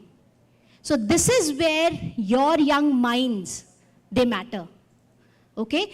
Same problem, same solution, but used in a very different way. Got it? So first one was comprehend, second one was concept, third one, keep it concise. You can't answer in 3-4 pages because you get a time frame of probably a day to analyze. All the big MNCs, the big 4 companies, anyone who knows what are the big 4s are? Because those are actually the Makkah Madinas of, the consultancy. All students, the future managers, they really want to get into those big 4 MNCs, PwC, KPMG, Deloitte, and EY. And they give you 1 day to solve this question, this case. So if you keep it concise, to the point, and they do not give you questions. Here, in last week, we actually gave 6 questions to 6 different teams who would be actually coming one by one and telling you that instead of giving a PPT presentation as an answer, there are very different ways to express. Here I would like to tell you one thing. Students like you are the ones who created these comic frames. They didn't know anything about Adobe. They didn't know anything about storyboard. They learned. And you know what happened when they were supposed to sit for their placements? The managers or the HR people who came to question them, to select them, they only questioned about this comic frame because the student had something tangible to share with the interviewers. All of you would be doing all the same courses, but what sets you apart? So for those 5 students who created those comic frames, their comic frame book set them apart. And all 5 of them got placed in the first round itself. So do you have that differentiation to you? If yes, very good. If not, this is the time. Start up. So the first C of cracking a case, comprehend. Second C of cracking a case, very good. Third one. So we come to the last part, constructive learning. What is it? Yes. So I'm just sharing them the first 4 C's. So sir, would you like to now bring up all the teams?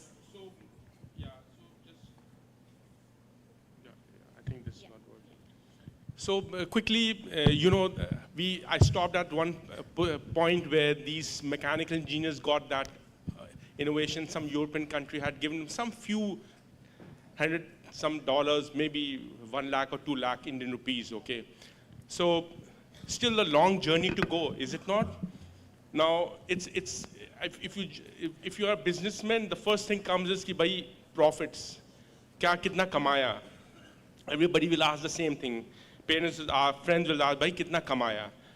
Nobody will ask like the impact kya kiya usne business. What was the impact done by that business? It was a sustainable business. Has it created some kind of a feel in the, was he addressing to a certain need in the market which was not being tapped by someone else? Everyone is commercial, So the fight of dilemma in the case is all about profitability versus impact, Businessmen running for profitability.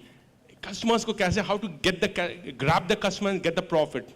But, but the entrepreneur is in that dilemma, by have to have some impact to the society also. So here the problem arises, first thing.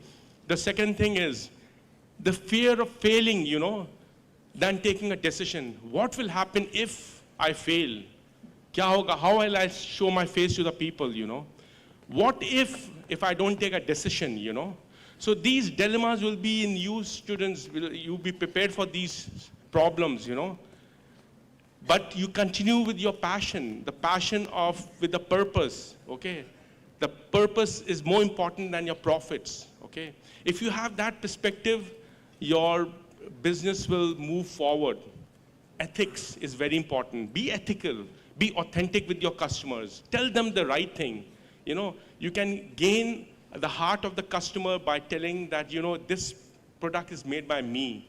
We are a young entrepreneurs, you know. Customer likes to have empathy and compassion on the sellers, okay? Every customer is not price oriented. You tell them, you know, the products by other companies are very cheap, that made from some other country, very cheap. But my product is handmade, it has creating value. If you go to this perspective, customers, there will be a group or percentage of customers who will be ready to buy products from you. You know, soon, slowly, 2019, they made the journey. This is now 2025. They moved themselves a long way. Connecting with the government departments, connecting with some corporates, requesting them, pleading them. You know what? You are talking about corporate social responsibility, but here I'm a person, brought these products, made at my home, sustainable products. Give us some kind of, you know, this is the way they improve slowly, public relation, networking, ethics, all these works, you know. You don't need to be, a businessman need not to be, you know, cutting corners. So this journey went up, it's 2025, and they are potentially becoming a big company now, you know. And our case study is being very recognized globally, and they are always, these two gentlemen, Atul and Ankit, are very grateful for, because we academics, our duty is not just to create students, but create entrepreneurs, but also we make sure that unsung heroes, how we can make the zero students to a hero student. This is our work also. So with this collaboration, they are doing pretty good, okay? And I'm sure you students will go a long way. Today's session will be impactful for you. Do connect with us, do reach us, and possible how we can help you in your startups, okay? Now, the problem they're facing as of 2025 is the strategic planning. They lack strategic planning. They have not studied a lot about it. So we had this pre-session from the PSIT group, and we made 6 groups, 5 students each, and they will be coming up with certain ideas. So it is you all who are helping them out. So one day, we'll be writing your case also, and one day you'll be getting further kind of supports from the PSIT, okay? So can we have the... Group number 1? Yeah. Can we have group number 1? Are we ready? So we gave them... Please come. Let's welcome them with a more enthusiastic entrance. Come in the center stage. Are you hiding? Come in the front. Yeah. Good afternoon. Good afternoon. Good afternoon. Good afternoon. The stage belongs to you. Yes. So you have the limelight now. Okay. Are your mics working? Okay. What question were you offered, and which strategy did you apply to answer your question? Ma'am, we were addressed with the question environmental scanning. Keep it close to your, yeah, it's working. But keep it closer to your mouth.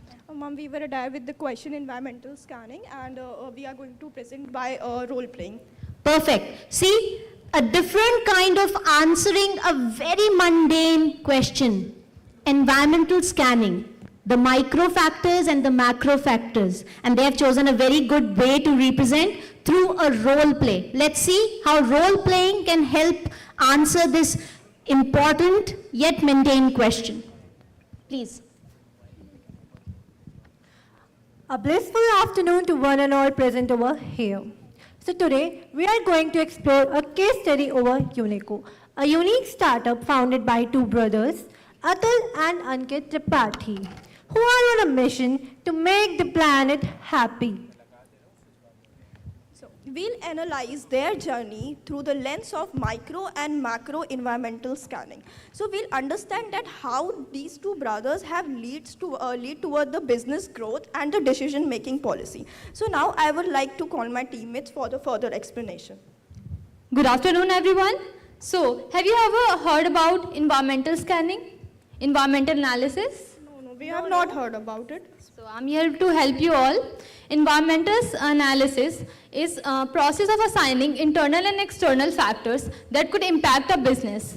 There are main two components of business analysis that are micro factors and macro factors. Micro factors are the external factors that could impact a business in its operation and growth. Micro factors are the internal or immediate external factors that could impact a business.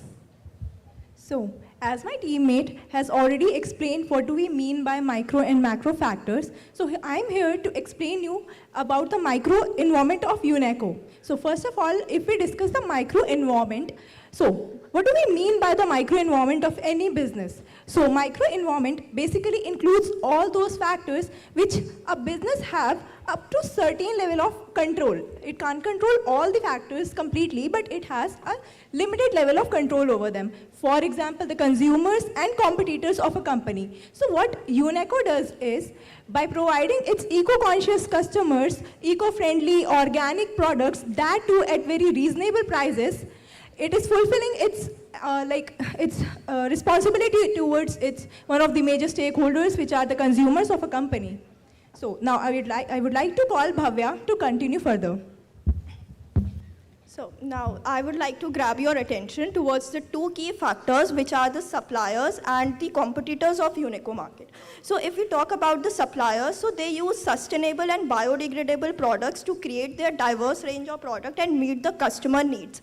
And if we talk about the competitors, so in this eco-friendly industry, there are many rivals present. But UNESCO always try to focus on the innovative products which leads towards the sustainable environment. So, the micro factors of the of UNESCO company. Technological factors. So, UNESCO company have a grab on technological advancement. For example, they produce eco-friendly products or zero waste products. For example, have you ever heard about eco-friendly notepad? Okay, so UNESCO company produce eco-friendly notepads that you can use for plantation also. Eco-friendly pens that come within a cotton pouch at a price of $270. These are some initiatives that are taken by UNESCO company for sustainability. Next, legal factors. The company may face to comply on the legal factors such as patent law. Do you know what is patent? So a company uses the patent to protect its innovative ideas or innovative products. UNESCO faces challenges for protecting its eco-friendly products, like other competitors are using its technology by copying it and selling it at the market with lower price. The competition faces by the UNESCO is large. So next factors are given by Anshika. So the next factors are the macro factors of UNESCO. So every company includes its macro factors, which are concluded by PESTEL. The full form of PESTEL is political, economical, social, technological, and environmental and legal. So macro environment refers to that kind of environment which includes those factors on which the company cannot have its control. Like, for example, if we talk about UNESCO, so the company is bringing back the culture of India by providing solutions to the problems which already existed in the era, like way more before. If we talk about the toothbrush which are made of wood, UNESCO is providing them now, but in history, in long years back, people used to use those datun in Hindi, we call them. So the company is actually focusing on both the factors, like it is handling its micro factors very well by focusing on its consumers, and also it is following proper ethical practices and taking care of the sustainable practices to protect the environment as well. So now I would like to call here to continue further. Have you ever heard about the key macro factors of UNESCO? Let me tell you about that. The key macro factors of UNESCO are subdivided into three parts: political factors, economic factors, and social factors. In the political factors, government policies on sustainability and waste management are stated. For example, UNESCO received the support from AIC Atal Incubation Center and won a government innovation contest for their COVID-19 face shields. In the economic factors and social factors, awareness for sustainability and environmental issues are stated. In the UNESCO's COVID-19 mission stated the eco-friendly products for their further sustainability and waste management digitalization. So for the further, I would like to call Bhavya. At last, we would like to conclude by saying that if we want to make our planet more greener, we have to make the sustainable steps through it. So now we got the data from this business analysis. So how do businesses use this analysis? They make strategies upon this using micro and macro factors. So the opportunities that are with UNESCO company will be explained by Anshika. So the opportunities that UNESCO has, so the first opportunity that UNESCO can grab is the global expansion of this market. People are becoming more health and eco-conscious. Like how many of you have heard about that famous brand Coldplay? You must have heard about it. They have reduced their carbon footprint up to a very large extent, which is already going to be an inspiration for a lot of people. So UNESCO can grab this opportunity, and I think it is already doing it in a very good way. And the second point is government initiatives. Government is continuously focusing on greener India, like clean and green India, by providing different subsidies to different industries. And UNESCO also is a part of that industry, where government is actually taking very different initiatives to support this industry grow. And third, I would like to say the growth expansion of this whole industry and the market internationally, like not only in India, people internationally are becoming eco-conscious. So I think these three opportunities, if UNESCO grabs them timely and takes the proper operations, and they can grow very well. And so. Any questions from the audience?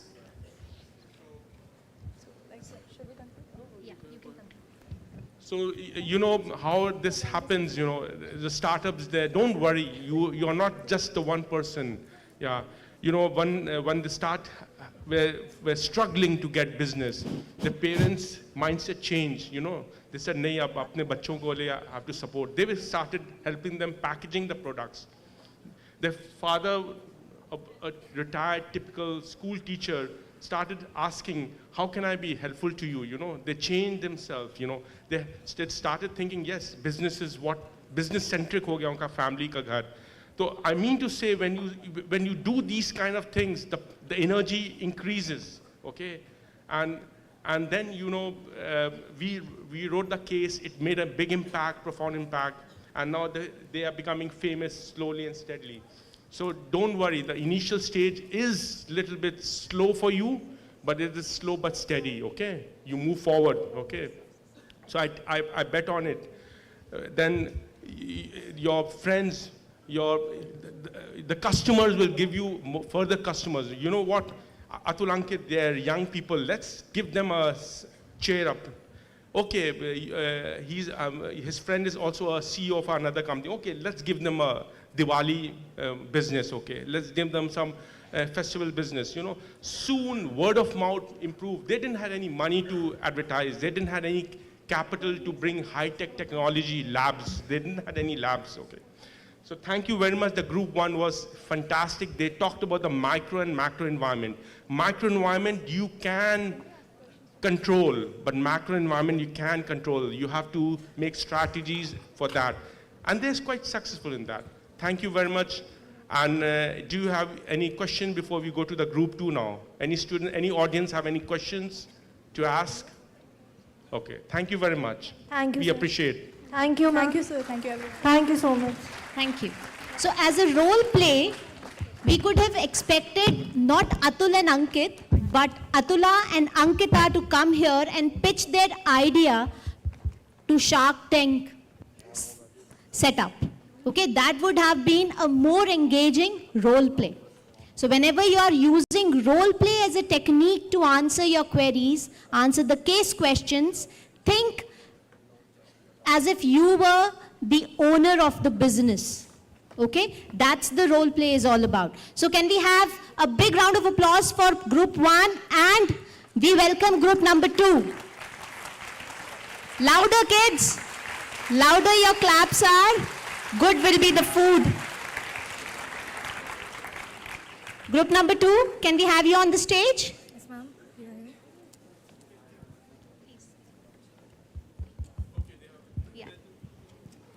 So what was the question and how are you going to tackle your question?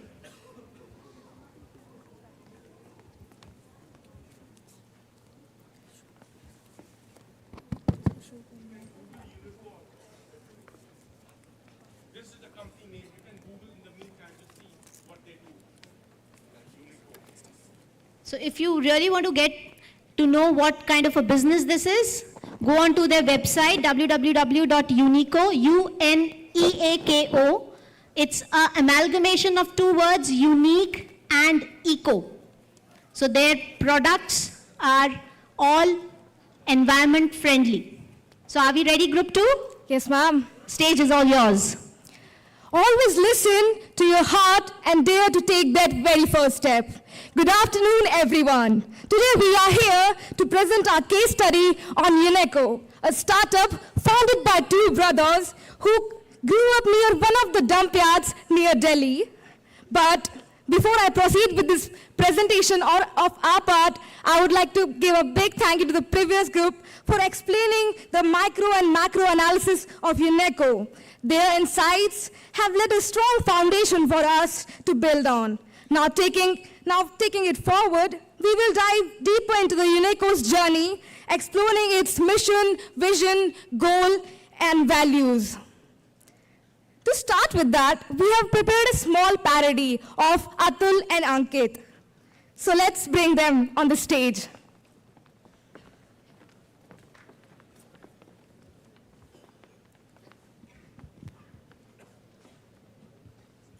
So what techniques are you using? So, ma'am, we are using role play. Okay, perfect. Bro, look at this landfill. This landfill is getting bigger every day and it looks disgusting. Yes, you are saying right. By saying the mountains of waste plastic is not only looking bad, but also ruining the quality of air, water and the soil. But the peoples are only dumping the useless things and don't thinking about the environment. Exactly. If we will be keep going like this, there will be going to a disastrous future for all of us, and we need to do something different and positive for the society and take the step to improve this situation. Yes, you are right. But I am thinking, what if we start our own business which can produce an eco-friendly product which do not provide the sustainability to the environment but also reduces that waste from the environment and also give opportunities to the marginalized communities like sex workers and the village women and others. Okay, that's great. But have you ever thought about the challenges? Sustainable products are expensive and big companies can copy your products. Plus, working with marginal communities and giving them jobs isn't enough. Have you ever thought about their struggle? How will you support them emotionally? And is sustainability is a real thing or just another trend? Okay, I get it, whatever you have said. So first of all, if we will talk about sustainability, that we don't want this to be as a trend only.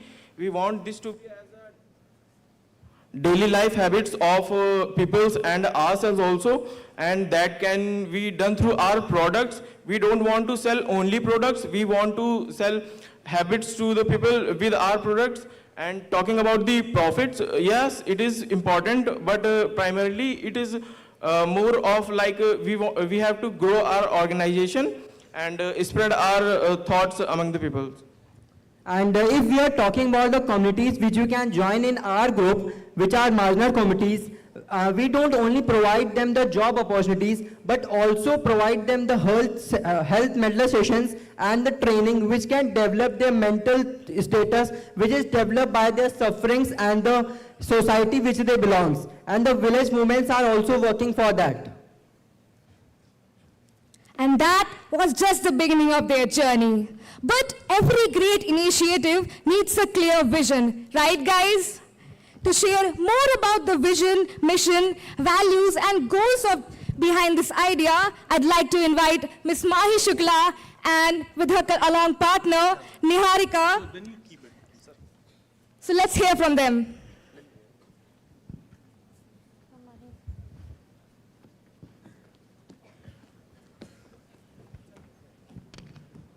So our mission is to make planet happy by creating and innovating new eco-friendly products and promoting marginal community to work and promoting environmental practices.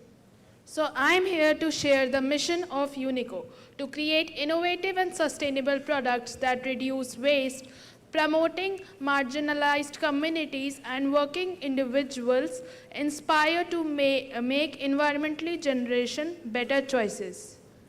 Together, we are focused on our core values. Our three core values are sustainability, innovation, and inclusivity. So the goals of the UNICO are reduce environmental impact, minimize waste and produce sustainable living, empower marginalized communities providing job opportunities to these groups, expand market reach, expand UNICO's market reach globally and also nationally, UNICO and promote sustainable awareness, educate people on responsible consumption and zero waste lifestyle. We are committed to increase eco-friendly practices and reduce environmental harm, and by empowering marginalized communities through meaningful opportunities and continuously developing creative solutions for a greener future. Thank you. Thank you.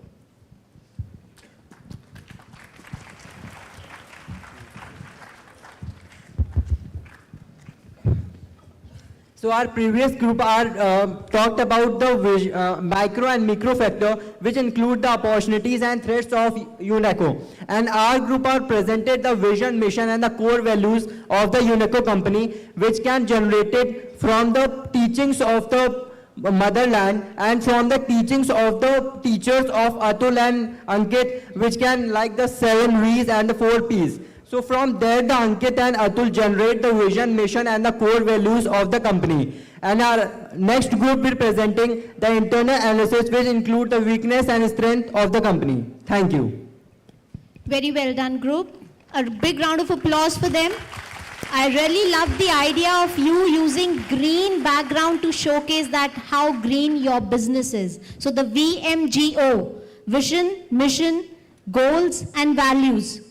You have done it a fantastic job. Thank you. Any questions from the audience, please? Anyone for the group 2? Yes, go ahead, please.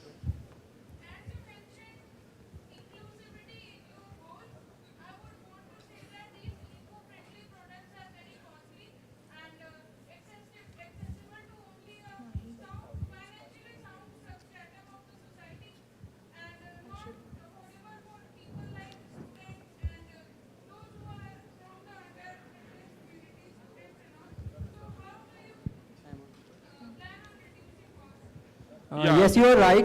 But the first venture of the UNICO is Vaigyanik Likho, in which the Ankit and Atul can introduce the bundle of 3 notebook, and you can guess what is the price of bundle of 3 notebook in that. It is just 4 rupees of 3 notebooks.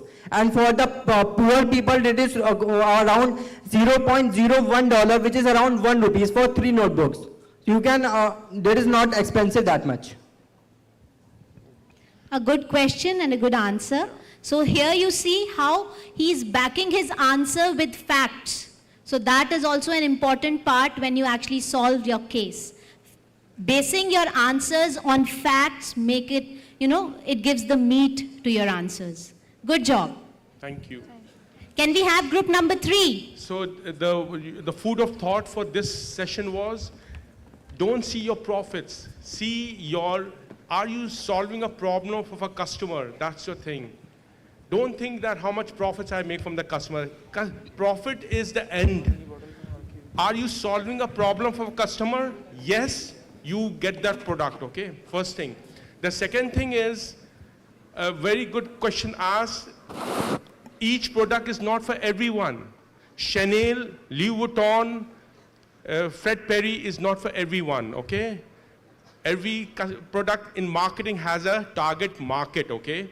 You can't have a product for each segment of your society, okay? So you are not giving a price, you're not giving a cost. Unico was giving a value.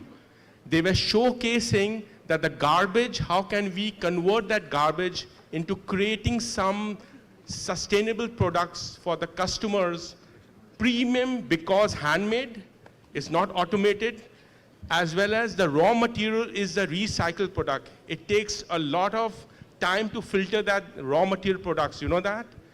The commercial products, it's very quick because you're scaling up high, So don't get trapped into that, oh, my product is very expensive, it will not sell. No, you are actually solving a problem. You are solving 2 problems. You are giving the product customer satisfaction, and you're also minimizing the environmental wastages, That is what aha moment for a customer, okay? So please don't get into the trap of, oh, saab sasta hai, tabhi bikega, mahanga nahi bikega. Don't have that mindset, okay? Group number 3, please. Are we ready? So please tell what question you're tackling and through which pedagogical tool.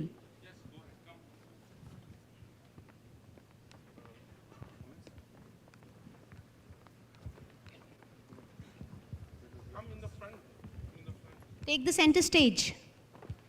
Thank you, judges. You take it will take some time to let. So we'll work with these. Go ahead. A very good afternoon to all the dignitaries and all the audience present here. Today, I, Diya Gupta, along with my teammates, is going to present our part of the case, which is primarily revolving around internal analysis and the future suggestions. Unico was built with a purpose, not to just make profits, but also to have a sustainable and social impact. It was driven towards the sustainability, and the 2 brothers established it in 2018 who had no business background, but still they had a hope to create a difference. And now we will see how this hope helped them to do wonders ahead. Aditya, what were the challenges faced by the Unico? Abhinav, taking the mic from here. The challenges faced by Unico, as Diya mentioned, the 2 brothers were from civil engineering branch, meaning they didn't have a business background. And not only that, their family background was also not into business. So there was many challenges being focused by them during this tenure. Few of the major challenges which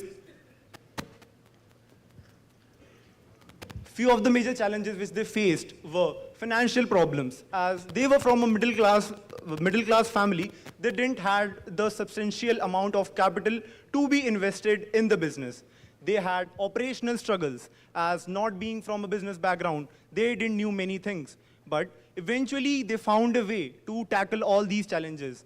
Financial struggles and also the family restrictions were a major impact on this, because the family were worried that whether these brothers will be able to pull off the idea they have thought in. But what else did they lack, or what was the turning point? Anushka, would you like to spread some light on that? Okay, so the major turning point in the UNESCO company was their motivation towards developing sustainable products for the company and for the consumers who are using it. So the first point was government recognition. During the time of COVID-19 pandemic, the company produced thermal shields and face masks for the consumers to protect them from the COVID-19 pandemic. Secondly, they were the social contributor. They were so social-centric that they developed those products which helped society to stay protected and positive throughout that global crisis. The third was they were the best sellers of their products in the society and innovative products. They developed papers that can be reused and recycled after you use them. So, coming on to the next point, what was the strength? Talking about the strength of UNESCO, the brothers had strong motive to shape the world, strong motive to tackle the solutions, tackle the problems they faced. The founders' motivation were a key elementary factor, driving their efforts towards the success. Their innovative products were differentiating. Their innovative products were better than which was already being offered by the competitors. And the cherry on top was their eco-friendly approach for all the operations, whether it being producing, procurement, or anything. They had eco-friendly ways for everything. But is there a business without a weakness? There is always a weakness lies behind a business, which will be further done by Diya Gupta.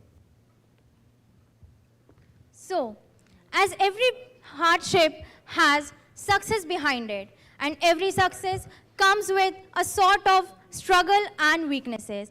And so, the UNESCO had, though it had overcome it, it had no financial stability. And a proof of its weakness of financial stability is already proved as it had support from the incubation cells. And even after the government support, it did not get any immediate help.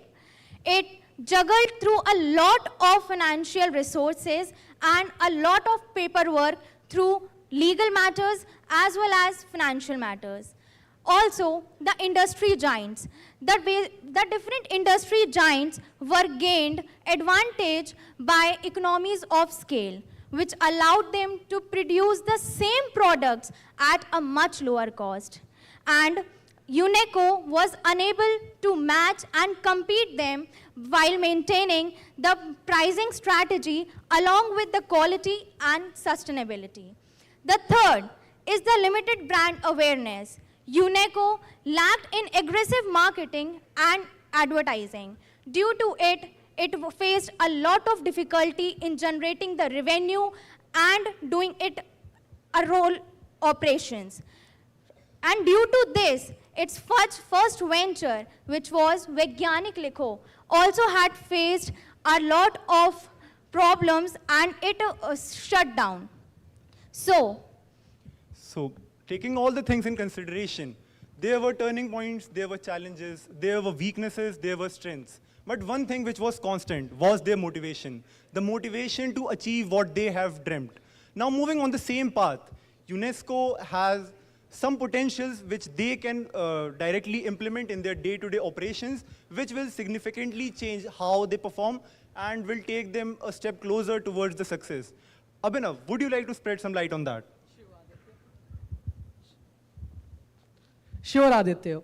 So currently UNESCO focuses more on the Indian consumers, and we see that Indian consumers are more focused upon the monetary addition of value in the products.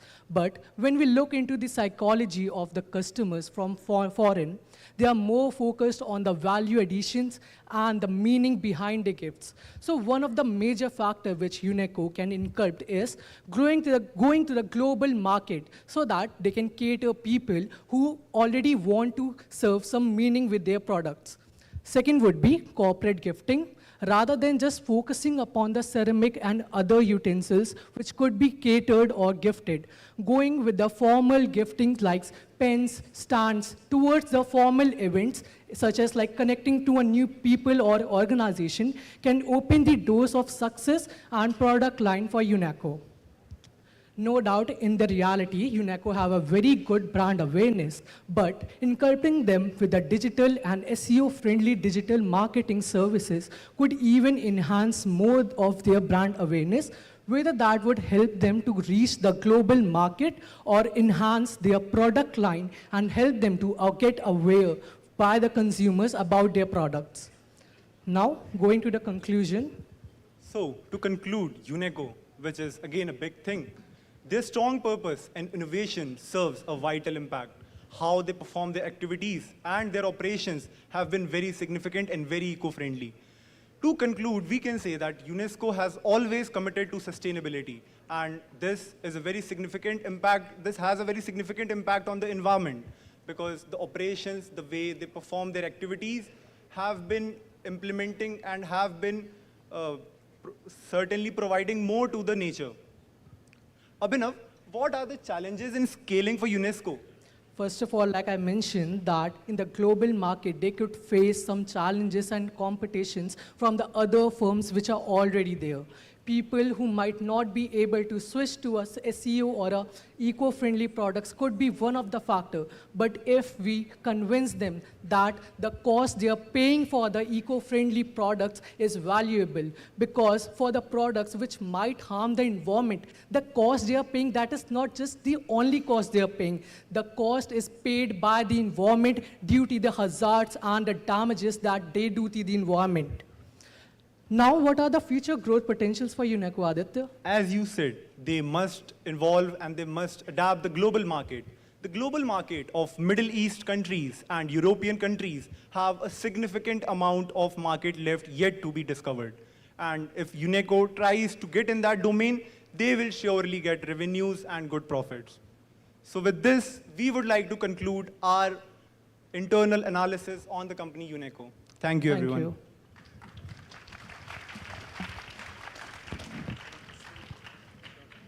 Students, any questions you have, participants? So you see the trap here. Now, the UNESCO is a small businessman. You don't need to compare with large giants. You know, you have to compare apple with an apple and orange with an orange, right? Fruits versus fruits. Don't compare apple with an orange, okay? So you move with your growth perspective of your previous years, how your pattern of growing is there. So don't get into that height side about being over-ambitious in the startups, you know, first thing. The second thing is capital will come. It will come soon, or your resources are your capital.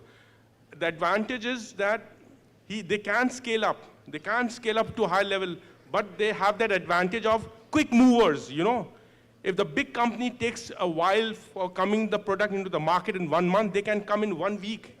Big companies have problem of price match, you know.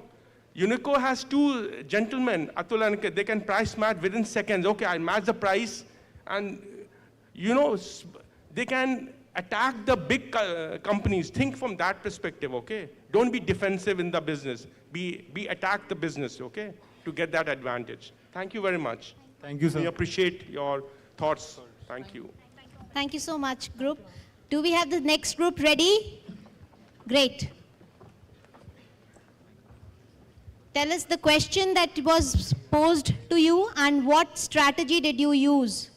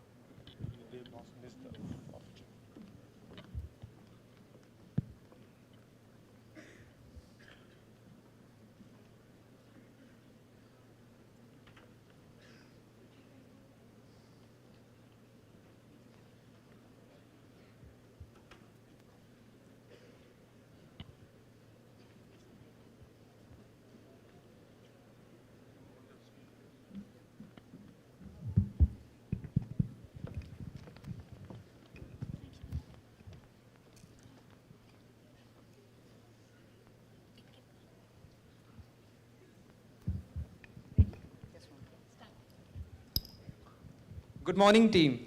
Good morning, sir. So, we need a plan to upscale UNESCO. Yes, sir.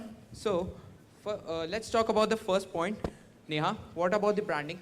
So for branding, we are trying to inculcate digital marketing, influencers, TED Talks, and sustainable campaigns because our product is all about eco, green, and sustainable products. Pretty well. So, what about, Rohan, what about the operations? Sir, basically for operations, we will be looking for local craftsmen, eco-friendly materials, reducing waste, and ultimately having a reduced operating system. Okay. Ms. Sania, what about the finances? So, our finances are all set. Corporate sales, EcoBox subscription, impact investors, and grants. Yes, we get our pitch, we get our plan, and we have to get the pitch from the investors. Thank you. Okay, sir.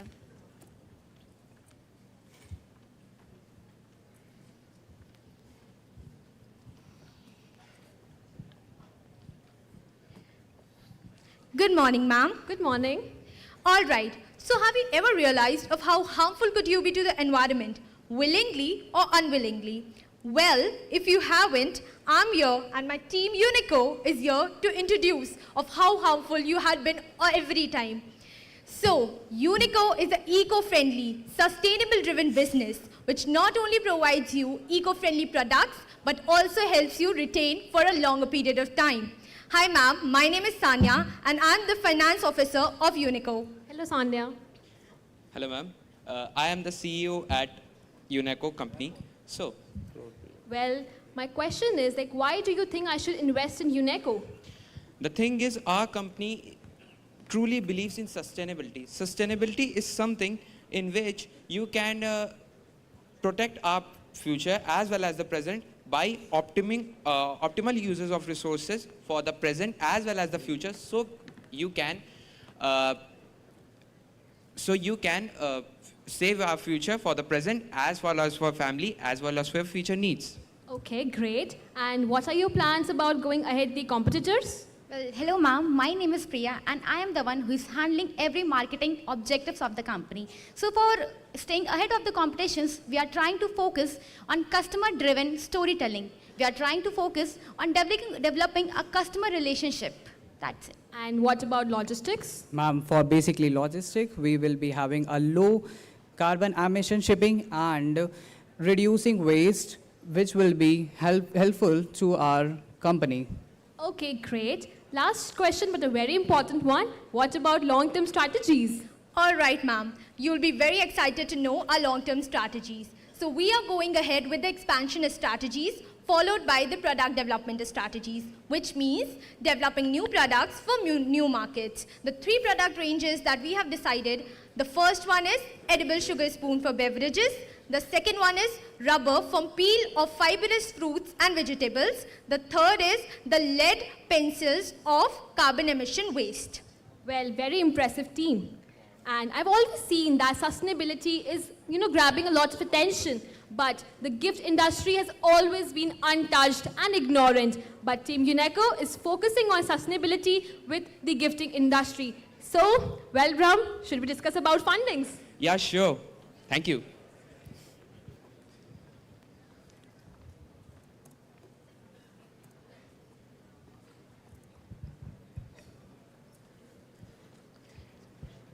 We did it. We get our funding. Absolutely. We got an impeccable deal and we did an impeccable way. All right, so we are on our way to make Unico a unicorn. Let's join us all together and be the complete unicorn of the world. So, as an investor, I grabbed a great deal. What are your thoughts about it? Till then, Team UNESCO is signing off. Thank you so much. Thank you very much. Wonderful. So this is the level that we were expecting and they have delivered. So kudos to each one of you. A big round of applause. Fantastic. See how much power you students have. You have the energy. You can do it. And you can be the startups, I'm telling you. Believe on yourself. Forget in English we say one word, have you heard about this word? Water on the duck back, you know? बतख पे जब पानी गिरता है तो क्या करती बतख, वो अपने फ्लैप करती है अपने विंग्स और पानी गिर जाता है, बतख स्विम करती रहती पॉन्ड में. तो वही हाल है आपका स्टार्टअप्स का. You get lot of some unwanted toxic people discouraging you. Don't leave them away, move forward, you know. You have the energy, you have the power, and you can make things happen. I'm telling you, believe on yourself. And we are authors here to create stories of you students. We will make you zero to hero. Unico is one of them, and we want more unicorns like you. We want you to be unicorns, okay? Take it seriously. Time is less. Move forward, make good groups, and you can do wonders. Do you believe it? Say yes. And if you don't believe it, still say yes. Okay, thank you so much. The next group, please. I believe it's group number 5. Just 2 more to go. That's it. The penultimate group number 5.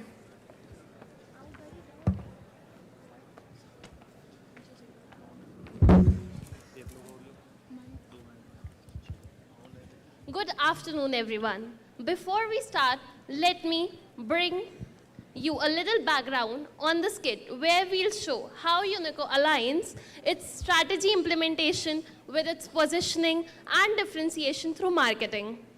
Now, without further ado, let me help you meet my talented team members who are going to bring the skit to life. Gurjot, the CEO, the visionary behind Unico. Nayan is the marketing head. Manas, the customer, price-conscious but eco-curious consumer. Anshika, a popular social media influencer. Welcome, everyone. Today, we take you inside Unico's office where the team is planning their next big marketing move. With the rise of social media, how can Unico make sustainability cool and drive real engagement? Let's find out. All right, Nan, we know our eco-friendly products are great, but people still hesitate to buy them. How to fix that? That's where Anshika comes in. Influencer marketing is one of the best ways to connect with the younger audience. Anshika, please tell us, how can we connect with the younger audience? Yeah, sure. This is, the key is challenges. People don't want to listen lectures about plastic waste. They want some relatable content and fun.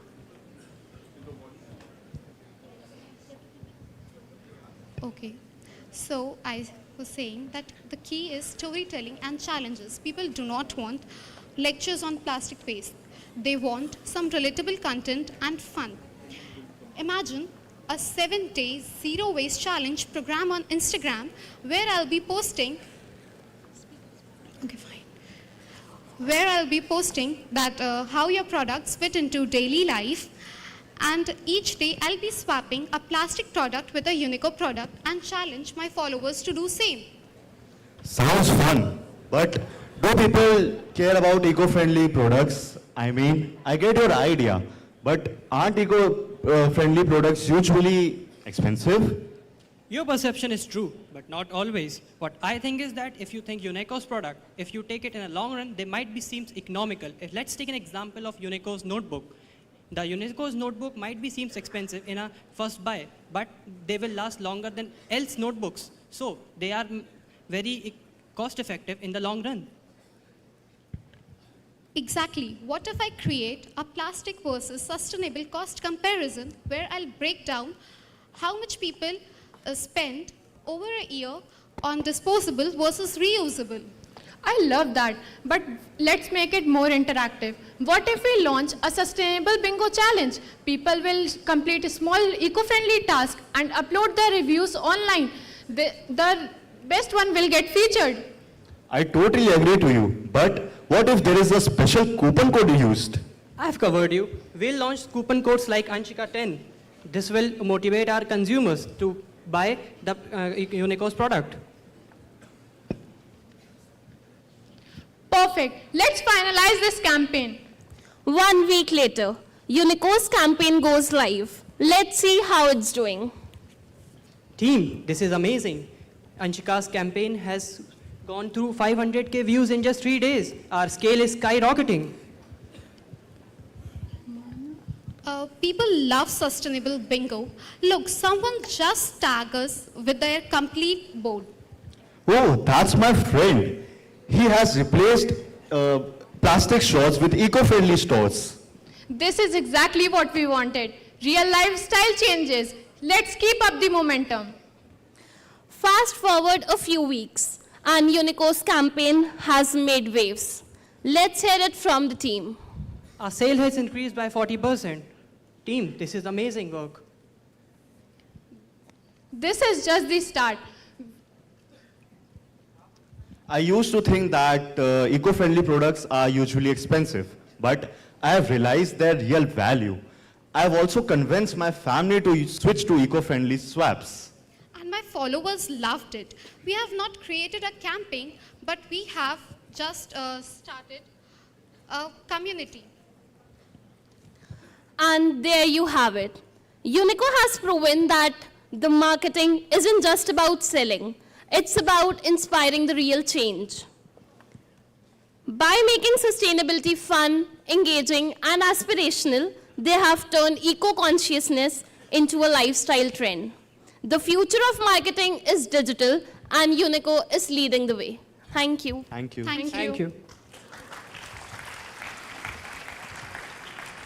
Very engaging. They used a different form of answering their questions. What was that? Skit, performing arts. So you see how incorporating performing arts into management, this is where your learning converges.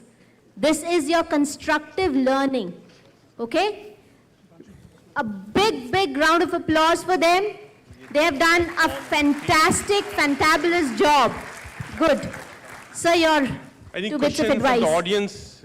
Did you understand what they were talking about? They're talking about that business is not just selling the product. You're just not passing the product from the producer to the consumer, but you're actually building a community. You're creating, and as you see, social media has become very, you can scale up with very low cost, you know. So that's an advantage. And value is, what is value, students? Anyone can tell what you mean by value. Value means the benefits. When you are divided by cost, it should be positive, you know. You're solving a problem. And these students are you students, you know. You have improved your problem solving skills. You have improved your analytical skills. You have improved your business skills. You have got self-motivation now. And the most important thing is the passion inside is with you, you know. We are here to grow you. We are here to nurture you. We want you to not get hired, but you should be hiring others, you know. That is our ultimate goal. Will you be working with us, students? You want me to write another case writing for you, students? Yeah. Cartoons were made by the students. Okay, we want you, and I remember, as Ma'am Surbi told, that they got job opportunities because they did something more than just doing the degrees, you know. Take that advantage. Time is very less, okay? Next group, please. Can we have the last group? So audience, this is actually the last group, so be happy. Yeah, I could hear that. I could sense that the butterflies in your stomach, I can hear it loud and clear on the stage as well. So just a couple of more minutes and then we'll be done.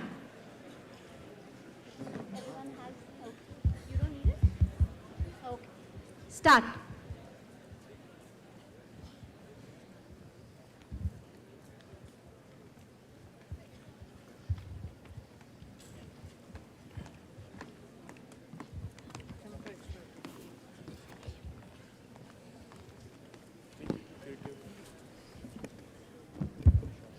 Sustainability in business isn't an option, it's the future.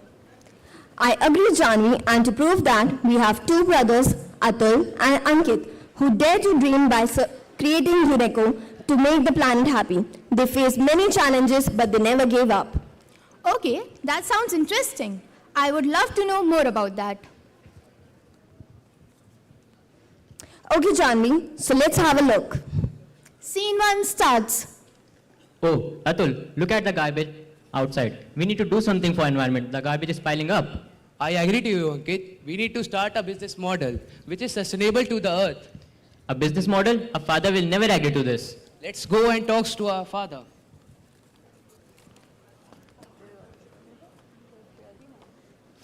Father, we need your help. We need to start a business for earth. It's for environment. What? Are you guys being serious right now? Jobs are more stable now. Do whatever you want to do. I am not going to invest a single penny in this business. But father, this is for a future. It is just not a business. It will be a legacy. No, just go away. I am not going to help you. Oh, I feel so bad for them. Yes, Janvi, but business is not everyone's cup of tea. It requires consistency. Consistency that the brothers surely had, which brought them recognition from people. Talking about business, it's very important for a company to measure its performance. That's where KPI comes in. Now, starting with the scene 2, let's see how UNESCO measures its performance. Oh, here comes the investor. I am fascinated by your company's vision and mission. So let's talk about numbers. So tell me how you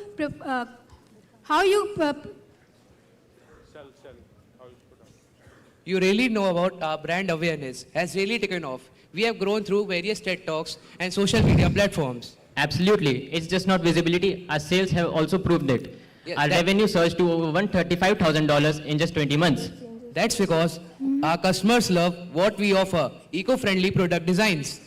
Exactly. And we are keep innovating. From plantable stationery to biodegradable gifts, we are constantly improving in the market. We have now become India's $30 billion gifting industry. Our 95% of our packaging is biodegradable. We have also provided the jobs to the needy communities. And no, because we are also struggling in scaling up. I know. I would like to show some of the company stats. From here you can see our revenue rose. Our revenue in 2019 was $5,000.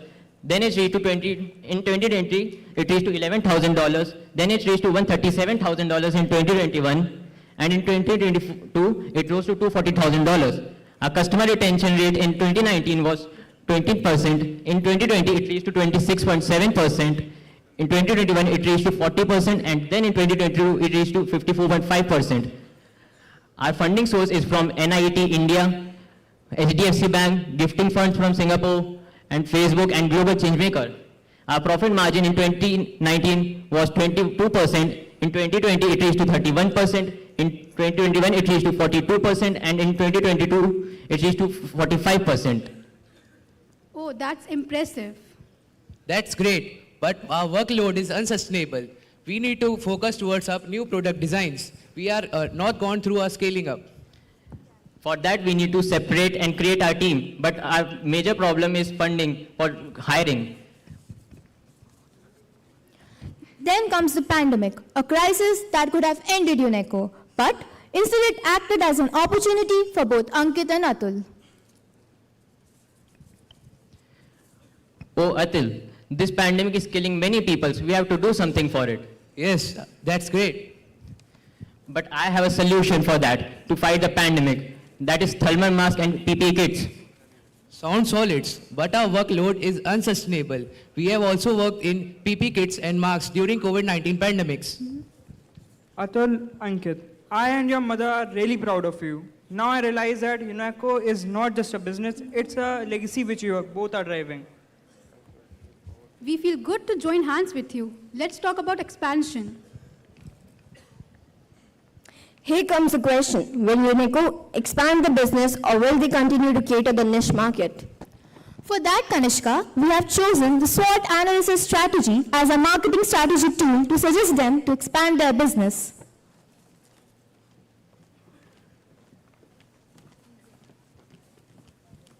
SWOT analysis for UNESCO are strengths. It is a sustainable driven brand. The social impact of creating employment opportunities. Weaknesses, limited financial resources, lack of brand awareness in the market. Upcoming opportunities can be rising demand of sustainable products, e-commerce expansion, government and NGO support. Threats faced by the company, competition market. Competitors offering cheaper alternatives can be a huge threat for the company. After analyzing the SWOT, according to us, UNESCO has the resources, scalability, expertise to adapt to a broader market. A careful expansion can be an excellent way to grow. They could start with diversifying before fully expanding into mass market territories. Thank you. Coming to our ending, I would like to give you all a brief strategic plan, which we see from our eyes. First of all, UNESCO should hire a small team to handle logistics and marketing support, because both Ankit and Atul handle everything like operations, marketing, logistics, leading them to exhaustion and inefficiency. Second, expand to Tier 2 and Tier 3 cities, localize market research and consumer insights, strengthening distribution and retail partnership, empowering local communities. Third, increase automation in production to improve efficiency, implementing advanced manufacturing technologies, digital process management, sustainability alignment, eco-friendly automation. By following these steps, UNESCO can significantly enhance its production as well as efficiency, reduce cost, and continue to be a sustainable company. Thank you. What a wonderful way to actually end the session on such a high note. Amazing job, kids, amazing.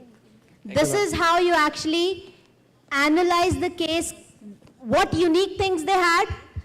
Their backgrounds were also matching to their script. Each one of them was asking the right questions. They had facts to back up their plans. They were focused on not just strength, but weakness, opportunities, and threats as well. So this is how you do a 360 overview of a case, the constructive learning. So the 4 C's, I'll repeat, and so that it cements in your brain. Comprehend,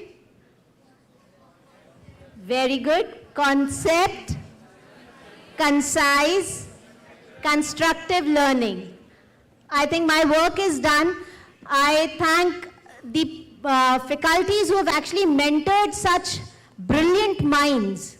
They have outdone from our expectations, simply outdone from our expectations. Sir, your words.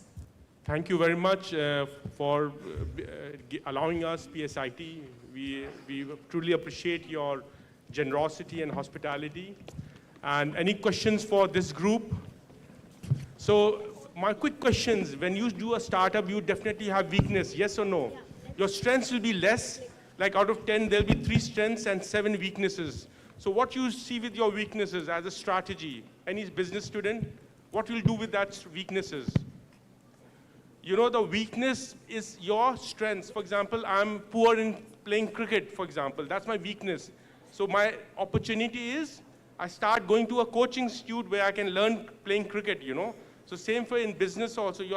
Your weaknesses are your opportunities to improve, you know. So weakness converts into an opportunity, first thing. The second thing which is important is startups. In jobs, you will get a linear growth of your career, okay? You start as a management trainee, then you'll be an officer in some market, and then if you're in marketing perspective, then a mid-level job, and then you'll be general manager and the vice president, okay? Can you hear me? Yeah, so what I'd like to tell you is, the career of your growth, 65 years, then you'll be a VP or president. But in business, it's an exponential growth.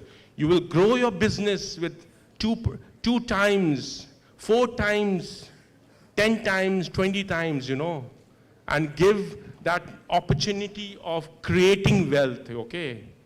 Not earning wealth, you know.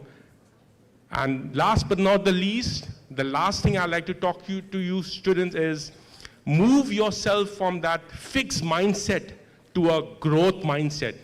And with this, I'd like you students to become another UNESCO from PSIT. Okay, thank you very much. God bless you all. Can we have all the 6 teams here for a group photo, if that's possible? Yeah. The survey has been given, the post-session survey.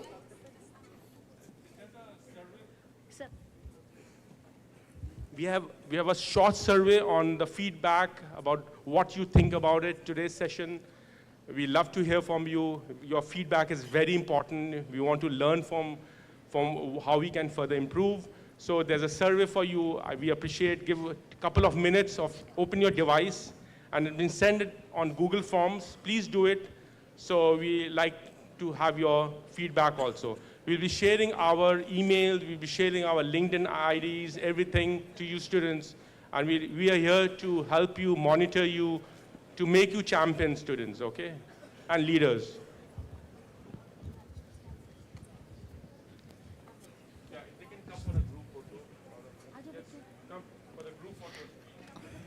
I would like to invite all the faculty members, the mentors, because they have actually done our job easier by, yes. And I would request the director, Dr. Jagwani. Sir, you have a beautiful institute that you are running. I am simply in awe of the whole auditorium. And your faculty members, they have done a beautiful job. And your students, yes, they shine. Kindly, please join on the stage. Your presence on the stage, yes, sir. It'll motivate the ones who are sitting as audience. Please, I request all the faculty members also to please kindly be on the stage, because it is your effort which is now shown on the podium. Good job. Very nice. All 30 of you are stars. And now you have, you are the torch bearers of taking this new way of attempting a case and teaching your fellows. Because I don't want only you grabbing the good packages, right? If the resource person permits, can I ask one question to the audience, if the resource persons permit? Please, sir, stage is yours. So, my dear students, how's the Josh? How's the Josh? How's the Josh? If you don't mind, can I tell you? No. You actually look like a if you go and look at their LinkedIn profiles now, fabulous job. Fabulous meeting you. Same here. My pleasure is mine. I've learned so much. Good job. Yes, Good job. Meeting you. But they will come only when both of you are at the center. Then only they will come. My students have already made a space for you. You have well groomed. You please come in between They us. know कि truck आ रही है. No. Ma'am, it's all because of the faculty colleagues. One single director cannot do anything. I know, but it's a top-down approach. Yeah, please, faculties can. हाँ. Okay, yes, Photo, we'll step on yes, that. Aye, definitely. We'll step. इधर आ जा. Taller ones can stand in the back.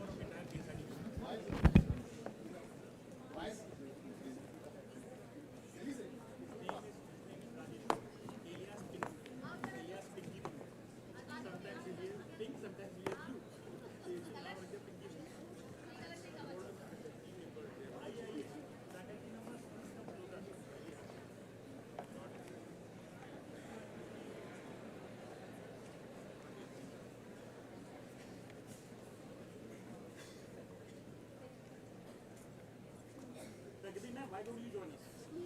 Please join. Dhananjay sir, please. So Vidya ma'am is the head of department DCA and Dhananjay sir is chief proctor. They're all very important. Yeah, he keeps. अरे ma'am इनके कहने पर director चुप रहे आते हैं. हाँ जी, नमस्कार.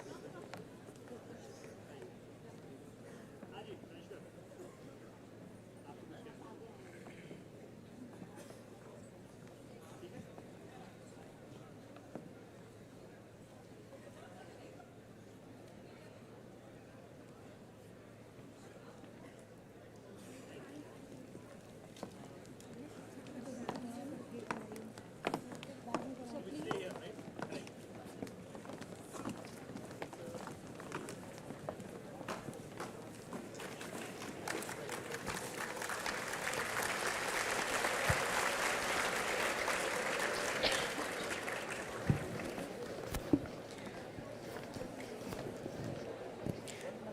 It's now time to felicitate the resource persons of the session. I request Dr. Dhananjay Gupta, Associate Professor and Chief Proctor, PSIT College of Higher Education, to please felicitate Dr. Mohammad Rashid Faridi with a memento. Both of you step forward for the memento. Achha, I just noticed you left the panels over there. Yes. See, that's learning the skill. Beta, sir, there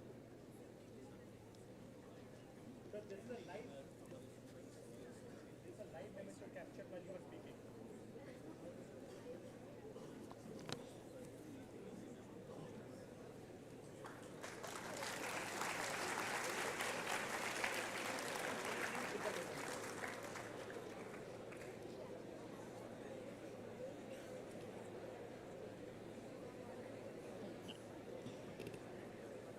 Thank you, sir.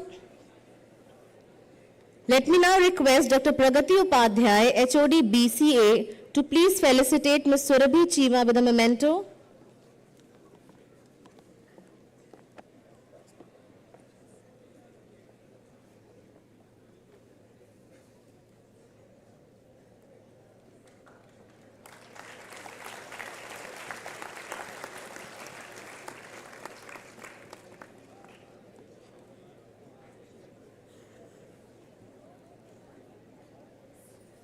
Thank you, ma'am. As we conclude this insightful session of our international conference, I want to extend my heartfelt thanks to our esteemed guests for their invaluable contributions and to the students for their enthusiastic participation. I hope each one of you leaves today with new knowledge, inspiration, and greater sense of leadership. Thank you, everyone. Thank you so much, ma'am. Thank you, sir.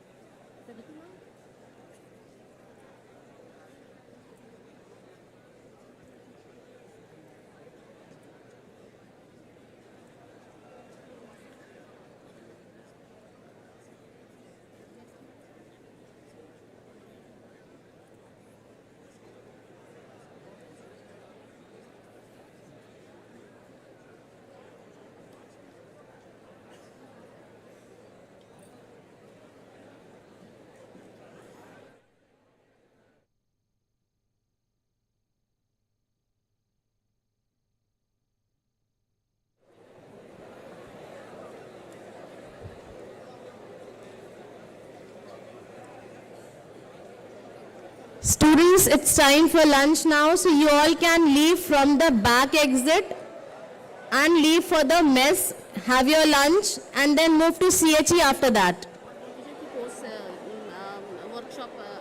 Post-workshop link has to be filled by everybody, all right? After lunch also you can do that, but do it. Okay.